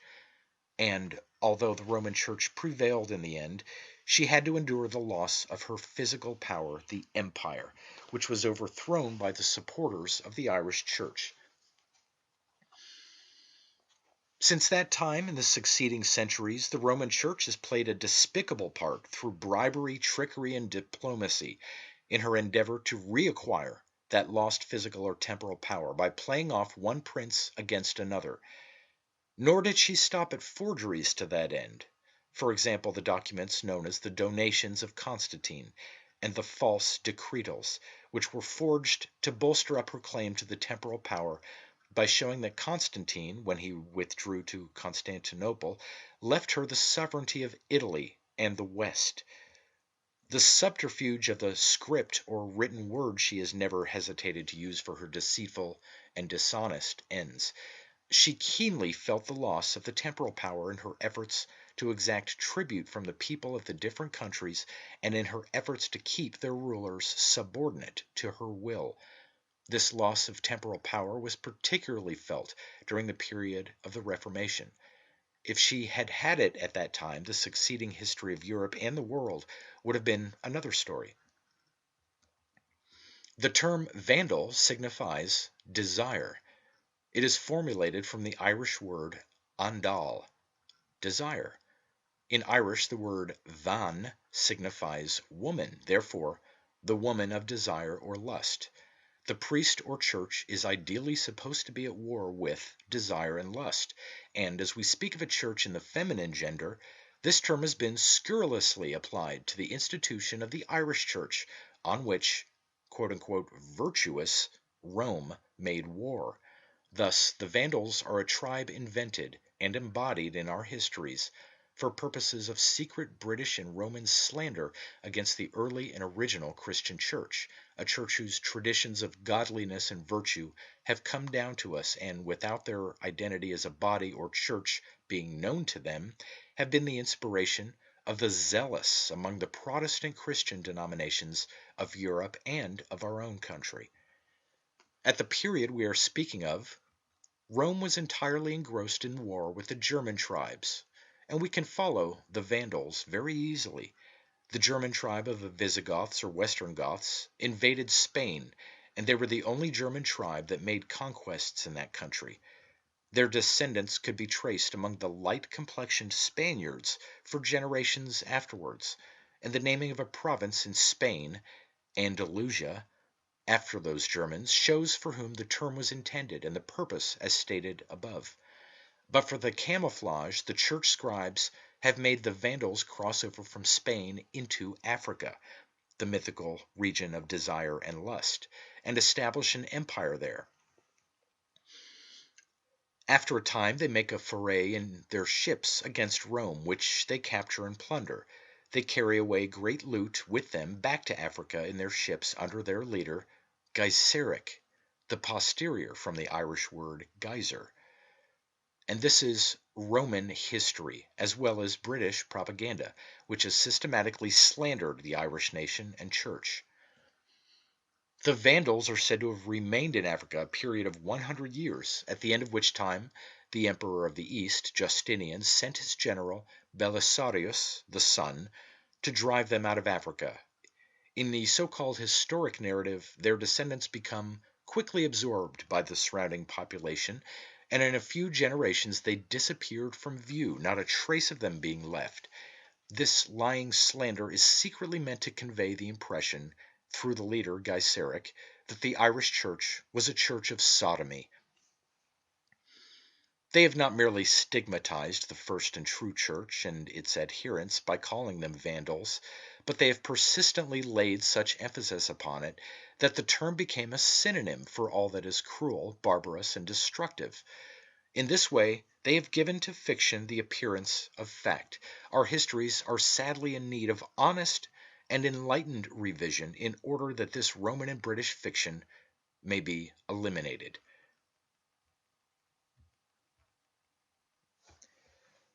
For the myth of Constantine, we are indebted to the spurious historian Eusebius.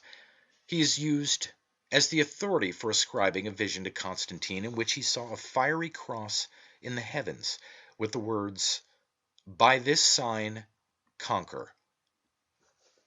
The priestly fabricators who have written all the history which has been allowed to exist and come down to us from those times have made a special miracle for Constantine out of an everyday occurrence of the sun's appearance in the heavens. It is a natural phenomenon that on every bright day the sun, as it proceeds on its course, can be seen in the form of a cross in the sky. Any person can see it once the attention is called to it. It is seen in midsummer, in the spring and autumn, to the best advantage.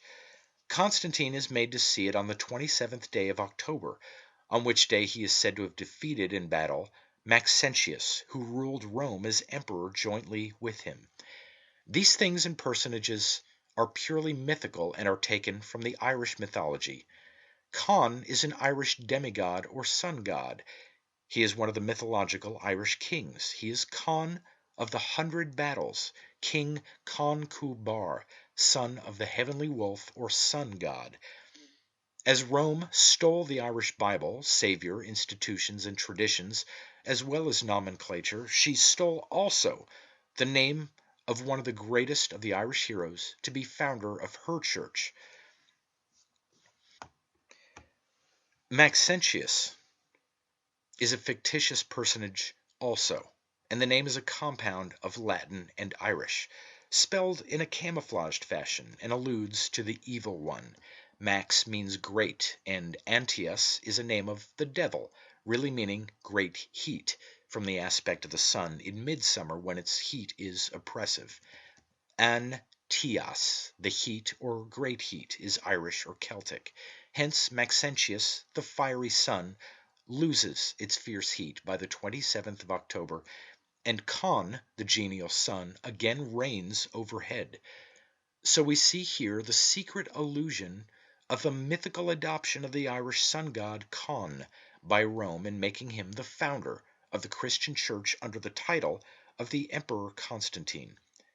The British have featured this myth also, with the allusion to the fact that Britain assisted Rome in bringing it about, as we find this fiction woven into the story that Constantine's parents were the Emperor Constantius and his wife, Queen Helena, who came from Britain.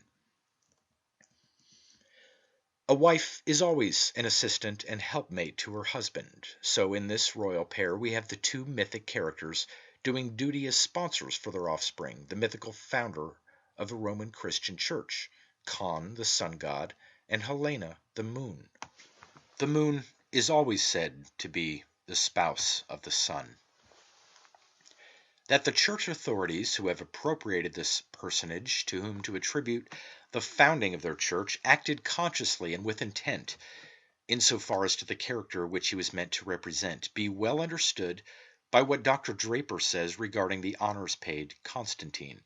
He says, quote, "His statue on top of the great porphyry pillar at Constantinople consisted of an ancient image of Apollo, whose features were replaced by those of the emperor, and its head surrounded by the nails feigned to have been used at the crucifixion of Christ, arranged so as to form a crown of glory." End quote. Apollo is the sun god. This clearly shows the false basis on which the claim of Rome rests. The name of her so-called founder, for obvious reasons, was not made use of until after the conquest of the Irish Church, when she appropriated as a part of the spoils the name of the mythical Irish demigod and hero king, the sun god Con, and for effect changed the name of Byzantium to Constantinople. This, we believe, is the truth beyond the possibility of contradiction. This explanation makes it easy to understand why Lord Macaulay, the English historian, so strongly commended the work of another English writer, Gibbon, by saying that, quote, "all who would write on Roman history must go back to the foundation laid down by Gibbon." End quote.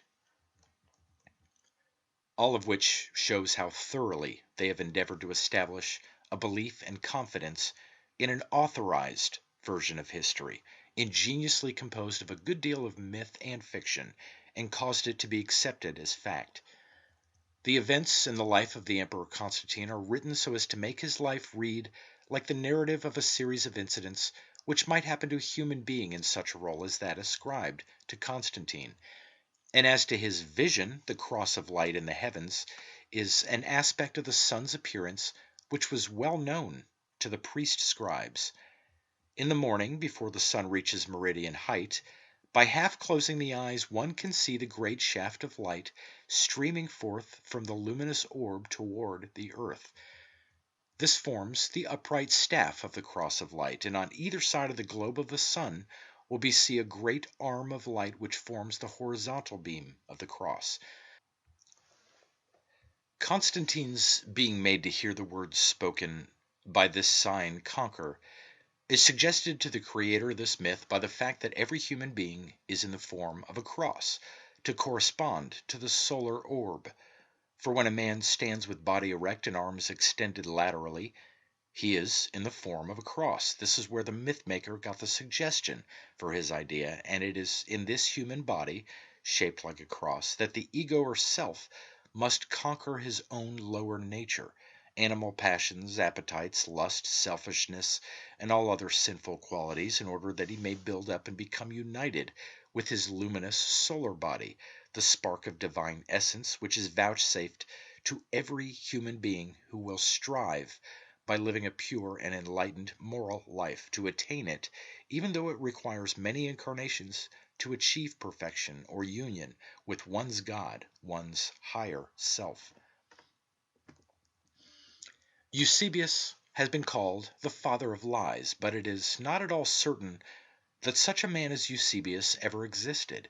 His name has been useful to Roman Church historians in order to have someone to whom they could attribute sayings and writings which might have been and were written long afterwards, as it was a long and laborious task which Rome had to perform when she undertook the fabrication of history, both church and secular, that would be successful in deceiving posterity in all succeeding ages.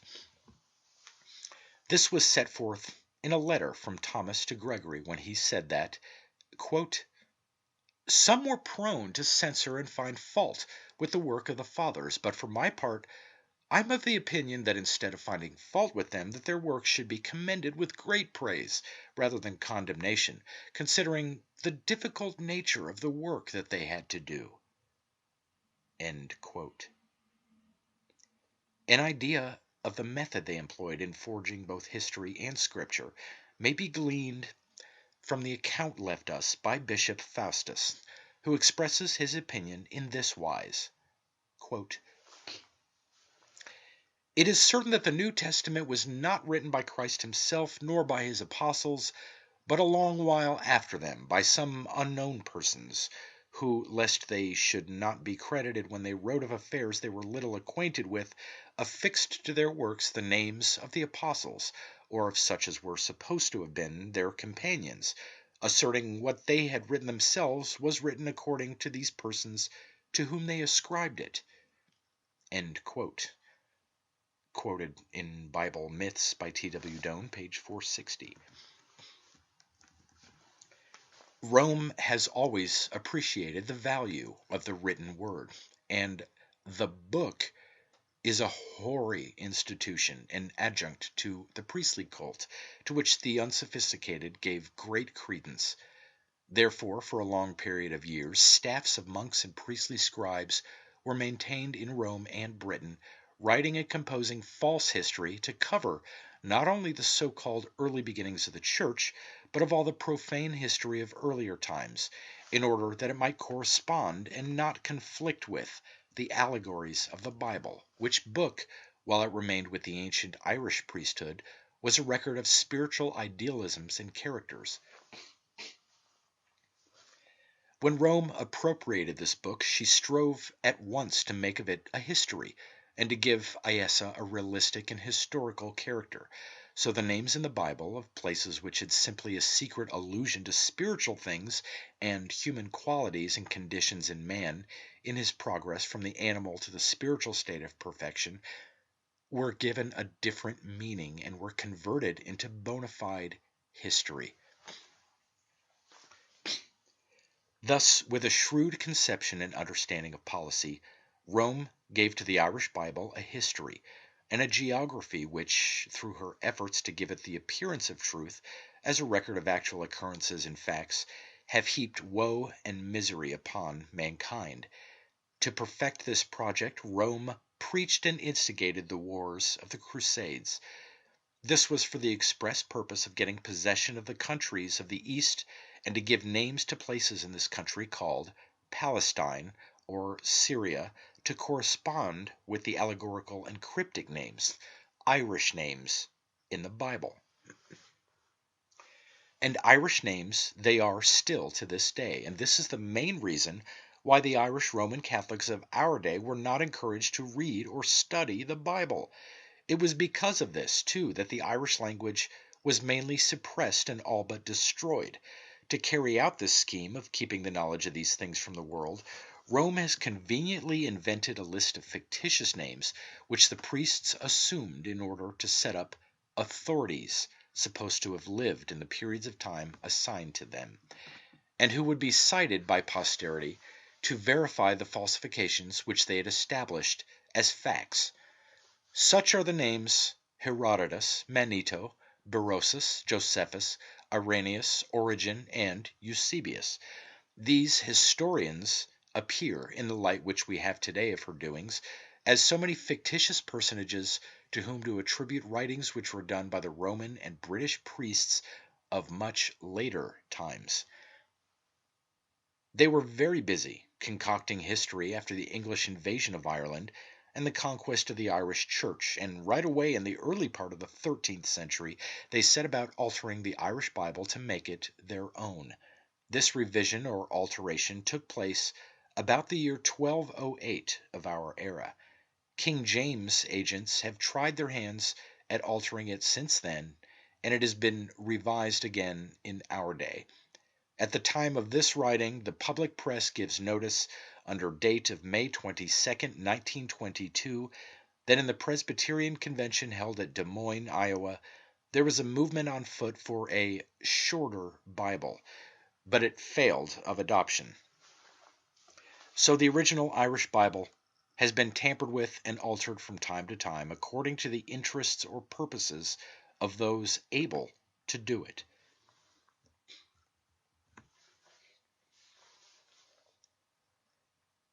Chapter 10.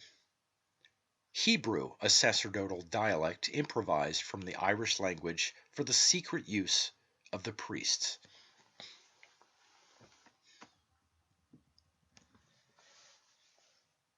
A mystery once explained is a mystery no longer. Yet I hold that the solution and explanation of the Bible origin is of vastly more interest and benefit to mankind than to allow it to remain a secret and a mystery. Intellectual mankind needs to know the truth. Fables or fiction cannot be substituted for it, nor will the great mass of inquiring minds concede that the clergy is the only class that is entitled to know the truth, when it can be acquired, while the multitude may be regaled with fables and myths. It was in the spirit of this latter idea that the English churchman, Dr. Burnet, wrote his treatise, De Statu Mortuorum, purposely in Latin, to instruct the clergy only, not for the benefit of the laity, saying that too much light is hurtful for weak eyes. Bible Myths, page 436. We do not agree with him in the sense that he wished to deceive men. Our purpose is to enlighten, and the proofs already given cannot be disputed or contradicted. The Old and New Testaments are just copies transcribed and made over and supplemented with additions from the ancient Arian Gospels of the elder Magian priesthood of Arian or Aaron. I know that the Christian world will be surprised to learn that it has been so grossly deceived and imposed upon by Roman and English churchmen in this matter. Deception of the people as a policy was a principle on which both priesthoods were in hearty accord, much as they differed on denominational lines or in allegiance to different religious rulers. However, we have given out the real truth, and it cannot be denied, gainsaid, or explained away. The proof is now given out. It is as open and as plain as day for anyone who will take the trouble to investigate. Only a public ignorant of the Irish language could accept such a barefaced fraud. I declare that anyone who is at all competent to examine the facts as herein stated will be astonished to find it possible that such a lie could find credence. Under any other circumstances, only universal ignorance of the true facts could bring it about. Hence the Dark Ages were ushered in through the instrumentality of Rome and Britain. The very Bible names prove it. So also does the name of the Great Pyramid prove that it was built by this same order of the Irish Magian priesthood, the knowledge of which has also been suppressed.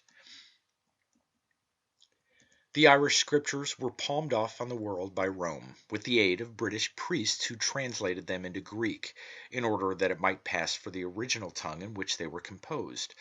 Then from that language they have been translated into other languages, such as Latin, Syriac, and others. The study of and instruction in the Irish language was not allowed, and as it was intended, it suffered a great loss in its cultural vocabulary. By this means they sought to drop all remembrance and to destroy all trace of the Bible origin and its authors.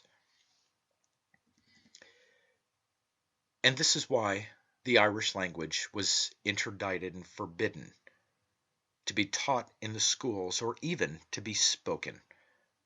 At one time, the British government made it a crime punishable by death to speak it. See McGugan's History of Ireland. This makes it clear that the motive behind this policy was not, as hitherto advanced, solely a political one, but they found it convenient to retain the Irish idioms in the Bible for the name of God. It was difficult and next to impossible to find suitable substitutes in the translations for the ingenious and beautifully expressive titles of the deity and of the solar sun in the Irish language. It is the richest language in spiritual expression that has yet been evolved in which to utter praise to God. Sanskrit and Hebrew are its children or offspring.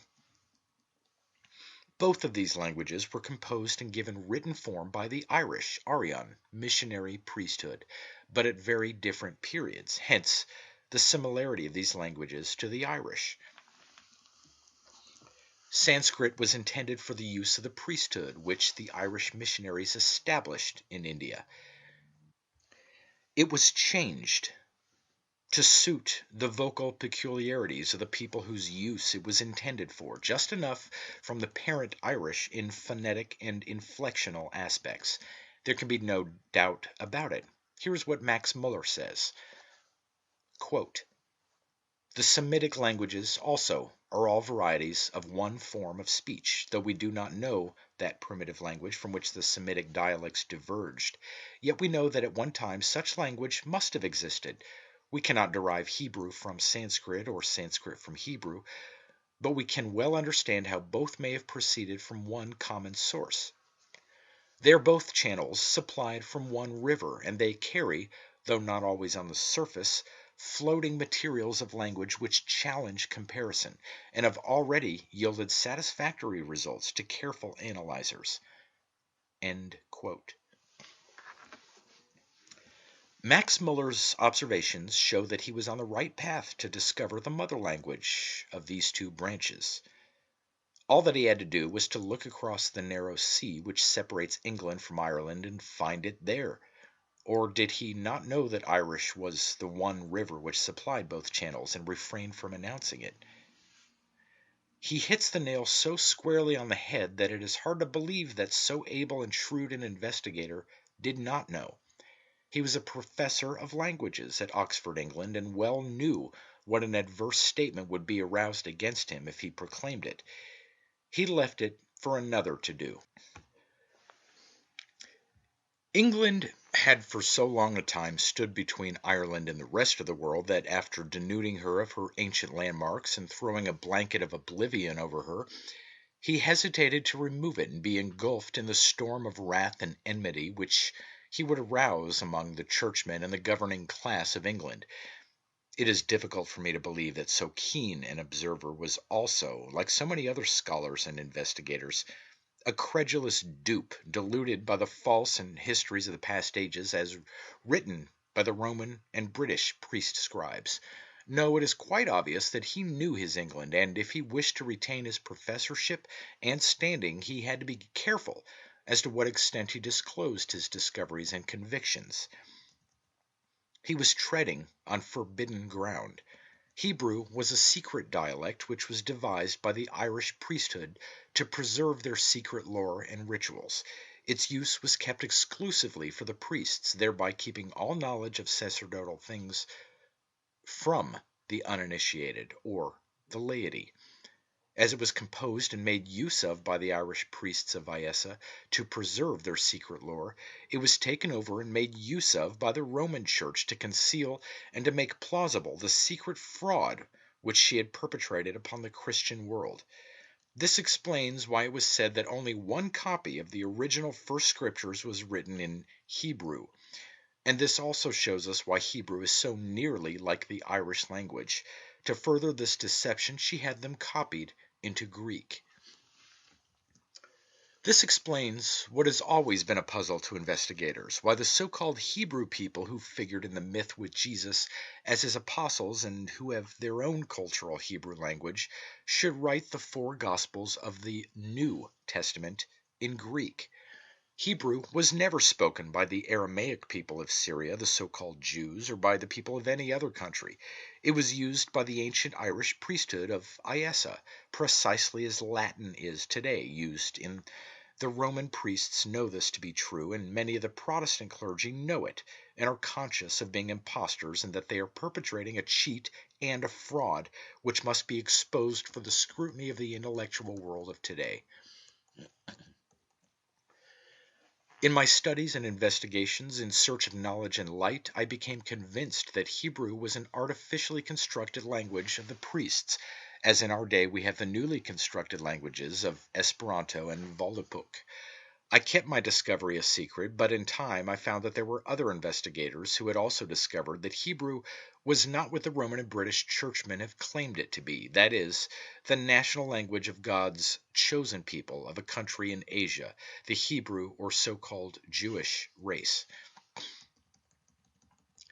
Here is what J.M. Price says, quote, "The Hebrew language was at first a secret sacerdotal jargon of Egyptian origin, and St. Gregory of Nyssa asserted, Oratio, page 12, that the most learned men of his day knew positively that it was not as ancient as other languages, and did not become the spoken language of the Jews until after their departure from Egypt."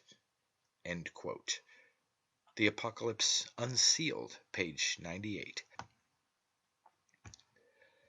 The story of the Jews being captive in Egypt and later taking their departure from there is a pure myth, nicely constructed to deceive the unsophisticated, and represents the descent of the spirit of man into the flesh or body. The Jew represents the spirit, and Egypt, a cryptic name, represents the flesh or body. Egypt is a name formed for this purpose in the allegory. The Irish brought religion and civilization to Egypt, and that religion was sun worship. The word Jew is derived from an idiomatic Irish word yod, meaning the day or light. It alludes to the priests of the sun, the followers of the light, those who had wisdom. The word lud is camouflaged when it is converted into English by using the letter J instead of I to begin the word, there being no J in the Irish alphabet. So, by also leaving out the letters DH from the original Irish spelling, IUDH, the doctors have formulated the word Jew. This deception being unsuspected, it has served the tricksters until now. There are other idiomatic names in the Irish language for Jew and Hebrew, which give unmistakable proof that they are solely and truly of Irish origin. One of these names for Jew is Iul, pronounced Yule. It expresses the attributes of the sun when at his highest power and dignity, and is the name for the month Iul, July.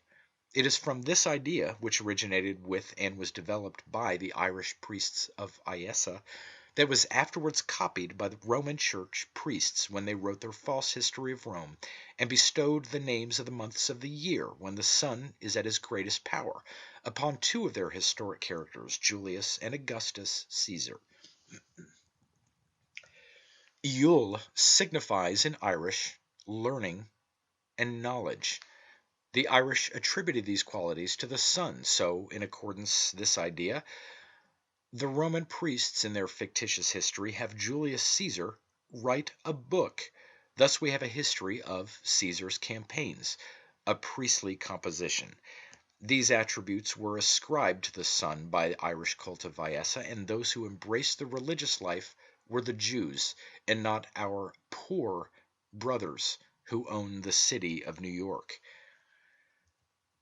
A friend once told me that he had heard it stated that the Irish were the Hebrews. At the time I thought the statement absurd, and it made no impression.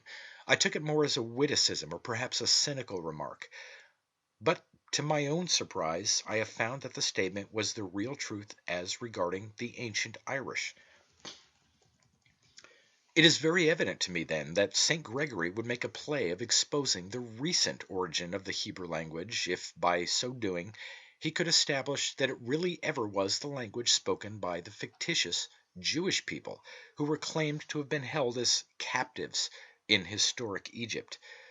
This is an example of how spurious authority has been set up by priest scribes to make a fiction appear like fact, to make a false impression on the minds of men. A recent writer in the public press made the statement that, quote, the Irish language was spoken in the Garden of Eden, end quote, thereby implying that it was the God-given and original language of Adam and Eve and of the first patriarchs, biblical characters, and of the master adepts who wrote the first scriptures and formulated the mythical legend of our first parents, placing them in the Garden of Eden. There is no doubt as to whom we are indebted for the Bible. It is the plainest and most evident truth, stripped of the disguise under which it has for so long a time been hidden by the British and Roman churchmen. Any scholar and thinker cannot fail to so recognize it, and many will blush to think that they did not see through it before. The statement above quoted regarding the Irish language in the absence of correct knowledge passed unnoticed, no doubt, by the general public, and, so far as I could see, brought no comment in the press. But to me, who had been engaged in research work in that line of study, it was full of significance. Whoever the writer may have been, he did not specify that it was the Hebrew language that was spoken by our first parents, but instead the Irish language. It would indeed be a strange phenomenon in the growth of language if two peoples of such different racial stocks, living so far apart in geographical location as Ireland and Syria, should speak the same, or nearly the same language, and all the more so when it is a cultural language without there being a direct and special cause for its easy to understand. It is a self-evident impossibility. The word Hebrew is derived from the Irish root word Ea, spelled alternatively Aodh and Aoi, meaning fire, the Vesta of the ancient Irish priests of the sun. The word in Irish is Eavrak, which has been anglicized into Hebrew. Ea also signifies a cause, matter in course of change, a compact, a confederacy, the learned, a vocation, learning, science, wise, a flock, knowledge, discipline, instruction, honor, respect, a country, an island, a tribe. This definition of the word Ea aptly applies to the cult of men which are meant to be secretly known by the term Hebrew. So it is the name of a high order or degree of the ancient Irish priests of the sun, or the religion of Iessa Creost, the sun god. They were the priests of the sacred fire, So, from the root word ea, we get the word Heber, Heber, meaning fire, who is figuratively the brother of the sun, and hence a Hebrew, the priest of the sun, all of which proves the Irish origin and character of the Hebrew Bible and its spiritual ideals and truths. It is this Irish evidence in the Bible which undoubtedly caused the idea to be advanced that the Irish were the two lost tribes of Israel, which is but further evidence of confusion worse confounded. As there never were two lost tribes in the sense set forth, it is purely mythical.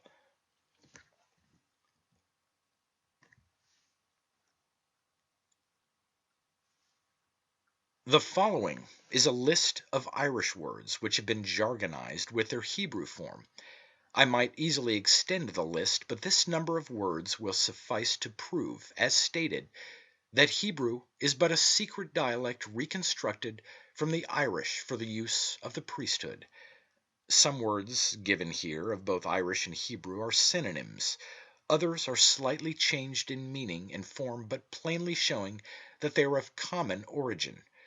Such, for instance, are the Irish words ciocras, pronounced kukras, meaning hunger, and the word kis, pronounced kis, meaning rent.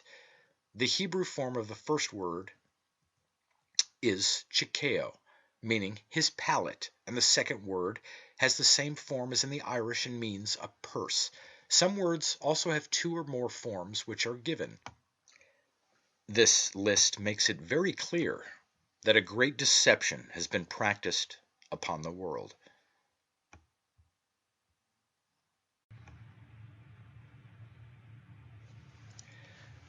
Every Celtic scholar, investigator, and thinker will at once comprehend the incontrovertible nature of the proof here submitted in this list of Irish words with their Hebrew derivatives as to who the Jews and Hebrews were. British and Roman lies cannot prevail against it. The ancient Irish priesthood of Iessa had not only a secret system of writing called Ogham, Ogham, but they had also special dialects formulated from the Irish language, each being a perfect language in itself, such as for law, music, etc. One of these dialects was our so-called Hebrew language, which was reserved exclusively for the use of the Irish priests.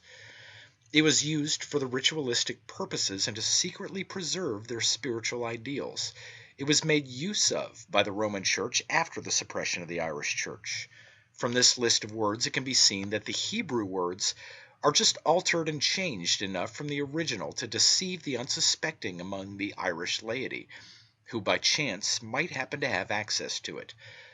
But to the non-Irish of a later day, or people of other races, it could easily be made to appear as an original language developed by a distinctly different race of people, said to be called Hebrew.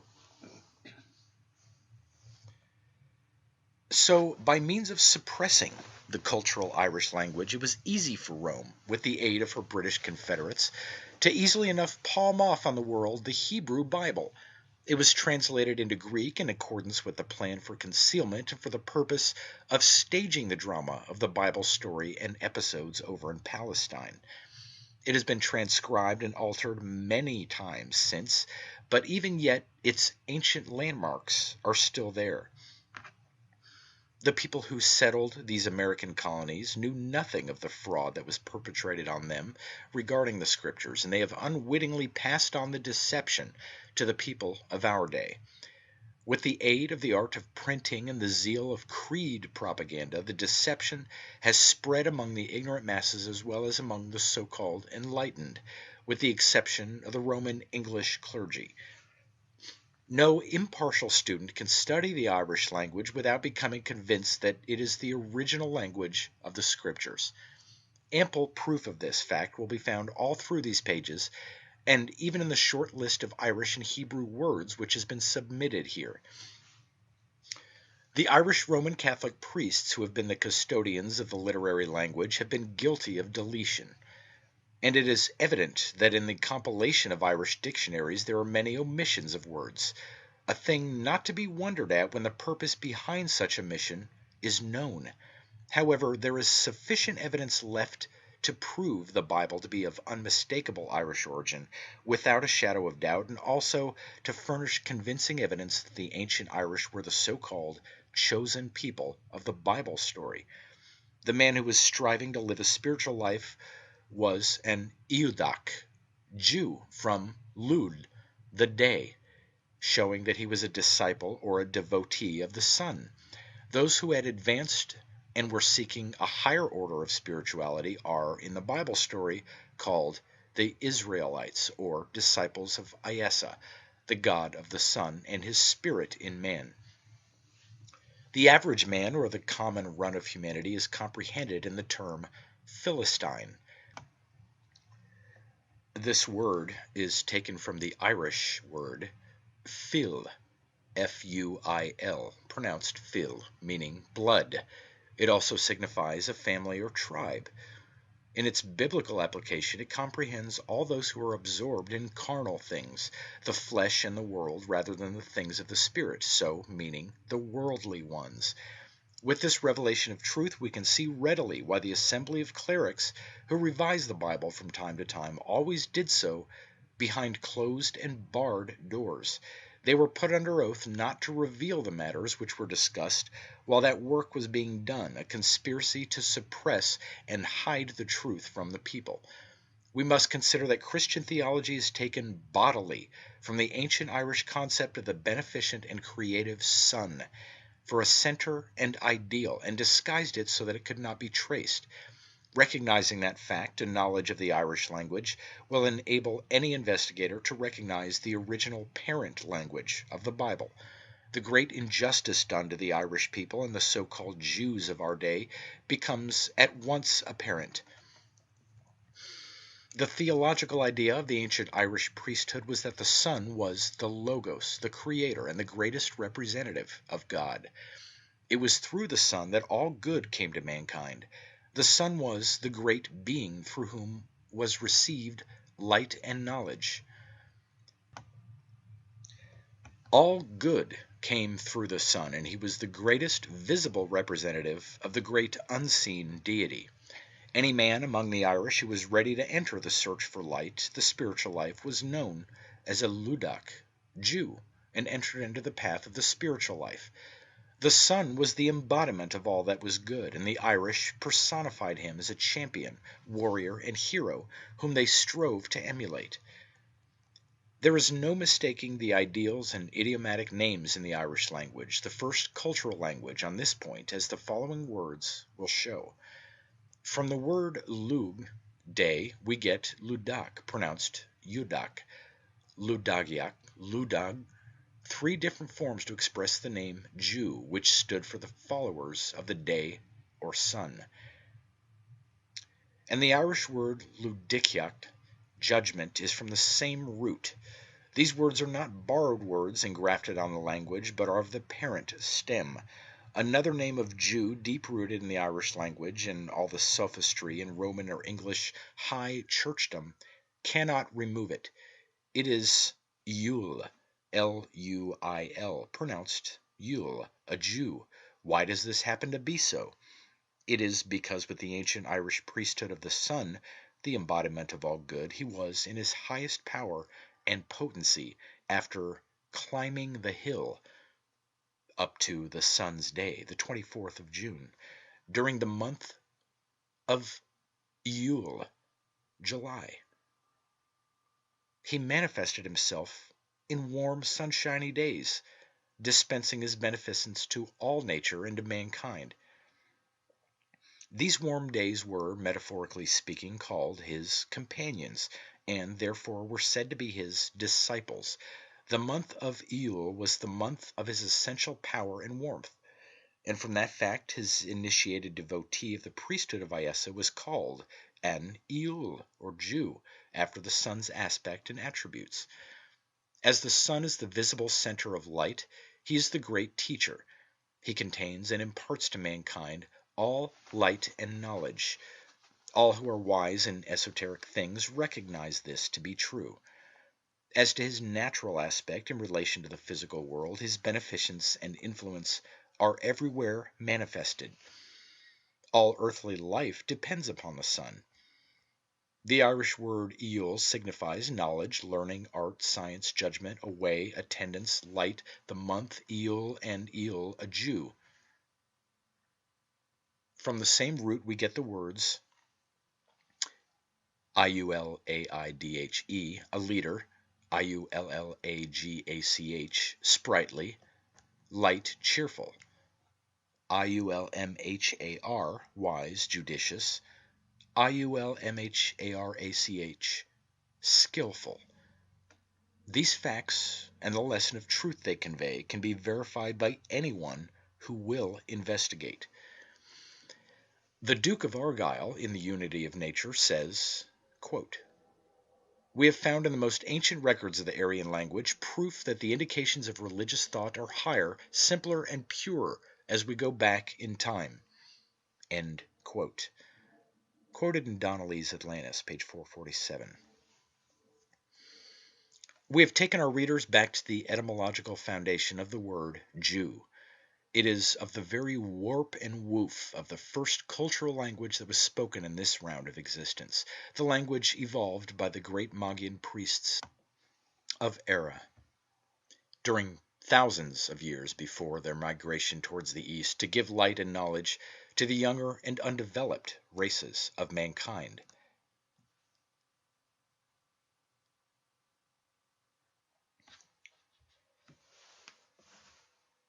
Chapter 11. The Irish, the first cultural nation, the earliest missionary teachers, and the great temple builders of the ancient world. One of the aims of the propaganda for spreading misinformation regarding Ireland was to create an impression, because of a similarity between the customs of the Irish and those of the Hindus, that the Irish and their customs came originally from the East or India. Really, on the contrary, this fact only confirms the truth that the Irish gave their customs to the Hindus during their missionary sojourn in that country. The Hindus have never been known as a colonizing race, while we have overwhelming evidence to show that Ireland was the greatest colonizing country of the ancient world. They were the real pathfinders of the world. As to the likelihood of a Hindu migration to Ireland in the past, the author of Atlantis says on page 416, quote, "The Hindus have never, within the knowledge of man, sent out colonies or fleets for exploration, but there is abundant evidence, on the other hand, of migrations from Atlantis eastward." And how could the Sanskrit writings have preserved maps of Ireland, England, and Spain, giving the shape and outline of their coasts and their very names, and yet have preserved no memory of the expeditions or colonizations by which they acquired that knowledge? End quote. Once the plain truth is made known, the plot of the conspirators becomes evident on all sides, and the fabricators of spurious history are seen to have gone to such absurd lengths, among others, as to invent the fabulous tale of the lost continent of Atlantis, described by Plato, in order to carry out their purpose to obscure Ireland's great past.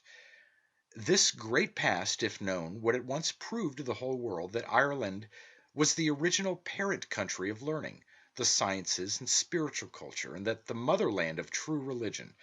This fact is cryptically preserved by tradition and the myth that schools were established there by Ullum Ullo, which name means doctor or professor of science, and indicates the high hierophant of the Irish Magian sun cult.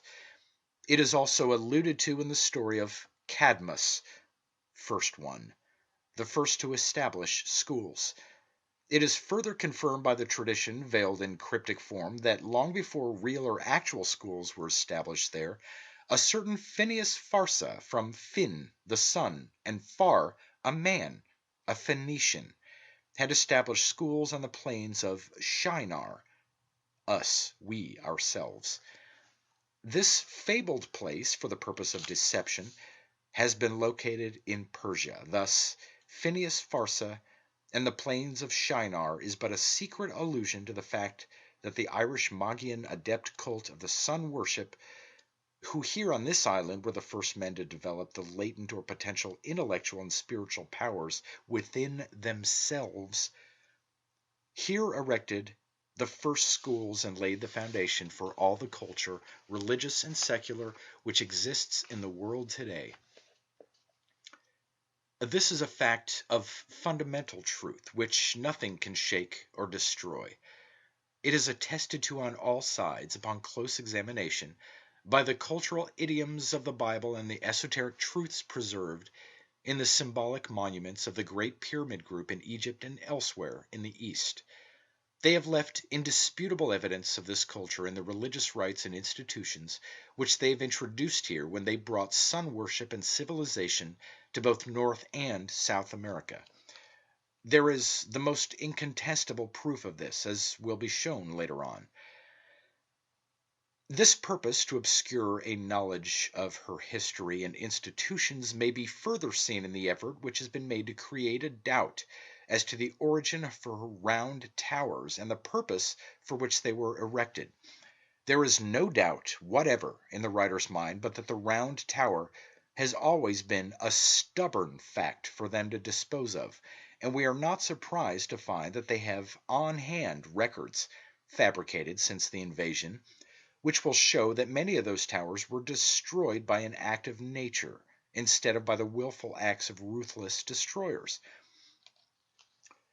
One of the methods employed by those fabricators to isolate and minimize Ireland's historical importance is pretty well reflected, as will be noted, in the description given by Diodorus Siculus, intended for effect on posterity, portraying her as some obscure and little-known island in some remote and unfrequented part of the Atlantic Ocean, just as if he were introducing a knowledge of her to the world for the first time, or preserving her very name from oblivion. The excerpt which will show this implied mendacity on the part of Diodorus will also include as an authority the untruthful Giraldus Cambrensis. In referring to the latter, Mr. Donnelly is evidently not aware of his untruthful character. So we find him again, among others, in his role as an authority, as was intended. Regarding the round towers, those unique and peculiarly original Irish monuments connected with sun worship, Mr. Donnelly says, quote, "Attempts have been made to show by Dr. Petrie and others that these extraordinary structures are of modern origin and were built by the Christian priests in which to keep their church plate, but it is shown that the annals of Ulster mention the destruction of 57 of them by an earthquake in AD 448, and Giraldus Cambrensis shows that the loft nave was created by an inundation or sinking of the land in AD 65. End quote. Moreover, we find Diodorus Siculus in a well-known passage referring to Ireland and describing it as, quote, "an island in the ocean over against Gaul to the north, and not inferior in size to Sicily, the soil of which is so fruitful that they mow there twice in the year." End quote. Donnelly goes on to say, quote, "he mentions the skill of their harpers, their sacred groves, and their singular temples of round form." End quote. Atlantis, page 416. We here see a conflict of opinion in the statements attributed to Dr. Petrie and others in Diodorus Siculus. We are reminded of a proverb which says, "A lie must have long legs or it will be overtaken." The propagandists have evidently suffered a lapse of memory right here on this point regarding the antiquity of those towers. The effect of all this false information has been to set men astray in their quest for a solution as to what country or people we are indebted to for those monuments. Sir John Lubbock, quoted in Atlantis, page 417, says, quote, "They have been supposed by some to be Scandinavian, but no similar buildings exist in Norway, Sweden, or Denmark, so that this style of architecture is no doubt anterior to the arrival of the Northmen." End quote. That is, their arrival in Ireland. It seems puerile and absurd that any investigator possessing even the ordinary amount of acumen necessary to deal with the subject of the Round Towers should honestly think, much less circulate the opinion, that the towers were built in Roman Christian times, and give as a reason that it was a place where the priests kept their church plate. It is, to say the least, disingenuous. The knowledge necessary to the solution of the question of the Round Towers is not obscure or remote from men who, even in a small measure, have given thought to the investigation of things symbolic. The explanation of the Round Tower is simple, and the purpose of its use easy to apprehend. This understanding will at once enable anyone to determine in what country it originated and who the builders were. Those who are responsible for disseminating misinformation know this fact well. The misinformation is but a part of the plan of concealment. The Round Tower is peculiarly an Irish or Aryan symbol of the sun worship. In their worldwide migrations to preach the gospel, the Irish erected the towers in association with their temples. They are symbols of the phallus and represent the creative power of God through the Lord Sun Iesa, both in nature and in man. It has a natural, mystical, and spiritual significance. The same idea has been borrowed and embodied in the modern church spire. The remains of those towers are found as far apart from Ireland as India in the east, and from Ireland to New Mexico and Colorado in the west. The author of Atlantis, page 418, most pertinently says, quote, "It will not do to say that the resemblance between those prehistoric and singular towers in countries so far apart as Sardinia, Ireland, Colorado, and India is due to an accidental coincidence." End quote. It is sometimes necessary, in dealing with a shameless and persistent propaganda of falsehood, to speak in a plain and direct manner, especially against powerful and subtle agencies which have been able, through means of the written page as a medium for misrepresentation, either by alteration or by omission altogether, so successfully to obliterate and reduce to an unimportant and insignificant character the history or story of the greatest nation of ancient times, if not of all time. The commercial greatness of this nation was unrivaled. Her universities and schools of learning, not only in medieval times but anciently, made her the intellectual sun of Europe, as Professor Sigerson of Dublin recently declared. Without any exaggeration whatever, and with justice, we may supplement his statement and say that she was truly the intellectual light of the whole world. Her ethical culture has never been equaled, let alone surpassed, as evidenced by our Bible, which, when rightly understood with its ideal counterpart in stone, the great pyramid temple pillar of Iesa, is her crowning glory. So it becomes very apparent why there has been such an amount of feigned ignorance regarding the origin of the Round Towers and the failure of those with knowledge to give out correct information about them. It is absolutely certain, and without a shadow of doubt, that the papal hierarchy at Rome, and its members in Britain and Ireland as well, were in possession of this knowledge, and that they also had a lively knowledge of the long and continuous intercourse between Ireland and the American continent, or land of the West. The traditions of this intercourse never died out among the Irish. The old tradition of St. Brendan sailing to the land of the West in A.D. 545 from the foot of the great headland in Kerry which bears his name is but merely a ray to shed light upon this fact. There is evidence that the fact of this intercourse was a common tradition along the Atlantic coast of Europe, and it is safe to say that Rome knew of the colonizations made by the Irish on the western continent and of the religious establishments which it was their wont to set up wherever they planted a colony. With due caution to the reader to make a proper allowance for the attempt of the Roman churchmen always to connect the Irish with the Roman Church, we will let the Abbé Brasseur de Brabourg speak on this point. In a note to his translation of the sacred book of the Mayas, the Popol Vuh, quoted in Atlantis, page 419, he says, quote, "There is an abundance of legends and traditions concerning the passage of the Irish into America, and their habitual communication with that continent many centuries before the time of Columbus. We should bear in mind that Ireland was colonized by the Phoenicians, or by people of that race. An Irish saint named Vigil, who lived in the 8th century, was accused to Pope Zachary of having taught heresies on the subject of the Antipodes. At first he wrote to the Pope in reply to the charge, but afterward he went to Rome in person to justify himself, and there he proved to the Pope that the Irish had been accustomed to communicate with the transatlantic world. In view of the knowledge which we possess today and the belief which is founded upon that knowledge, it is worthwhile to consider here, if but briefly, some of the circumstances connected with the voyage of Columbus. In the accounts, be it remembered, we have been informed that he sought aid from the church fathers. He traveled about from one church establishment to another, and it is said that he went to Rome to seek aid there.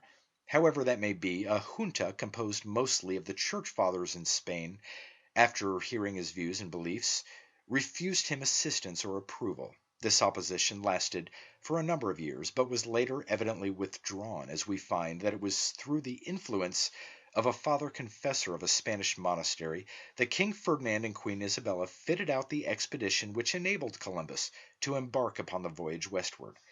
Spain at the time, with its king and queen, was almost completely under the church influence. We are told that Columbus's reason for embarking on this voyage was an ardent desire to plant the standard of the cross in the new lands which he might discover, and that he believed that by sailing westward he would be able to find a new trade route to the Indies. These reasons which have been given out are specious and may be dismissed as not being the true motives. As for the desire to set up the cross, we will see that this expedition and subsequent ones, under the leadership of the priests, destroyed the cross wherever they found it on this western hemisphere, and we may also set aside as fiction the fitting out of the expedition to discover a new trade route to the east, because the Turks or Muslims dominated the overland trade route to that part of the world. In the absence of knowledge, this latter reason has appeared plausible. In order to sustain this impression as to the object of the voyage, we are told that the two commercial and trading republics of Venice and Genoa suffered most by the loss of the eastern trade route, and that they were especially clamorous for the discovery of a new route to the east. Now, if this were a fact, why did not these two states, each comprising a seafaring people equipped with fleets and eager for commerce and trade, send their fleets to the west to trade and make discoveries after the news of Columbus's successful voyage had spread abroad? They were the two greatest maritime states in the Mediterranean, if not in Europe, at that time. If they needed a trade route so badly, would they not have entered into competition with the other nations for their share of the trade and spoils?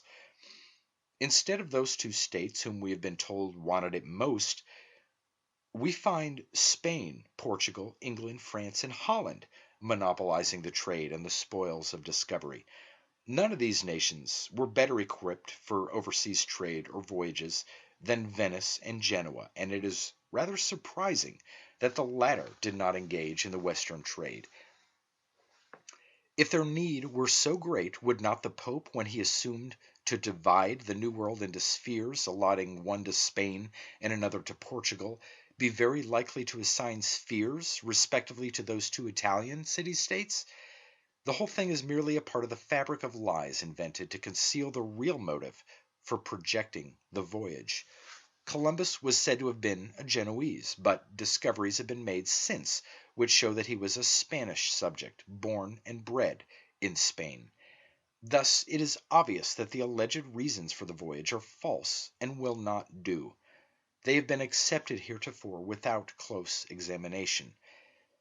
There was another and far more urgent reason for the voyage, but before proceeding to give the real cause back of it, let us dispose of the excuse of the Turkish or Moslem menace to commerce between Europe and the East, which was but dust for the eyes, so that men would not be able to see the real motive. There had been constant commerce carried on between the West and East, not only during the period of time we are dealing with, but long before and since over the land and sea route from the Mediterranean through Constantinople and by devious routes eastward.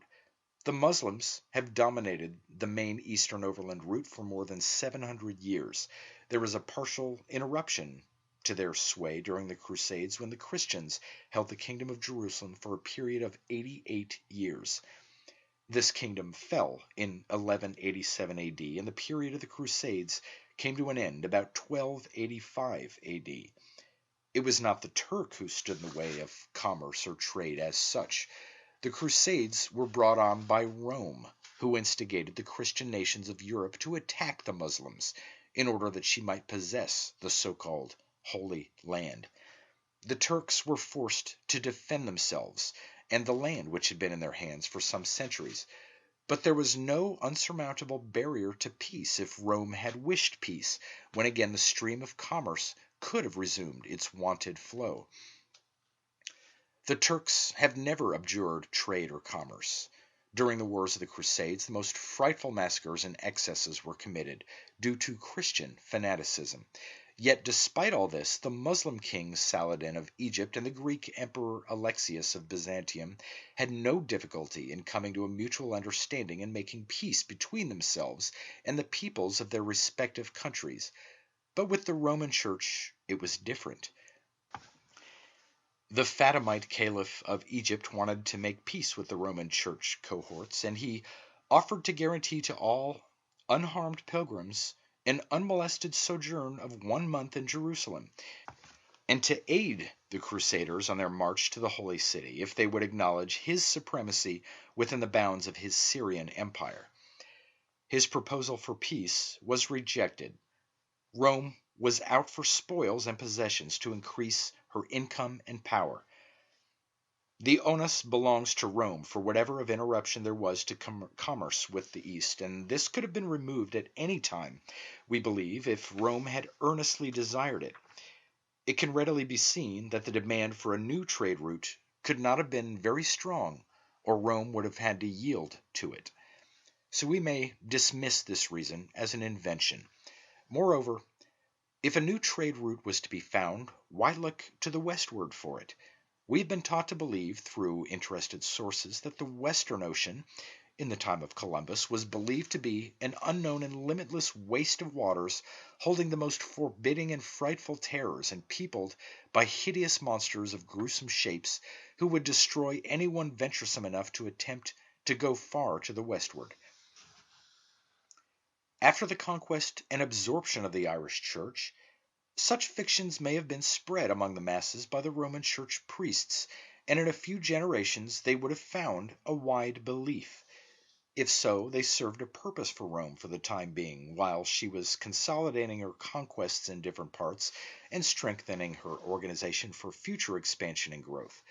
The astute leaders of the Church held no such notions regarding the Western Ocean. The mental medicine they prescribe for the multitude is something apart, and always has been, from what they themselves partake of. So on that point there is not the least room for doubt, for if they believed such silly fiction, it is only reasonable to suppose that they would not have had at any time favored the project. That the voyage had another objective than that given out by the priests, we may well believe. The circumstances under which the voyage was promoted and aided merits a much more extended elucidation than I am privileged, from the nature of this work, to give here. Let me briefly call attention to the struggle in which Ferdinand and Isabella were engaged with the Moors in an endeavor to reclaim the kingdom of Granada.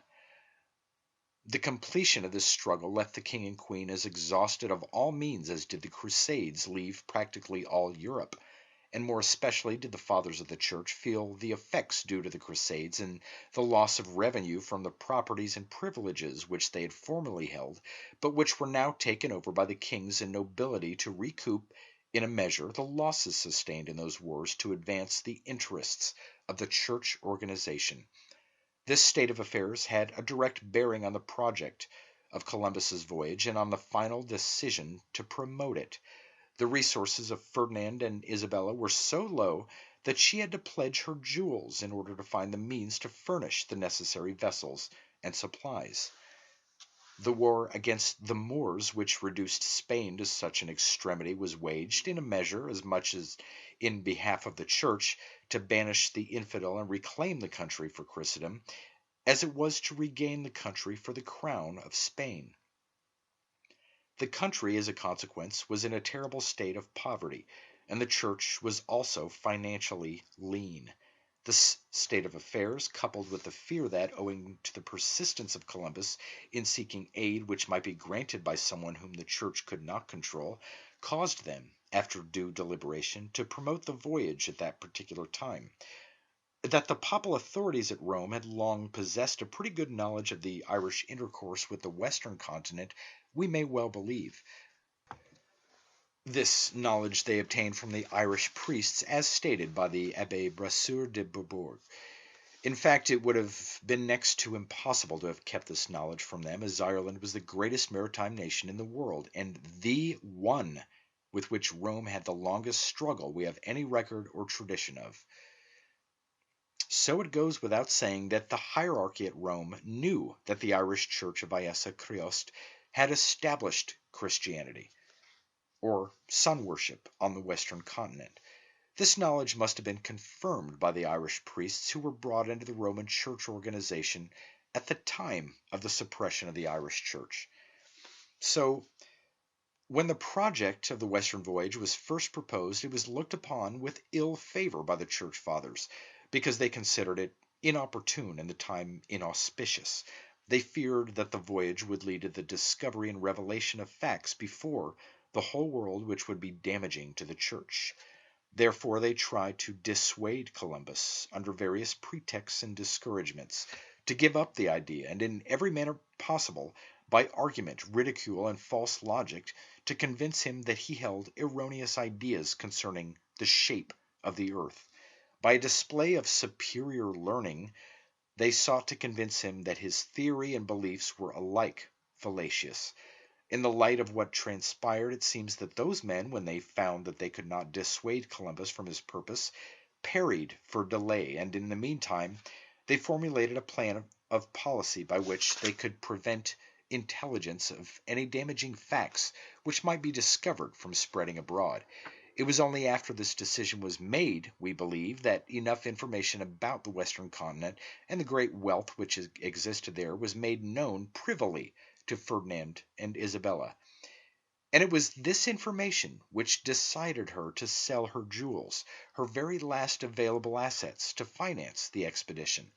Considering the war in which the royal pair were then engaged and the sacrifices which they had already made to advance the interests of the Church, it is not reasonable to suppose that the priests would have encouraged or advised her to part with her jewels, her last penny, to back a wild and foolish proposition, as they had hitherto held it to be. But they now gave both her and the king assurances that the outcome of the voyage was a certainty beyond merely the ordinary hazards of the sea. In view of the knowledge in our possession, a fact may be stated here, and one of no little importance in this connection, and that is that a companion of Columbus on this voyage is listed on the rolls as William, the Irishman, from Dublin. In view of the importance which is attached to this enterprise and what was openly staked upon it by his royal patron and secretly expected of it by the Church Fathers, it is but natural to suppose that men of the best nautical skill and knowledge were secured to assist Columbus. So it is only fair to assume that this person was sea-wise in the knowledge of the Irish mariners, who were formerly the unrivaled sea voyagers of the world, from time out of mind, the nearest competitors, but far inferior in range, being the Norse of a later day. This Irishman, William, may have previously made such a voyage himself, which might account for his being with Columbus on this voyage. If such was the case, no record of it would have been allowed to exist. The systematic suppression of facts, which is almost beyond belief, of the history of Irish achievements, is most shameless and barefaced, carried on by agencies already mentioned. It is the plainest fact that Ireland's history has been written by her enemies. However, it is important to note that an Irishman was one of the personnel of that voyage. He was of the race of seamen who made voyages across the Western Ocean and had a constant intercourse with the people of this American continent from the time of the Bronze Age, see Atlantis, Art, Bronze Age in Europe, page 237, 246, 249, 259, 266, and 267. It is a fair conjecture, to say the least, that he brought some particular and special knowledge to Columbus and was familiar with the seafaring traditions of his race. The Church Fathers, in all essentials, practically ruled the Spanish kingdom and were the closest advisors of the king and queen. Those shrewd men, crafty strategists, with a world perspective for their organization, knew of the Irish church colonization on the opposite side of the Atlantic, and that it was from there that the priests of the Irish church obtained the gold and silver for their church service and for the ornaments of their symbolic monuments, pyramids, temples, towers, obelisks, and dolmens. Ireland itself, so far as known, never yielded more than a small amount of those metals, and they were dedicated to the use of the sun worship. The policy decided upon, judging by what actually occurred, was to place a close censorship upon the voyage. The same policy was applied to subsequent voyages, and all along we find the priest accompanying every voyage and in the van of every expedition.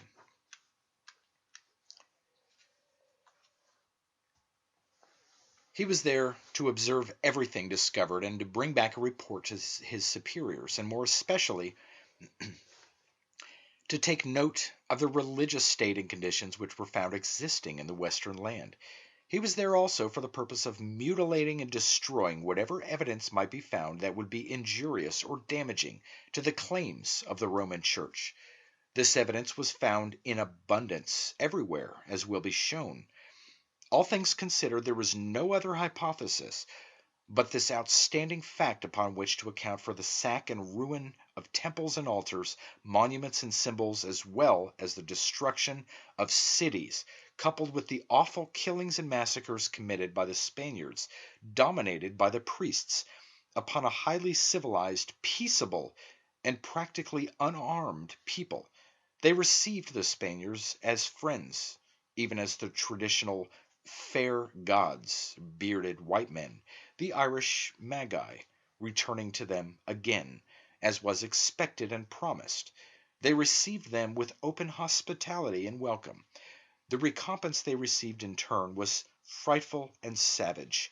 They were slaughtered, with the result that in a few short years the population was reduced in numbers, their leaders killed off, their civilization destroyed, and their temples and religious institutions ruined. This happened not only in Mexico, but also in Yucatan and Peru. It is not my purpose to go into this phase of Spanish policy extensively here, much less to treat of the enslavement of the natives, but only to show the underlying motive that was back of such action on the part of the Spaniards. This will be seen by what the priests discovered. They found here, as was expected, an abundance of proof of the Irish or Aryan connection with the religious institutions in Mexico, Peru, and elsewhere on this American continent. They were practically the same in both North and South America. It was the Irish sun worship or Christianity which prevailed among the civilized inhabitants of both continents. The name Cusco, the capital of Peru, the seat of the sun worship in South America, testifies to their establishing a colony there. For Cusco is an Irish name of the sun god, from case, C-A-I-S, meaning an eye, haste, a twist or turn, whirling, a stream, love, virility, of the sun in spring. The sun god Casca is still worshipped to this day, not only in Ireland, but throughout the entire Christian world, on Dameg Casca, Easter Sunday, the day of the risen sun in springtime. The city of Cusco was the seat of the Ainca, A-I-N-C-A, or Inca, or head of the sun worship in the southern continent. These facts alone, even in the absence of other direct, positive, and indisputable proof, should leave no doubt whatever as to who discovered and civilized ancient America. I will briefly mention some only of the rites and customs which the Spanish priests found here in the religious worship of the people. They found, among other things, the worship of the Holy Virgin Mother and Child. She was worshipped as the Mother of God. The annunciation that she was to be the mother of the Savior was made to her by an angel, and the child became the crucified Savior who died on the cross. This Savior fasted for 40 days on a mountain and was tempted by Satan, the same as Iesa, Jesus. They found here the sacrament of the Eucharist and communion. They also found the institution of prayer, confession, belief in the forgiveness of sin, fasting, and the doing of penance. They found the practice of baptism, where the infant was baptized with water and the sign of the cross. This water washed away sin, and the child was born anew. They found the Irish institution of religious houses, both for virgin women who dedicated their lives to the service of God, and for men who led a chaste and pure life. They found the cross and crucifix held in great veneration everywhere in Mexico, Yucatan, and in Peru. In brief, I may say that they found in practice here in America about all of the religious rites which were brought here by the ancient priests of the Irish Church of Iesa, and which were identical with what is now called Roman Catholic Christianity. They formulated this religion originally and spread it around the world to all peoples who were capable of receiving it. It is not surprising at all if, during a period of thousands of years, it became affected with some slight changes. It would be strange if it did not. Time has affected change in all religions. Here's what the Reverend J.P. Lundy says of the rite of baptism and the manner in which it was given. Quote, American priests were found in Mexico beyond Darien, baptizing boys and girls a year old in temples at the cross, pouring the water upon them from a small pitcher. End quote. In South America, the natives took baths as a religious rite to cleanse away sin, and a very natural, but for all a remarkable, thing about it is that the Irish name of those baths have survived for those thousands of years and have come down to us to confront and refute those despicable frauds who have stolen the fruits of the great Irish apostles, who were the first to preach the gospel of the Word to the whole world. Those baths were called opakuna, or the bath of sins, that is, the bath for the cleansing of sin. The Irish word for sin is paka, and pakuna means the sins. These facts leave no room for doubt as to whom we owe the civilization of Mexico, Yucatan, and Peru, and elsewhere on this American continent. A Spanish priest, the Reverend Father Acosta, in speaking of the religious rites and customs of the natives, says, quote, the Indians had an infinite number of other ceremonies and customs which resembled the law of Moses, and some of these which the Moors use, and some approaching near the law of the gospel, as the baths of opakuna, as they call them. They did wash themselves in water to cleanse themselves from sin. End quote. From Bible Myths, page 323. The Reverend Acosta seemed to marvel at these things, and, as if to account for their presence among the Indians, as he calls them, gives it as his opinion that Satan usurped these things and gave them to the natives for his service, as he wished to be worshipped with the things which were used in the worship of God. Bible Myths, page 404. His opinion is just so much nonsense and was intended for his ignorant and superstitious followers of that age. They also found that the natives had the doctrine of the Trinity from the Irish sun worship. One of the Mexican divinities was Tlaloc, from Tlaloc, the Irish sun god. The names of the persons of the Trinity are easily recognized even in this our day, as Irish names of the sun god, namely Izona, Iasona, Bechob, the genitive Baal, and Ichia, which is but a variant of Iach, the sun god, with an ending added to it to formulate a name. And with all this, we find that the Mayas of Central America worshipped the Irish sun god Kukulkan, Kukulcan, taken from the Irish Cuchulainn, Cuculan. Can all this be attributed to mere accidental coincidence, or can any of these be called an isolated fact? No, they belong to a series of facts constituting a mass of evidence which establishes beyond all doubt the racial identity of the authors of our ancient American civilization. It has just been announced, April 19th, 1923, that in the ruins of the city of Chichen Itza there has been discovered the statue of Shakmoul, the famous Tiger King of the ancient Mayas. This is none other than a statue of the personified sun god, still bearing his ideal mythic title of Chakmiol, from the Irish Cach, each, every, all, the whole, universal. As Iesa is the personal savior of each and every man, he is also the universal savior of all. And miol, an animal, any animal, is an ideal term which the ancient Irish priests applied to the sun. Shakmuul is called the Tiger King because of the fact that the tiger, or jaguar, a fierce native animal, is king of the jungle of Yucatan. This is after the Irish ideal in our Bible, that the sun is the heavenly lion, and the earthly lion is the king of the animal world. It is from this ideal that we get the term Lion of the Fold of Judah. What stronger proof could be adduced or wished for with which to confound the falsifiers of history, Roman or British, and those who follow their lead?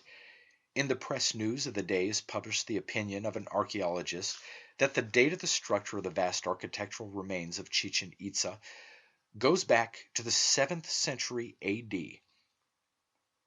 Such an opinion will bear revision in view of the convincing evidence of a vastly greater antiquity.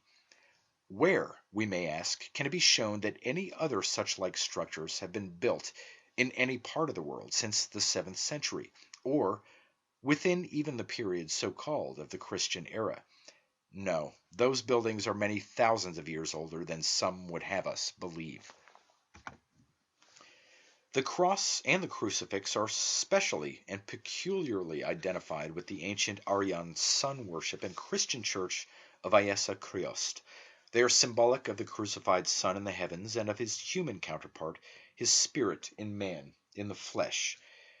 This identification of those symbols with the ancient Irish, who were the original missionary race of the world, makes it easy to understand why there is such a similarity in the names of the Hindu savior Krishna and the Christian savior Christ. They are all one and the same and came from the same source. And this explains also why Brahmanism, Buddhism, and Christianity so nearly resemble each other. They are all due to those missionaries of the Irish First Church of Christ. It has always been a puzzle to honest investigators to account for this striking resemblance. If the exploits or past history of the ancient Irish people were chronicled in our histories, there would have been no difficulty whatever in accounting for those facts. The same policy of destruction, suppression, and alteration which was pursued in Ireland by Rome, she also put into execution on this western continent. In Mexico, as elsewhere, anything that was found resembling Christianity was destroyed, if it was possible to do so. The Roman priests destroyed all the books they could find, and those they preserved, they altered.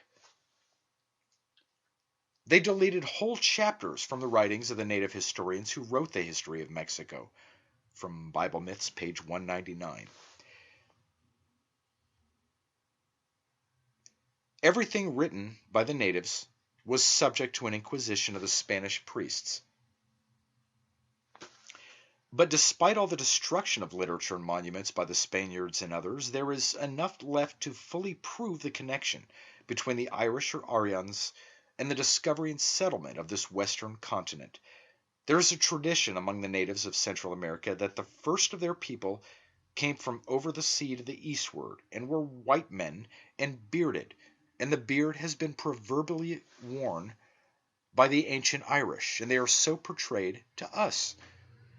And what is more, it has been found that one of the oldest of the Maya races, the Chiapenec, after the lapse of many thousands of years, has in its language many words of the same meaning and almost identical with Hebrew. This is according to a Mexican scholar, Sir Melgar, in North Americans of Antiquity, page 475, quoted in Donnelly's Atlantis, page 234. He has compiled a list of words of both languages which bears out his contention, and it has been shown, according to Donnelly, that there is a similarity between the Maya and the Phoenician alphabets, which is not surprising in view of all the facts. When we consider that the Irish were the Phoenicians, and also, as we have shown, that the Hebrews were the priestly cult among the Irish race, it makes very plain the identity of these three peoples as being one and the same. Investigators have noted the relationship between the Hebrews and the Phoenicians, attributing it to the spread of Hebrew culture and influence among the latter. This seems to be as far as they have been able to go toward enlightening us. They have left us to infer that this connection was due to the two peoples occupying two adjoining sections of country, the Hebrews occupying the interior pastoral country and the Phoenicians the sea coast. Those investigators seem to have accepted the false story of history at its face value and to have drawn their inferences accordingly. The Phoenicians and the Hebrews were one and the same race, as much so as two brothers living in the same household, or father and son in the same family. These are but trick names for the Irish race. Ireland was their seat, capital, and home country, not the eastern coast of the Mediterranean or Syria. This exposes a major deception of history and surely will help to give a clearer perspective of the past and a quickened realization of the fraud which has been imposed upon us. This deception has caused no end of confusion among scholars and investigators, but the announcement of the identity of those three races as being one is a fact, given out in these pages for the first time with a positive assurance of truth. The disclosures made here will be of aid to future investigators and philologists in tracing and accounting for the changes which have been made in the three alphabets said to have belonged, respectively, to the Irish, Hebrews, and Phoenicians. They are but variations of the one. We have good reason to believe, and it has been so stated, that there have been changes made in the Irish alphabet since the advent of the Latin influence of Rome into Ireland. The research work and explorations which have been made, with the excavations now going on, at the immense ruins in Mexico and Central America, if properly appraised by unbiased and capable investigators, will without a doubt correspond with the facts set forth in these pages. The very character and nature of these ruins, pyramids, sphinx, and temples at Palenque near the city of Mexico, and at Uxmal and Chichen Itza in Yucatan, and others elsewhere in America, are sufficient evidence to establish the authorship of those vast, impressive, and inspiringly instructive remains. Those first religious rites and ceremonies which were found here by the Spaniards are peculiarly of Irish origin and have been identified with their early Christian sun worship from the most ancient times. The Irish were the inspired authors of Christianity, which is plainly evident from what has been unfolded herein, and their rites are still observed in the disguised Christian sun worship of the present day. It all goes to show that there has been a deception practiced on the Christian people of the world, a terrible and a cruel deception. The reason for it is no longer a secret. And while those early masters who formulated those rites, and as well the ethical and spiritual principles which we find embodied in the myths and allegories of our Bible, were born as Irishmen of the Irish race, they were really for the world at large. They labored for all humanity. They carried the divine message of God's truth and the brotherhood of man around the world, east and west, north and south, and gave freely to such as were able to receive. To those great teachers we are indebted for our culture. We owe more to them than to any other. They cannot and they must not be denied this acknowledgement. Their works are spread throughout the world and bear a correspondence that is unmistakable. They built on so grand and imposing a scale as to proclaim to us of today their fidelity and loyalty to their exemplar and ideal Savior, the Sun God, whom they conceived as the Logos and Creator of all. And in honor of him, for his glorification and worship, they built those great and magnificent pyramids, towers, obelisks, sphinx, and temples.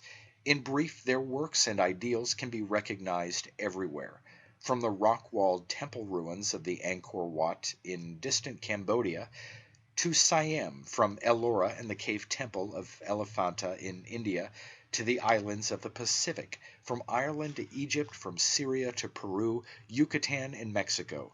The character of their works cannot be mistaken.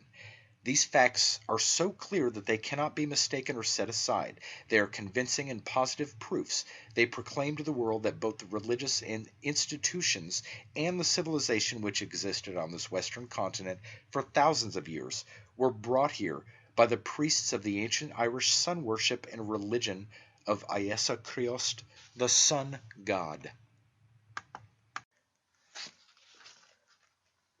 Chapter 12. The Going into Egypt. The Aryan Brotherhood of Magian adepts of ancient era was made up of advanced souls who were selected to be the elder brothers and instructors of the infant or backward races of mankind in a very early period, comparatively speaking, of human habitation in this round of evolution on this earth. They were incarnated into bodies or born again into the flesh to serve as guides and teachers for the new and unevolved souls who were not far enough advanced at the expiration of the previous round of planetary existence to avoid rebirth. These new souls were reincarnated here for the purpose of going through a vast series of incarnations which are necessary to the development and growth of body, soul, or mind and spirit power to attain perfection. The number of incarnations varies with each individual according to his progress towards spiritual perfection and the complete and final eradication of all earthly desires from his nature. This brotherhood of adepts were domiciled in Era for many thousands of years, during which time they explored nature in all its manifold and various aspects, both from within and without. It was here that they developed and acquired the vast and wonderful knowledge and science as demonstrated in the construction of the Great Pyramid of Iesa, which has been the marvel of all ages since. They not only acquired a knowledge of physical nature, but also gained a knowledge and mastery of the spiritual and godlike powers within themselves, which are latent in every man, and became the true magicians of which both history and tradition tell us. The evidence that Ireland is the original home of the Aryan race and the island in which the Magian priesthood rose is overwhelming. All signs point to this country to confirm this fact. Ignatius Donnelly, in his work Atlantis, has produced a massive evidence to bear out this point, although he is laboring while doing so with the idea of trying to prove the one-time existence of the lost continent of Atlantis as described by Plato. He accepted Plato's story at its face value, not realizing that this story was but a fable invented by the priests who have written Plato's works, and intended this story to serve as an historical drop curtain on the stage of Ireland's great career. The story was invented to veil her past and to place her in oblivion at the bottom of the quote-unquote Atlantic Ocean. Donnelly was thoroughly convinced withal that the East or Asia was not the home of the Aryan race, and it is to be regretted that he did not become aware of the deception, as well as of the plot which inspired it, so that he could knowingly have refuted the propagandists who have been writing spurious history and have applied his logic and facts to Era instead of to the fictitious Atlantis. He quotes F. Pezron in his Antiquities of the Celtae, who shows that the Celtae were the same as the Titans, the giant race who rebelled in Atlantis, and, quote, that their princes were the same with the giants of Scripture, end quote. This is clear enough to be easily understood by anyone who has not been blinded by fiction. We can see here preserved in the mythic story of the Titans an allusion to Era's great Magian cult. He says further that the same author states that the word Titan, quote, is perfect Celtic and comes from tit, the earth, and ten, or den, man, end quote. We can verify the truthfulness of this definition of the word Titan. It is correct and most suggestive and pronounced in what it reveals to us. It is further corroborative evidence pointing unmistakably to Ireland as the homeland of the Scriptures and the seat of the great Magi and of the ancient spiritual culture and civilization. From this center they spread their culture to the ends of the earth. In the first wave of their advance they gave Taoism, the Way, a monastic order, and a later wave gave China Fo, one of the Irish names of the sun god. He still shines on the hills of Han. They followed the sun around the earth and preached the gospel of light and life, everlasting and continuous to the whole world, the gospel of Iesa Christ, now called Jesus Christ. It was the seed they sowed that leavened the whole lump. And it is this very fact which is confirmed by the words attributed to the bogus Roman character St. Paul, though he remains silent as to who accomplished this arduous and wonderful missionary work, which was performed thousands of years before this mythical personage, Paul, the Spirit in the flesh, was formulated by the priggish priests of the Roman Church. It is quite obvious that Paul, or his supposed apostolic associates, in the few short years of their ministry, or their whole lifetime for that matter, could not have done this work. He is made to say in the epistle to the Colossians, quote, for the hope which is up for you in heaven, whereof ye heard before in the word of the truth of the gospel, which is come unto you, as it is in all the world. End quote. Chapter 1, 5-6. The falsifiers of history have endeavored to show that the Aryan race originated or developed in Asia. This is plainly a trumped-up theory. We will let Mr. Donnelly speak on this point. He says, quote, but we have seen that in the earliest stages before the first Armenian migration of the historical Aryans, a people went from Iberian Spain and settled in Ireland, and the language of this people, it is now admitted, is Aryan. And these Iberians were originally, according to tradition, from the west. Atlantis, page 457.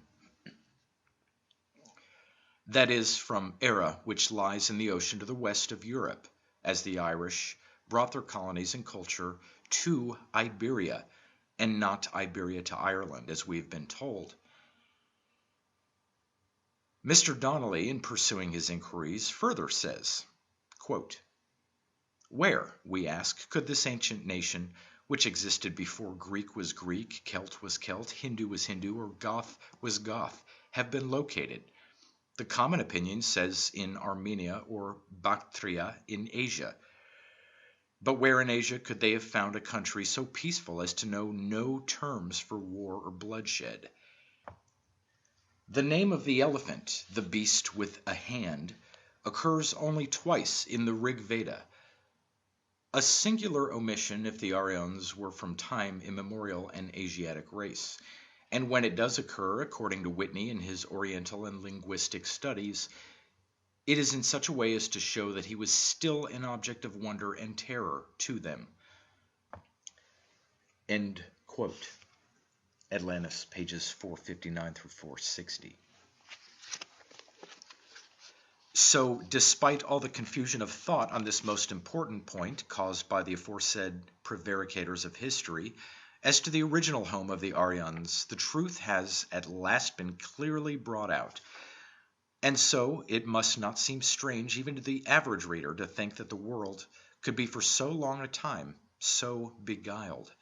Our beliefs regarding objects or facts are oftentimes accepted by us unconsciously, without due process of reasoning, and in youth we form prejudices in the mind which later are difficult to eradicate and overcome. Writers and investigators are no different from others, and have to contend with these influences and overcome them if they wish to arrive at the truth. It was the result of long research which caused the author of Atlantis to abandon preconceived ideas and thus bring to his mind the conviction that the fathers of the Aryan race must have dwelt for many thousand years so completely protected from barbarians and wild beasts that they at last lost all memory of them and all words descriptive of them. And where could this have been possible save in some great long civilized land, surrounded by the sea and isolated from the attack of the savage tribes that occupied the rest of the world? And if such a great civilized nation had dwelt for centuries in Asia, Europe, or Africa, why have not their monuments long ago been discovered and identified? Where is the race? Who are their natural successors and who must have continued to live after them in that happy land where they knew no human and scarcely any animal enemies? Why would any people have altogether left such a home? Why, when their civilization had spread to the ends of the earth, did it cease to exist in the peaceful region where it originated? It is to be regretted that this great student and investigator, possessing a wonderful mind and who had in his day a reputation both as a writer and scholar, did not have some inkling of the purpose and cause which produced such great changes in the homeland of the Aryan race, that its identity was no longer recognizable to his mental view. Had he known of the true cause which was back of the changes wrought, how well he could have pointed his inquiries direct to the successors of the Roman and allied marauders, the Danes and Norse, and the later British ally and spoliator who laid this Aryan motherland in ruins. However, his questions find an answer in these pages, a faint echo of the happy state which prevailed in Ara, and when she ruled the continents and the seas and carried her culture and her commerce to the ends of the earth, has come down to us as a tradition which has been commemorated in song by the poet Moore. The tradition takes the form of an incident wherein a gallant knight, who hears of a young lady proposing to make a journey alone through the island, offers his services as an escort.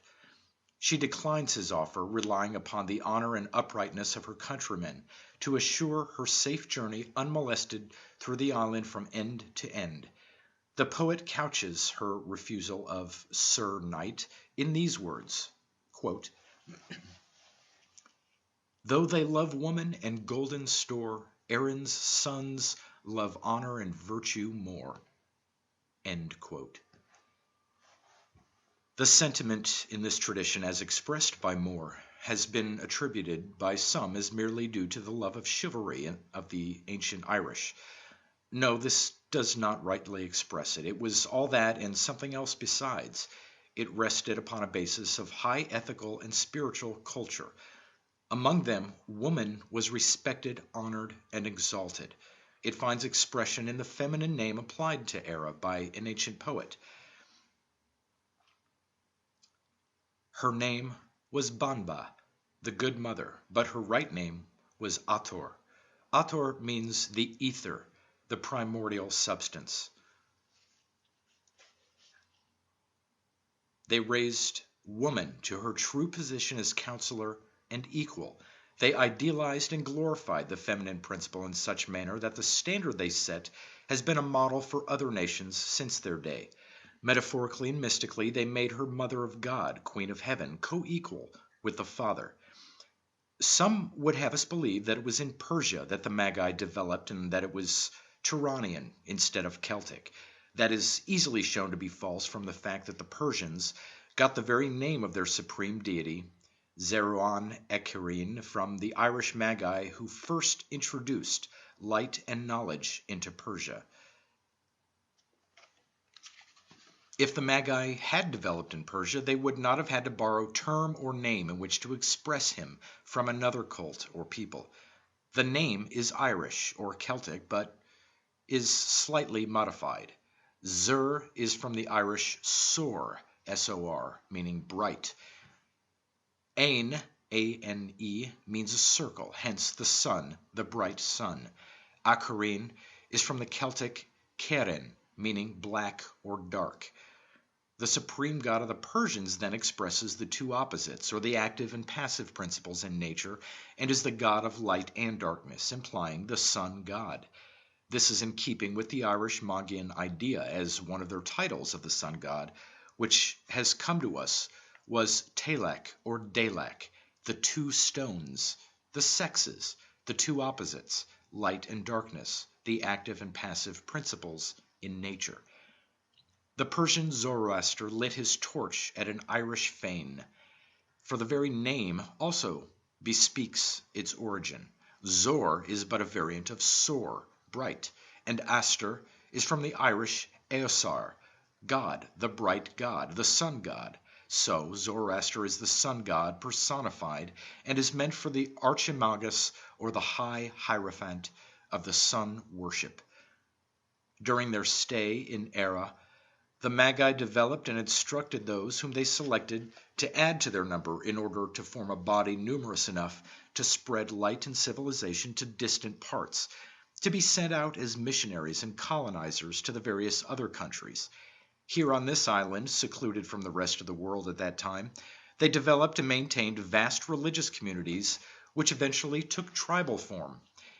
And here was where the patriarchal form of government first arose. And here was the scene of the incidents commemorated in the Bible story written by the inspired Magi, in which were set down the precepts of the law as well as the stories told in allegorical and mythic form of incidents and human experiences gleaned within the precincts of Inishfail, the island of wisdom, the sacred isle of the ancient Magi of Iessa, but not of Rome. Strange as it may seem to the uninitiated of all lands, here was where those who are referred to as the Hebrew cult lived and developed the arts and sciences which they spread throughout the ancient world from this their homeland.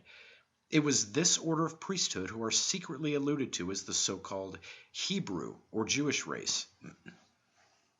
There never was another, for it is a gross misnomer to apply it to the modern Jew, so-called, whose race has simply been made the victim of a heartless and cruel persecution in order to serve the purpose of Roman fraud. Any person who will study the Irish language or investigate the Irish tribal system and traditions and the institutions of the Druids will recognize it at once. The mantle of this great priesthood is so unique that it cannot successfully be made to fit the shoulders of any other. These adepts knew the sun as their creator, the visible representative of the great invisible deity, their savior and their guide. They emulated him in almost every way and worshipped him knowingly and consciously, as the poor Christian of today is led to do unknowingly and unconsciously under the disguised name of the personified Jesus. When the time became propitious for them to begin their mission, they migrated to Egypt in sufficient numbers to take possession of that country. This fact is commemorated in the Bible myth of Jacob and his family going into Egypt, and in profane history, which is but a redressing of the biblical narrative for secular use. It is alluded to as the invasion of Egypt by the Hyksos, or shepherd kings. The name Hyksos is a disguised form of the Irish term Tigsuas, which is also pronounced Higsuas, meaning upper house and implying the rule of the Magian priesthood. It is in conformity with the system of deception persistently carried out by the British and Roman priesthood in submerging all that would identify the great Irish adepts with their wonderful achievements. Those priest kings were called shepherds in the sense that the people they ruled over were called flocks. In the narrative, Phoenician, their ruler, we are told, pastured his flocks around the base of the pyramid. That his flocks did not consist of sheep can easily be inferred from the quite obvious fact that the region surrounding the pyramid is a sandy desert and could not afford pasturage to grazing animals of any kind, either at that time or since. The ancient Irish priests constructed their mythology in accordance with the spiritual facts in life and in nature. They personified and gave human form to ideas and vitalized them so that they seemed like real characters. The later order of priests who have succeeded them adopted a similar method to set forth their fables, which have been taken as facts and accepted unquestioningly. Such is the story of Joseph, whose brethren sold him as a slave into Egypt. Joseph, in this incident of the Bible myth, represents the spiritual man, ego or self, condemned to dwell in this earthly body. His brethren who sold him were his desires, which still clung to his lower nature and condemned him to come back from the world of spirit again to incarnate in a new body. This myth is true to nature and to fact, for man is a moral being and will be drawn back again, life after life, into the body and will suffer all the ills and trials of earthly existence until he resolves to conquer his desires or lower nature and live a strictly moral and spiritual life. It will be remembered that in the story, the brethren cast Joseph into a pit, which is but an allusion to rebirth in the body. The ancient Irish mythologists had the idea of the triune nature of man in mind when they likened the earth unto a woman and called her Mother Ceres, pronounced Kyries in Irish, a name which was later accredited to the goddess who was transferred to Greece by the plagiarists.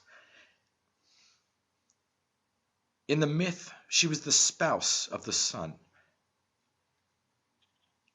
She has been represented geographically by the three grand divisions of the ancient world according to the idea of the three principles of body, soul, and spirit. Africa, from the Irish a, fear, pronounced afar. A man represents the body or sensual nature, seed, and generation. Asia, from akolasia, passion, represents the principle of the soul or passional nature, growth and germination. Europe, from the Irish Uirp, of the east or sun, figuratively the highest, the goddess, represents the spirit. The myth of Noah and his three sons also follows the threefold system, but it bears the plainest evidence of being altered by the English transcribers, for we find the English word Ham introduced to serve as the name of one of the sons. The three sons are Shem, Ham, and Japhet. Ham, the hips, as the name literally means, represents Africa, the lower or sensual nature of man, generation. Shem, from the Irish Sam, Samhain, and Shemos, the sun, represents Asia or the navel, which is said to be the region of the passional nature, germination. Japhet, from Iao, Yah, changed by using the letter J instead of I into Yah, whence we get Jah, Jahve, Yahweh, Jehovah, Japhet, represents Europe, the head, spirit, or higher nature of man. The word Africa implies inconstancy.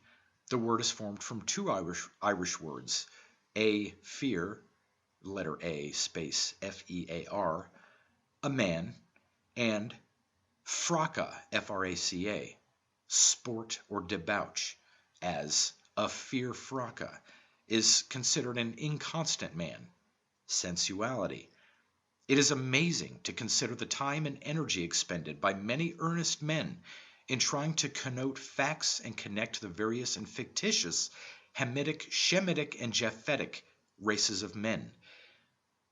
Investigators have been following a false scent, and it would have been almost as fruitful for them to have been searching for any other imaginary races, as the Porpotaries or the Hidandarines, for instance.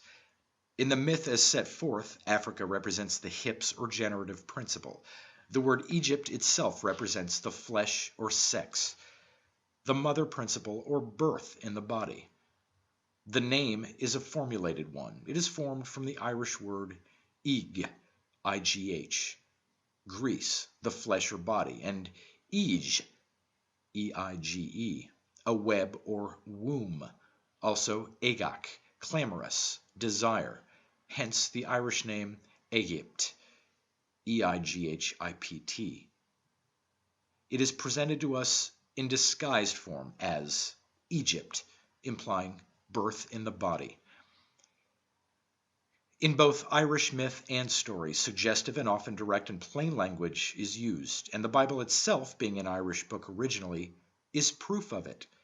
As the sun was said to go down into a cave in the west at night in the ocean to his daily death, his spirit in man also descends into the cave of the body at generation and birth, where it is said to be dead. It is said that the body is death to the spirit, as when bodily desires are rampant and awake, spiritual ones are dormant. The more we are absorbed in the things of the body and of the world on this material plane, the less we are in the things of the spirit. This truth is embodied in the pyramid itself. It is greater in bulk at the base, where it has contact with the earth, than at any other point. As the higher it ascends and recedes from the earth, the less body it has until it terminates at the point, symbolically, where matter ends and spirit begins.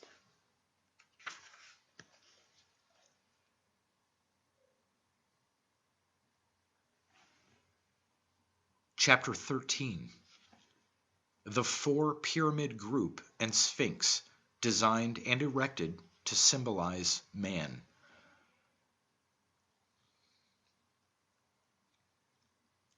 The Great Pyramid of Iessa is one of a group of four, namely Iessa the largest, Chefrin the second in size, Miss-Cerrini the third in size, and Ossicus the least and lowest of the group. This group with the Great Sphinx forms the most important and significant group of symbols ever erected by the hand of man. The complex nature of man has been set forth under a various enumeration or system of set principles by different schools of thought, such as the threefold, fourfold, and sevenfold principles of man. This group of pyramids represents the fourfold system, and as symbolized by those monuments, is inclusive of the others.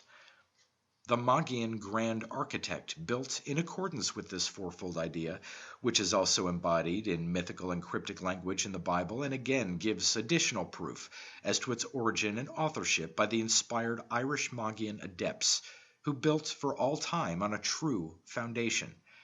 Under this fourfold system, the body is divided into four regions or centers, namely the region of the head, the heart, the navel or bowels, and the genitals, each center being the seat of the active principles as comprehended in this fourfold summary of man's nature.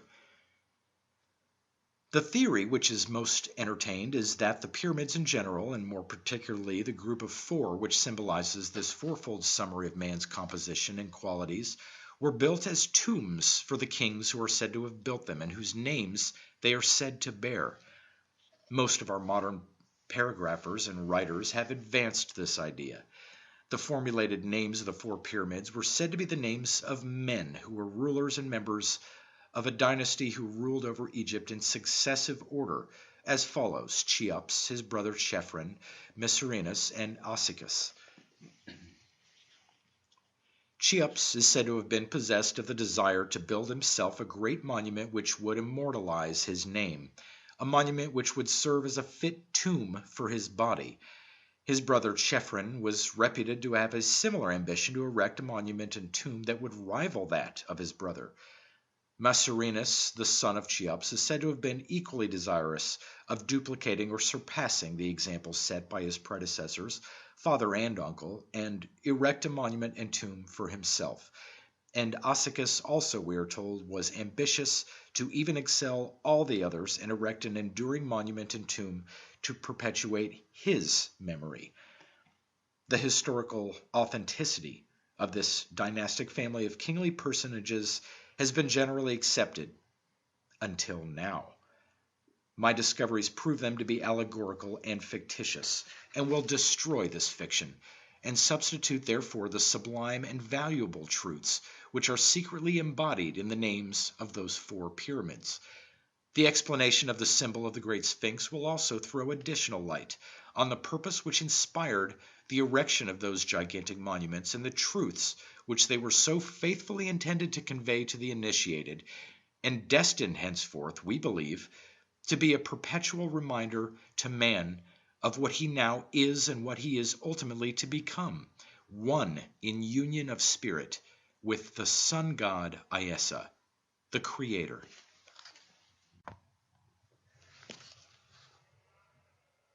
Chapter 14.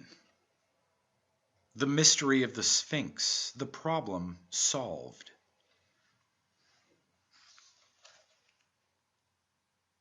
From the very remote age in which this strange and peculiar monument was erected as a companion symbol to the great Pyramid of Iesa, it is mystified, reflecting mankind. Outside the ranks of the comparatively few who were chosen for initiation into the mystery rites of the Great Pyramid Temple, there was no knowledge extant among the great mass of mankind regarding the significance of this strange, odd, and withal uncanny piece of architecture. This ignorance of its significance and of the reason for its being has continued among men down to this present day. The questions which came before the minds of the men of the past ages, no less than those which come before the minds of the men of our time, were: why was this structure built? Who erected it? And what does it represent? What sort of minds could men be possessed of who could have expended such a vast amount of time and energy in designing and erecting such an apparently fantastic creation in stone in the midst of the solitary desolation of the sandy desert? What use or purpose could it fulfill? No solution has come down through all the ages since that far-off time that would satisfy those earnest and longing inquiries until now. An atmosphere of awe and mystery was purposely cultivated and spread abroad among the populace, which had the effect of making it next to impossible to arrive at a true and real understanding of the creation and meaning of the Great Sphinx. Fables were invented and circulated concerning it. The people were led to believe that this curious structure represented a monster that was but a type of a race of beings which formerly inhabited the earth, but which was now extinct. One of the regular and particular purposes for which we are told it was erected was to function as an official quarters for the use of the Pythoness or seeress, from which to give forth her oracles, and that her aid and offices were sought by the people in solving the problems of daily life, which were too intricate for themselves to solve, or to gratify the curious or the mystical who desired to pry into the future. Hence the legend of consulting the Sphinx, which has come down to us from very early times, though long subsequent to its erection by the Magi. For consulting the seeress is an institution or practice which, in general, has survived from a very hoary antiquity. Its character varies in degree, but in general it was practiced by the unregenerate. There are traces of it yet visible in our own day. For this purpose there was a special room set apart by the priests, and from this niche or chamber, called the adytum, she gave forth her predictions or oracles. The mystification of the ancient populaces alone has not been the only effect of ignorance of the true nature and purpose of the Great Sphinx, but it has also served to keep modern mankind in ignorance and darkness as well. One of the fabulous stories told, which has served to keep an air of mystery about the Great Sphinx, is that the oracle propounded an enigma which no one was able to solve. She asked, quote, "What animal is it that in its infancy walked on 4 legs, and in its adolescent state walked on 2 legs, and in its old age walked on 3 legs?" End quote. No one could solve the problem, we are told, until Oedipus, the priest, came along and made answer that the animal was man, who walked on all 4s in his infancy and on 2 legs in his adolescence, and with the aid of a cane walked on 3 legs in his old age. Whereupon, we're told, in a rage, the oracle flung herself on the rocks and was dashed to death. The use of this great sphinx was but a minor one, and when it was inaugurated, was for the purpose of interesting and holding the multitude in subjection.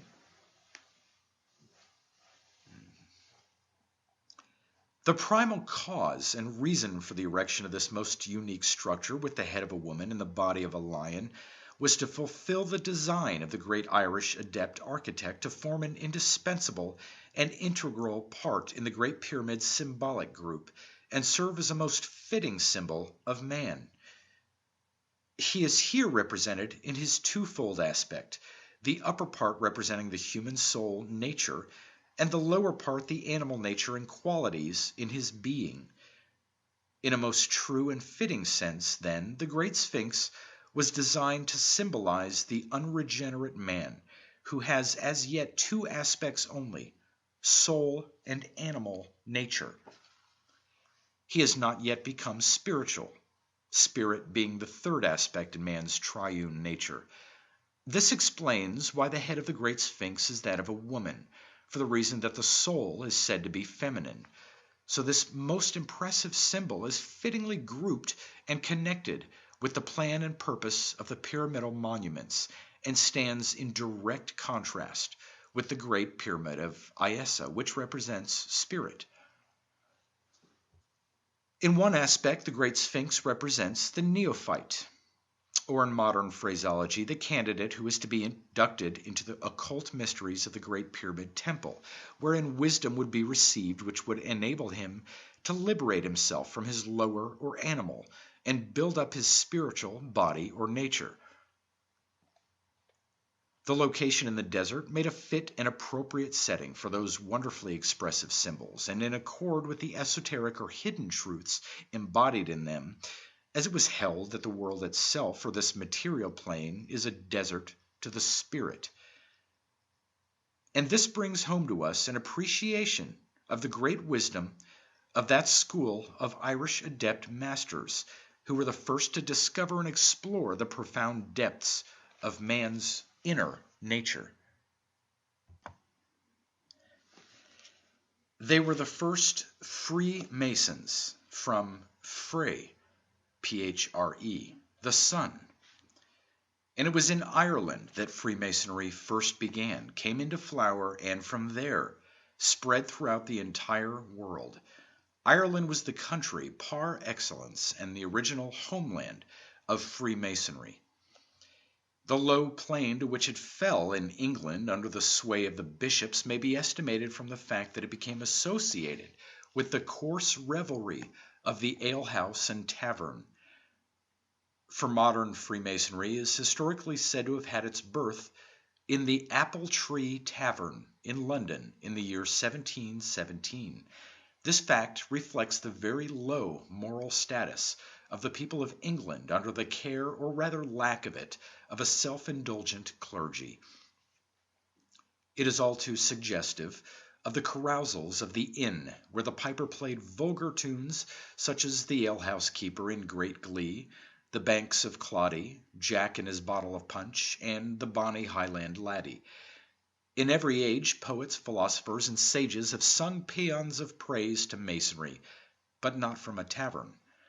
To say the least, it was not an ideal setting for masonry. The atmosphere of the tavern is not suitable to the temple or to higher aspirations. Well may men exclaim, "O Era, to what depths hast thy bright flame fallen through the baseness and rapacity of those who envied thy glory and coveted thy possessions. They extinguished thy light without themselves possessing it." Freemasons have accepted much for granted. In this respect, they do not differ from the generality of men. Freemasonry has lost many of its ancient landmarks, and its lights have been dimmed through the influence of the bishops, who have made it subordinate to the creeds. Metaphorically speaking, the Christian creeds are but rivulets from the well, flowing through and polluted by the alluvial soil of human misconceptions. Ancient Freemasonry was the clear well of wisdom which tradition tells us was geographically situated in Midian, not the fictitious so-called Media of the priest-scribes, but what was anciently the province, now the county, of Maeve in Ireland, where was situated Seiscan, the seat of wisdom, at Tara. If Masonry has become materialistic or narrow and has lost her soul through the influence of priests and prelates who have obscured her light, she yet shall find it and be restored to her former glorified estate. She shall become again the bright, resplendent, and adorable, the great mother of all living. The paucity of knowledge among men regarding the significance of these great emblems has found expression in a phrase which has become an aphorism, to wit, quote, as meaningless as the pyramids and the Sphinx, end quote. The truths which are herein unfolded leave no further use for such a phrase, and as a comparative expression of speech, it henceforth becomes redundant.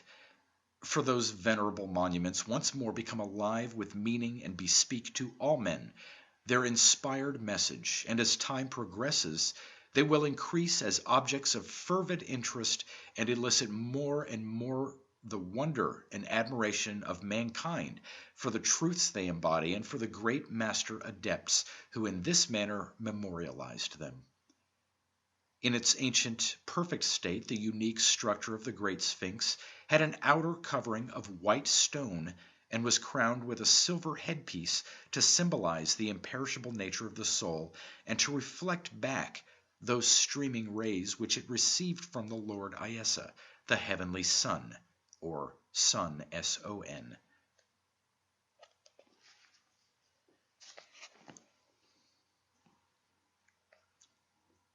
Chapter 15. The Pyramid of Ossicus. Backward or undeveloped man, born into the body or flesh in the physical world, is engrossed in his animal nature, sensuality, and it may be said that the generality of mankind, even today, although the race has advanced somewhat on the upward trend, are still more or less enchained by their gross sensual nature. Therefore, in accordance with this fact in man's nature, the Pyramid of Ossicus represents the lower principles or the sensual nature in man, seed and generation. The true definition of the word pyramid will of itself at once suggest this meaning. The derivation of the word has been sought for by many writers and investigators without success. They have sought for it in the Greek, Arabic, Coptic, Latin, Spanish, and French languages, but they've never ventured to search for it at its true source. Dr. Sayce, in his pyramid work, A Miracle in Stone, on page 46, cites Chevalier Bunsen as authority that it is a Coptic word meaning a division of 10, from pyr, P-Y-R, meaning division, and met, meaning 10.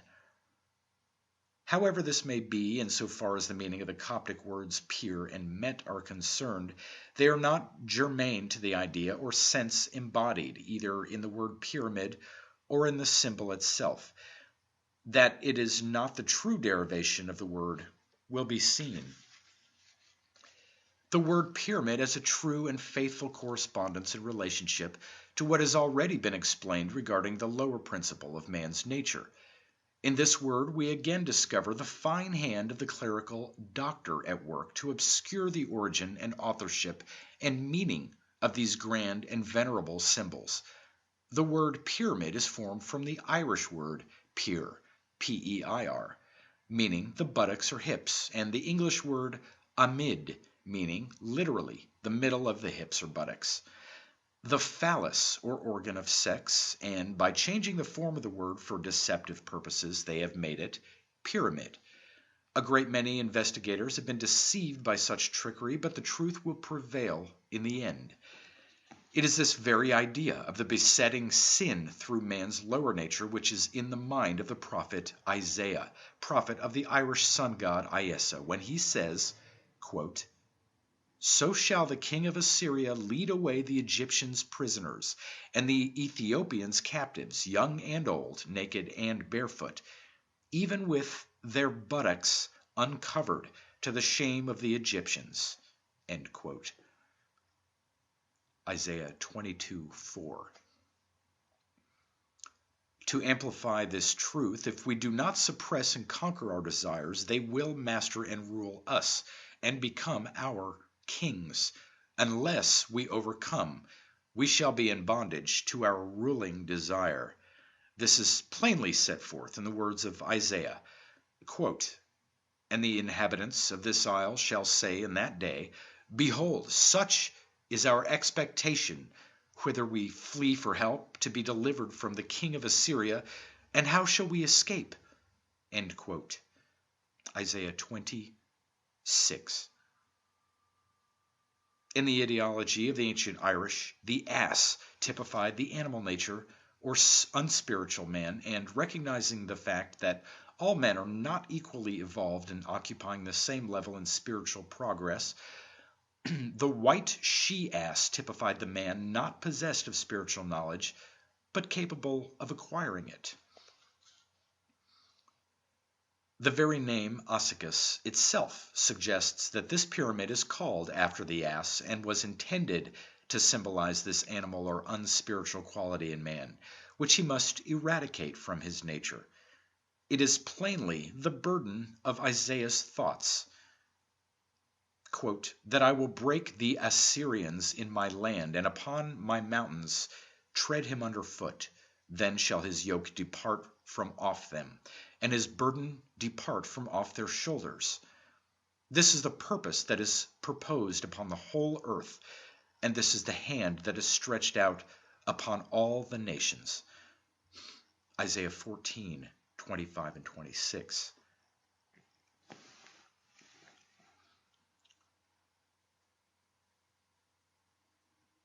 In the title of this pyramid, we have a formulated name composed of the Irish word asal, or the English word ass, with the Greek ending, hence ossicus. This pyramid is built of coarse brick, of a brownish or dull yellowish hue, said to correspond in the astral world of colors to the auric shade or hues emanating from the sensual man. Thoughts and emotions have color, and in the astral world, a man's status spiritually is cognized by the colors radiating from him. The nerve center in the forehead, from which emanates the auric light in colors, indicates one's status on the astral plane. Quote, "If the light radiating from it is golden yellow, it is the name of the sun. If dull red or green, it is the brand of the beast." End quote. Apocalypse Unsealed by John M. Price, pages 109 through 110. It is this fact in man's nature which forms the basis for the Christian being told, without any explanation being given to him, that his sins are written upon his forehead. In the astral or the higher spiritual planes of nature, the disembodied soul goes to the plane corresponding to its condition, and this can even be much more easily perceived than a man's color can be distinguished on his physical plane, as to whether he is white or black, red or yellow. So it is a fact in nature that the plane in the astral or lower spiritual world on which the soul exists, immediately after leaving the body, is determined by the life it lived while in the body. If it is foul from evil thoughts and deeds, it will go to a low plane, corresponding to its condition, where suffering and purification take place before it can ascend to a higher plane. The Pyramid of Ossicus was a constant reminder to the instructed of these important truths, that he might exercise his will to control his thoughts and reflect on the enormity as well as on the penalty of transgressing the good or moral law.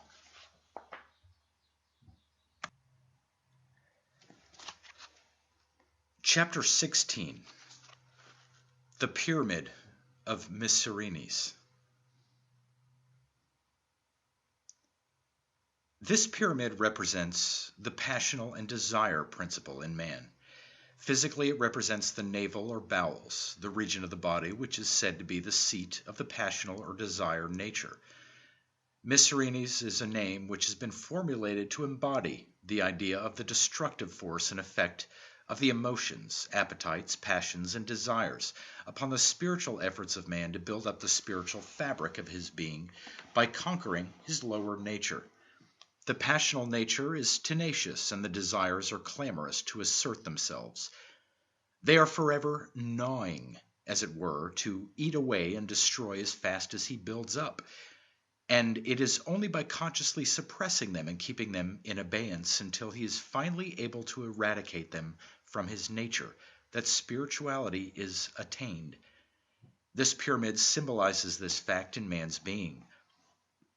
That such a fact is a part of man's nature becomes very plain to us when we understand that in the long ages of the past, the soul or personality of man has evolved through the animal kingdom, and he retains more or less strongly yet the traits and tendencies of the animal nature in his personality, such as anger, selfishness, jealousy, etc.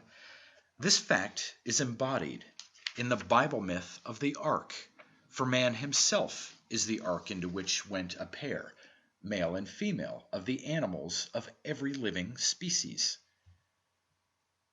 So the name of this pyramid has been invented to secretly embody this principle or truth. It is a most suggestive name when once it is explained. It suggests that the mice are in us. Mice and moles gnaw and burrow and often destroy the work of man on the material plane. The animal passions, emotions, appetites, and desires of man gnaw and destroy and defeat his efforts to build up his spiritual or solar body. They interfere with and prevent the perfecting work of man if they are not suppressed and overcome. This truth is embodied in the allegorical description of the building of the walls of Jerusalem. This city represents the spiritual body of man, or the heavenly city, which is within himself. The building of this spiritual city or body is the burden of Nehemiah's theme. The characters Sanballat and Tobiah, introduced in the story, are merely derogatory epithets personified and applied to traits and tendencies in the man who is identified with his sensual nature.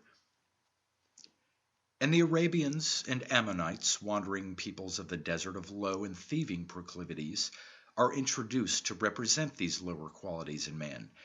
This allusion made here will be found in the 4th chapter and 7th verse, which is as follows, quote, "But it came to pass that when Sanballat and Tobiah and the Arabians and the Ammonites and the Ashdodites heard that the walls of Jerusalem were made up and that the breaches began to be stopped, then they were wroth."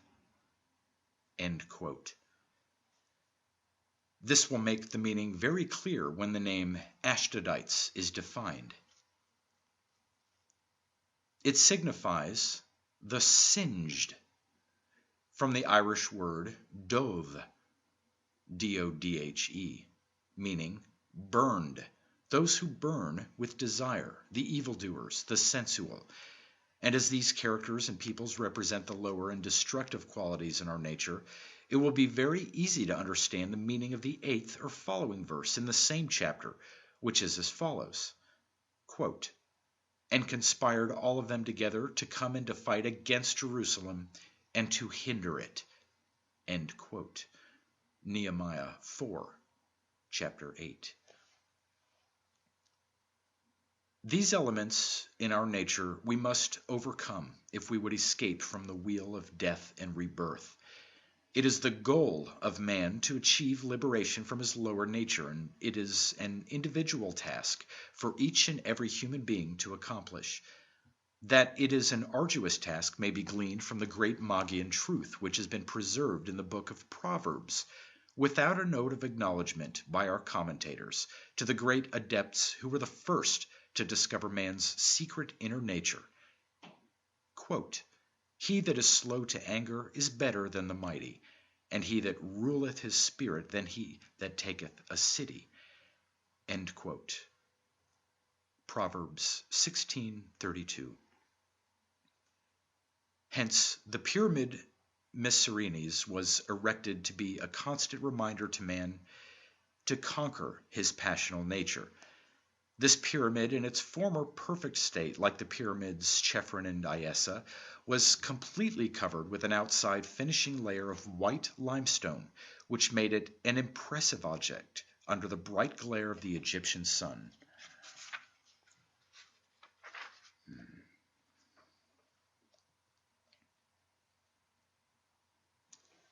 Chapter 17. The Pyramid of Chefrin.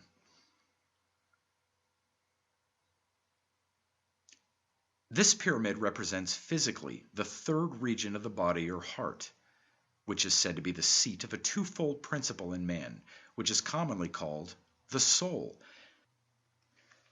This consists of a higher and a lower principle. The former is lasting, the latter temporary and perishable. We will endeavor to show that this pyramid symbolizes this twofold principle of the soul, and that it was known to those who bestowed the name of Chefrin upon it. This is a slightly camouflaged name and is a compound Irish word with a Greek ending. The Irish word for a disembodied soul, fairy, or aerial being is Chefri, and by dropping an E and substituting an N in the last syllable, they made it Chefrin, which is the same as the Greek term phren, P-H-R-E-N, the lower mind or perishable principle of the soul. Apocalypse Unsealed, pages 14 and 54 by John M. Prize.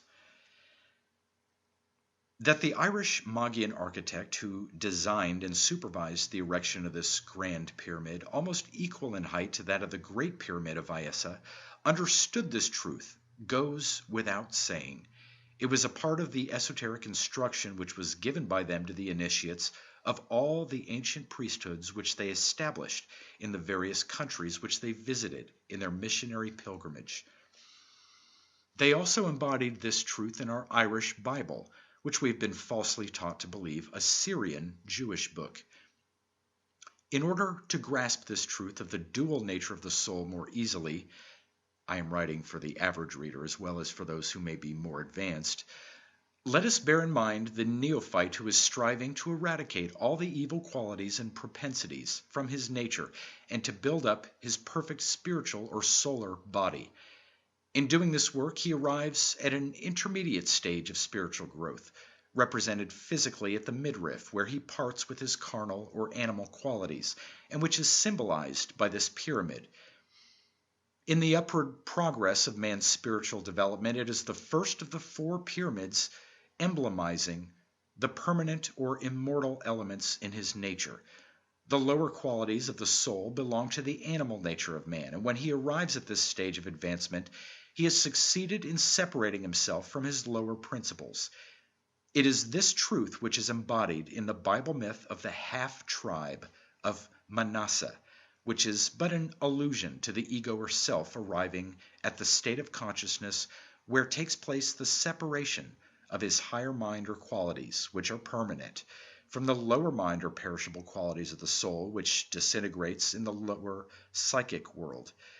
Manasseh is a name formed from the Irish word man, meon, manus, meaning mind. One of the Irish names of God is man, M-A-N-N, the supreme mind. This truth is illustrated by Joseph, the advancing man who, in his upward progress at this stage in the Irish myth in our Bible, is called Manasseh, and at a higher stage is called Ephraim. These two characters are said to be brothers, which is merely a figure of speech in the allegory. In this story, we are told that Joseph, who is the ego or self, married the daughter of Potipharah, the priest of On, the priest of the sun. In the metaphor of the allegory, the daughter signifies wisdom. So we see that Joseph obtained wisdom from the priest of the sun, which wisdom enabled him to create two sons, that is, to take two progressive steps higher towards the goal of final emancipation from the trammels of his earthly nature. This idea of the dual character of the soul, that no particle of the lower principles can attach to the higher or immortal soul, is set forth in the allegory in the second chapter of Nehemiah. In the story, Jerusalem represents the ideal holy city or perfect spiritual body, which the ego or self is building up. In the narrative, the ego or self in his progress or travels is reconnoitering the environs of Jerusalem, and the idea of this duality is secretly embodied thus, quote, "And I arose in the night, I and some few men with me, neither told I any man what my God had put in my heart to do at Jerusalem, neither was there any beast with me, save the beast that I rode upon." End quote. Nehemiah 2:12. The beast is his own animal nature. And again, quote, "Then I went on to the gate of the fountain and to the king's pool, but there was no place for the beast that was under me to pass." End quote. Nehemiah 2:14. So these are the spiritual truths of the soul which are symbolized by the Pyramid of Chefrin. This grand pyramid, before it was despoiled by zealous fanatics, had an outer casing of white limestone which glistened in the sunlight, in correspondence with the higher and immortal principle of the luminous soul which it emblemized. This pyramid was crowned with a silver capstone. Among the ancient Irish, silver was one of the precious metals sacred to the sun worship and dedicated to the goddess Luna, spouse of the sun, and typified the imperishable element of the soul.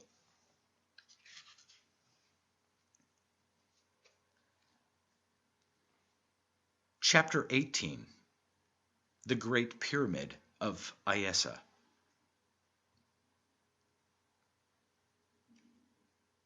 An axiom of the great Irish priesthood of the sun was that, as above, so below, but in inverse order, as for instance, what is divine love on the highest spiritual plane or the celestial world becomes carnal love here below on the physical plane. They knew by direct cognition the secrets of nature and recognized the fact that man was both spiritually and physically the child of the sun, his father, and of the earth, his mother. They venerated all life and held it sacred. As the earth was the mother of all life and mankind her highest offspring, they found a correspondence or analogy between the earth and the human body. As man is born on this earth through the medium of sex, they formulated a correspondence of this idea of the sex principle, which is located in the center of the body, with Egypt, which is geographically situated likewise in the very center of the land surface of the globe. See The Pyramid of Giza, Jeeseh, by L. McCarthy. And here in this very center of the earth's surface, they erected an altar to God in the desert, on the bank of the river Nile, representing physically the phallus, which typified the creative power of the sun god. It also symbolized the Spirit of God and its regenerative power in man. It was erected to be an enduring temple, a symbol and a reminder to all solicitous and wayfaring men of the significant fact that, though it is through the medium of sex that we come into earthly being, it is only through self-denial and continence and the abnegation of sex desire that the soul of man can escape rebirth and achieve regeneration. This is the very idea embodied in the ancient Irish church service of the Mass, which has been adopted by Rome but never explained to the congregations which sit in her church pews. They are all unconscious of its true meaning and purport. Therefore, they cannot be a party to it. The word Mass is Irish and signifies the hips or buttocks. It is really the ancient service of the Irish celibate priesthood. It is called a sacrifice or an offering of the Mass, that is, a promise to God to sacrifice and forego the wiles of the flesh or sex. A man cannot be wished or prayed into a spiritual state of perfection or into heaven by another. It is a task which he himself must knowingly and consciously strive for and achieve. A man ignorant of these truths never obtained liberation from the flesh, that is, never became perfect and entered the higher celestial heaven. It is needless to say that the great majority of mankind is not yet ready for this step. However, it is only by knowing this great truth and following it that they will be benefited. This very idea, which is secretly embodied in the ceremony of the Mass, bespeaks most eloquently the profound spiritual wisdom of the Irish adept masters. This is the great and living truth emblemized in the Great Pyramid of Iessa, which was disfigured by the Roman cohorts when they undertook to destroy all the monuments and evidence of the elder Christian church, which would conflict with the false claims set up by the Roman Church adherents. This great pillar, which represented the Spirit of God in an unregenerated world and emblemized again a perfect world and a regenerated man, was defiled and desecrated, and a studied effort has ever since been made to keep the world in ignorance as to its real purpose and import, as to who its inspired builders were. That this great pyramid was designed to represent the spirit in the purified or regenerated man can clearly be understood from its special and peculiar construction and the disguised and camouflaged names of Cheops and Giza or Giza, which have been given to it, with the idea that under these deceptive names, the truth regarding it would never be suspected. In order to effect this deception, they invented the word Cheops as a name for the Great Pyramid by taking the Irish word spoek, S-P-O-E-H-C, or spirit, which the Great Pyramid of Iessa represents, and writing the word backwards. By this reversed form of spelling, they got the word Cheops, one of the names by which it has been designated in so-called history. The names Giza and Giza, which have also been applied to the Pillar of Fire, are obtained by spelling backwards the name Hezig and Hezij, which are but two forms of the word Iessa. These names are obtained by the use of the aspirate H, used in the Irish, thus Hyessa and Hezej, and by using the terminology zig to complete the word instead of the ending sa. All Celtic scholars will recognize this form of the word Iessa, often carelessly pronounced as if written Iessig or Hessig. So this crime and carefully planned deception of destroying and defacing this magnificent temple erected to God by the master adepts of the ancient Irish Church is clearly shown, and credit for its erection was denied to the most advanced cult of men that the race has ever known. This is proved so clearly that no man, whatever may have been his preconceived ideas on the subject, can ever have a doubt henceforth, despite all the subterfuge employed and misinformation given out, that this grandest and most sublime of all earth's monuments was designed by and erected under the supervision of the Irish Magi, masters of the sacred science. Physico-spiritually, the Pyramid of Iessa represents the region of the head, for here is located the brain, which is the seat of the rational intelligence. And also it contains the clusters or groups of nerve centers which, when aroused and vitalized by the perseverance and conscious effort of the aspirant, gives him light and wisdom, through the medium of which he finally attains to spiritual perfection, or arrives at the fullness of his godlike powers.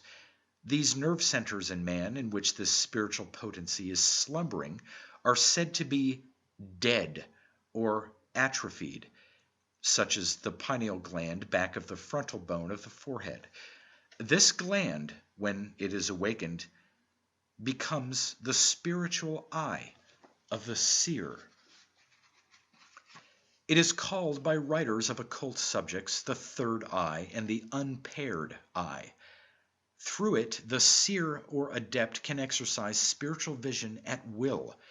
It becomes to such a window into space through which he may, while yet in the body, cognize life and existence in the supernal spheres. He has access to all knowledge through the fullness of his spiritual powers. As the soul contains all knowledge, it but remains for him to make use of it in accordance with the divine plan which he cognizes.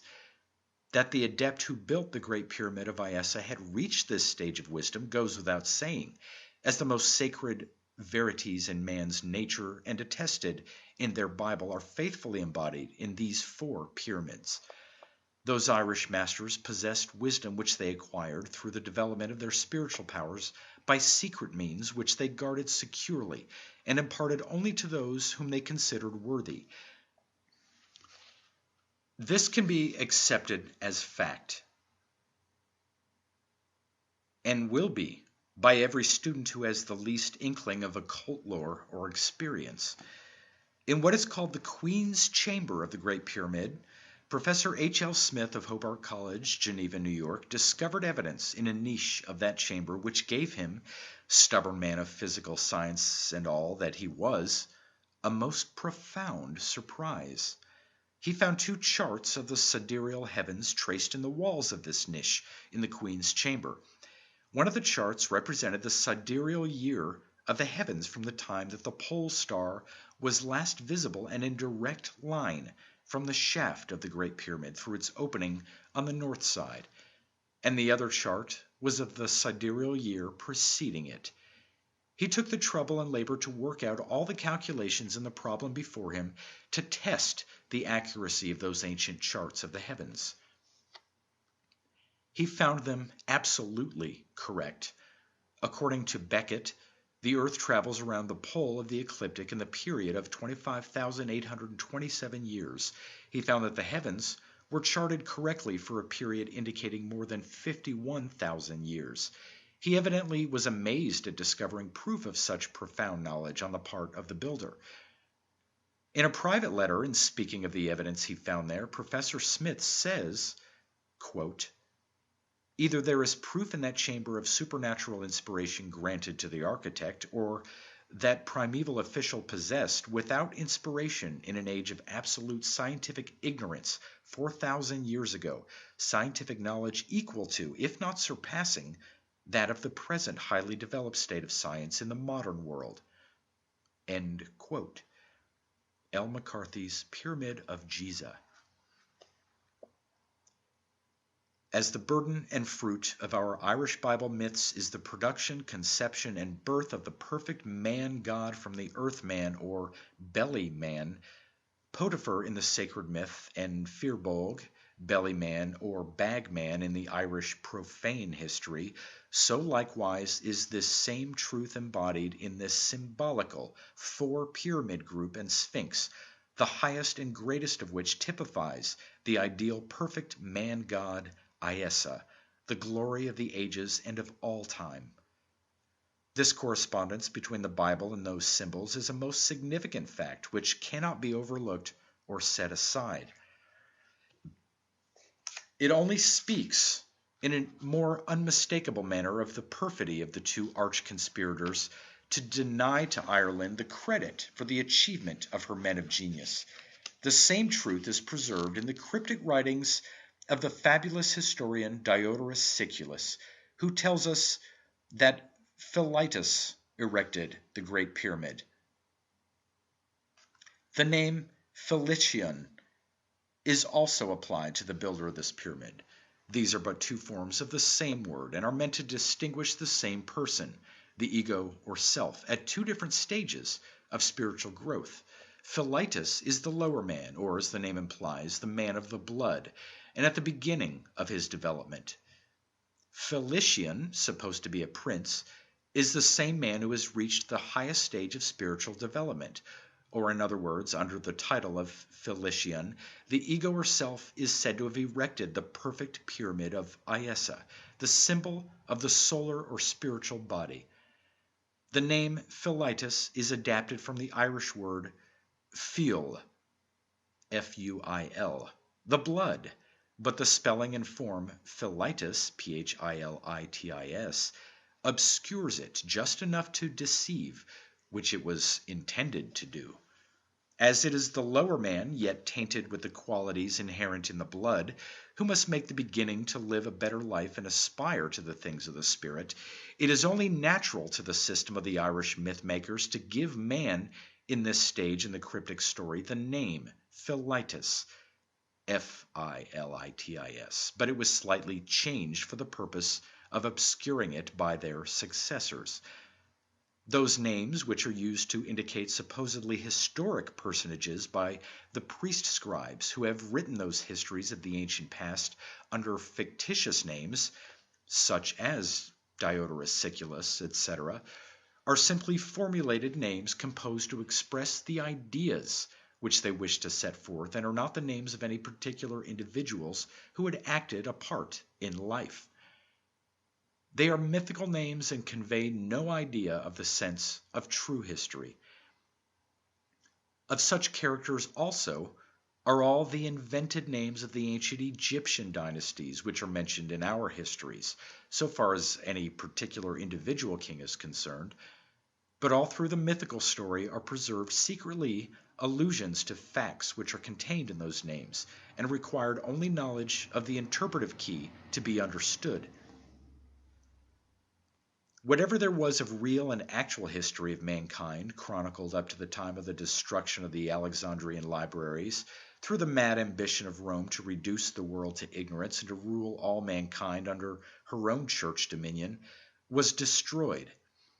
The other great libraries that remained were those in Ireland, which she destroyed at the time of the English invasion.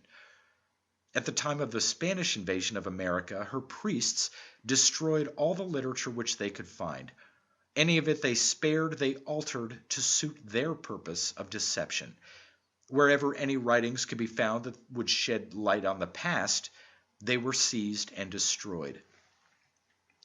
It is only since the conquest of the Irish Church of Iessa that the staffs of priests were set to work by Rome to compose histories which would furnish a proper setting or background for her false pretensions. At the time of the conquest of the Irish Church and papacy, she took over the Irish sacred writings and mythical lore, and our Bible is an eloquent witness to substantiate my statement. She has adopted them as her own and altered them to suit her claims. The evidence of the Irish occupation in Egypt is established by those great pyramids and other monuments and remains along the Nile Valley. This fact is amply borne out in secret in the mythical names given of temples and places and of Egypt's first ruler. We are told that the founder of the first colony in Egypt was Isis, and that she was worshipped there by her devotees and disciples. She is the ancient Irish goddess or mother of God, and the Irish introduced her worship there. At one time, her worship extended all over Europe. Mythically, she is the moon, and the night, the consort of the sun, and she is the ether, the primordial substance. Mythically, she is the queen of heaven and the mother of God, co-equal with the Father.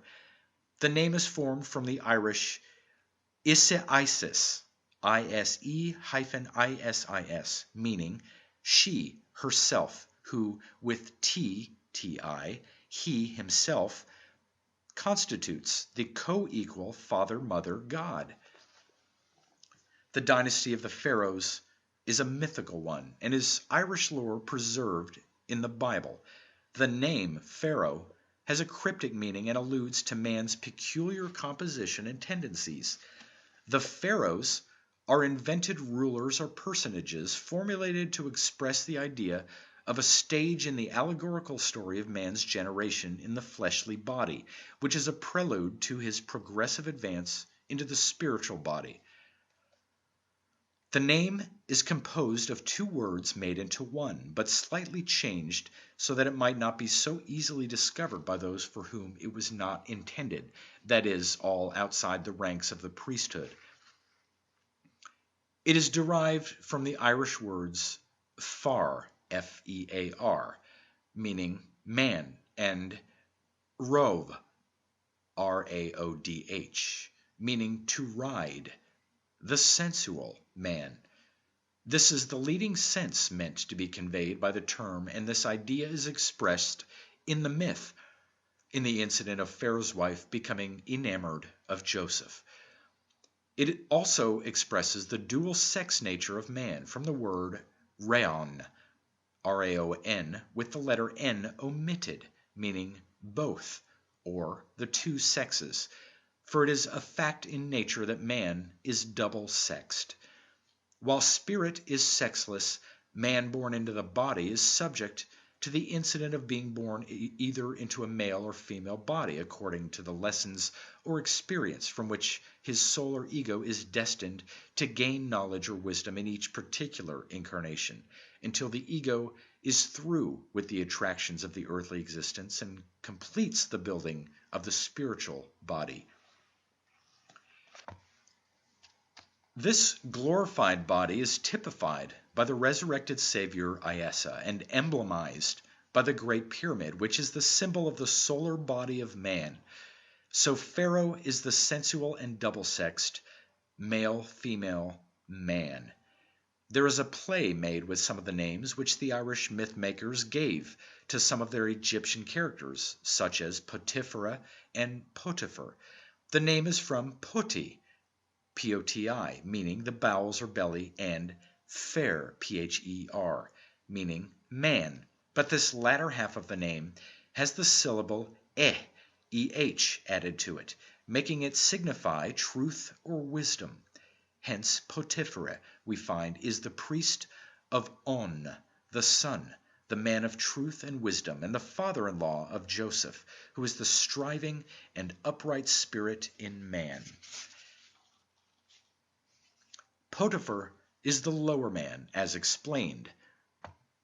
What Irishman who speaks his language will fail to understand the metaphorical expression fear and padoga? It is a common expression among the Irish to this day, the very idiom used by the ancient Irish mythologists and mystics in veiling their spiritual wisdom from the uninitiated and profane. Potiphar has been enthroned in regular order in the line of Egyptian kings by British writers, and in our own country his standing as a royalty has never been seriously challenged. The same may be said of the writers of all the other so-called enlightened countries. It may seem rather hard to some minds who love fiction to expose him, but it is done only to introduce him in his proper character and place in the drama of human life and the evolution of the spirit in man. In doing this, a real and true revelation and interpretation of truth is given to all earnest and right-thinking men and women whose minds have been perplexed as to the significance or reality of such personages as the pharaohs.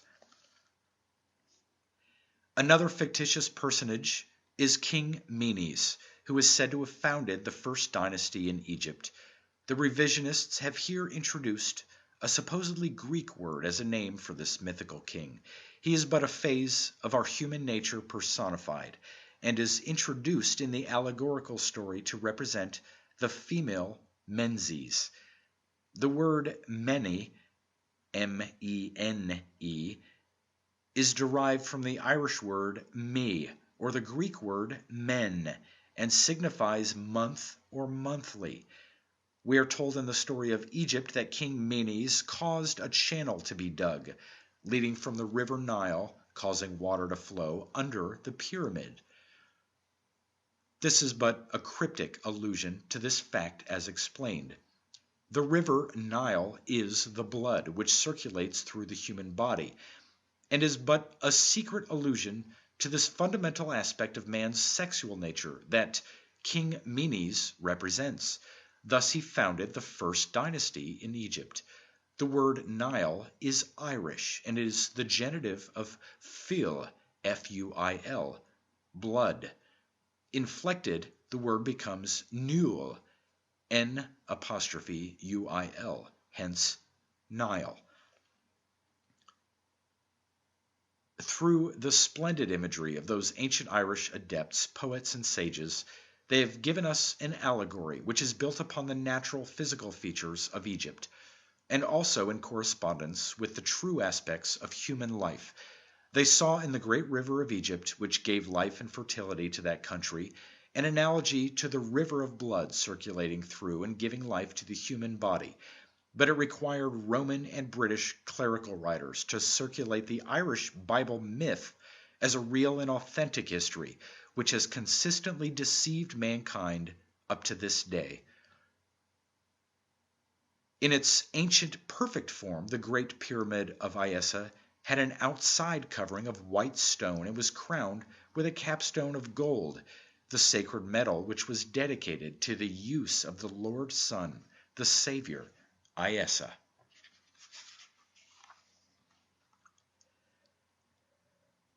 Chapter 19. Conclusion. In the foregoing pages, I have endeavored to disclose who built the Great Pyramid of Iessa, and the purpose for which it was erected, a purpose and a reason which is perhaps as urgent and needful for the moral and spiritual uplift of mankind today as ever before. In the remote past, its message and significance was apprised only by the comparative few. It has been my endeavor to make these most essential truths available to the many, who in the present state of enlightenment are ready to receive them. To further this purpose, what nobler project could be the object of an international commission than the restoration of the ancient pillar to its pristine grandeur, with its exterior casing of white limestone and its golden capstone reflecting back to heaven its shining rays, bespeaking a perfect union of earth and heaven, and of the perfect man with his Creator. And the Pyramid of Chefrin should also be restored to its former condition, with its white casing and its silver capstone, which symbolizes physically the lesser light of the moon, and spiritually the glory of the imperishable element of the immortal soul. The two other pyramids of the group, with the Great Sphinx, should also be put into as good a state of repair as will ensure their preservation. For this fourfold group and Sphinx so perfectly symbolize man that they may again, as in ages past, proclaim their immortal message to all mankind in a manner most unmistakable and impressive. They should not be allowed to perish. This most worthy object would be a common ground upon which the enlightened representatives of all nations could meet in perfect agreement. The lessons of truth to be taught and gleaned from these monuments would do more to bring understanding and brotherhood and peace on earth, goodwill to men, than any movement yet undertaken. It would make it possible to visualize again, as of yore, before the minds of men, a beacon of light in the desert of human life, which would make manifest to the senses and be in consonance with the declaration of the inspired prophet of Iessa. Quote, "In that day shall there be an altar to the Lord in the midst of the land of Egypt, and a pillar at the border thereof to the Lord, and it shall be for a sign and a witness unto the Lord of hosts in the land of Egypt." End quote. Isaiah 19:19 and 20. Let the restoration of this great altar, sign and witness, and symbolic group be an offering by the nations unto the Lord, that they may be a perpetual reminder and landmark, whose message may serve as an unerring spiritual guidance to all mankind, as bequeathed to us by the great ancient Irish Magian priests of Iessa.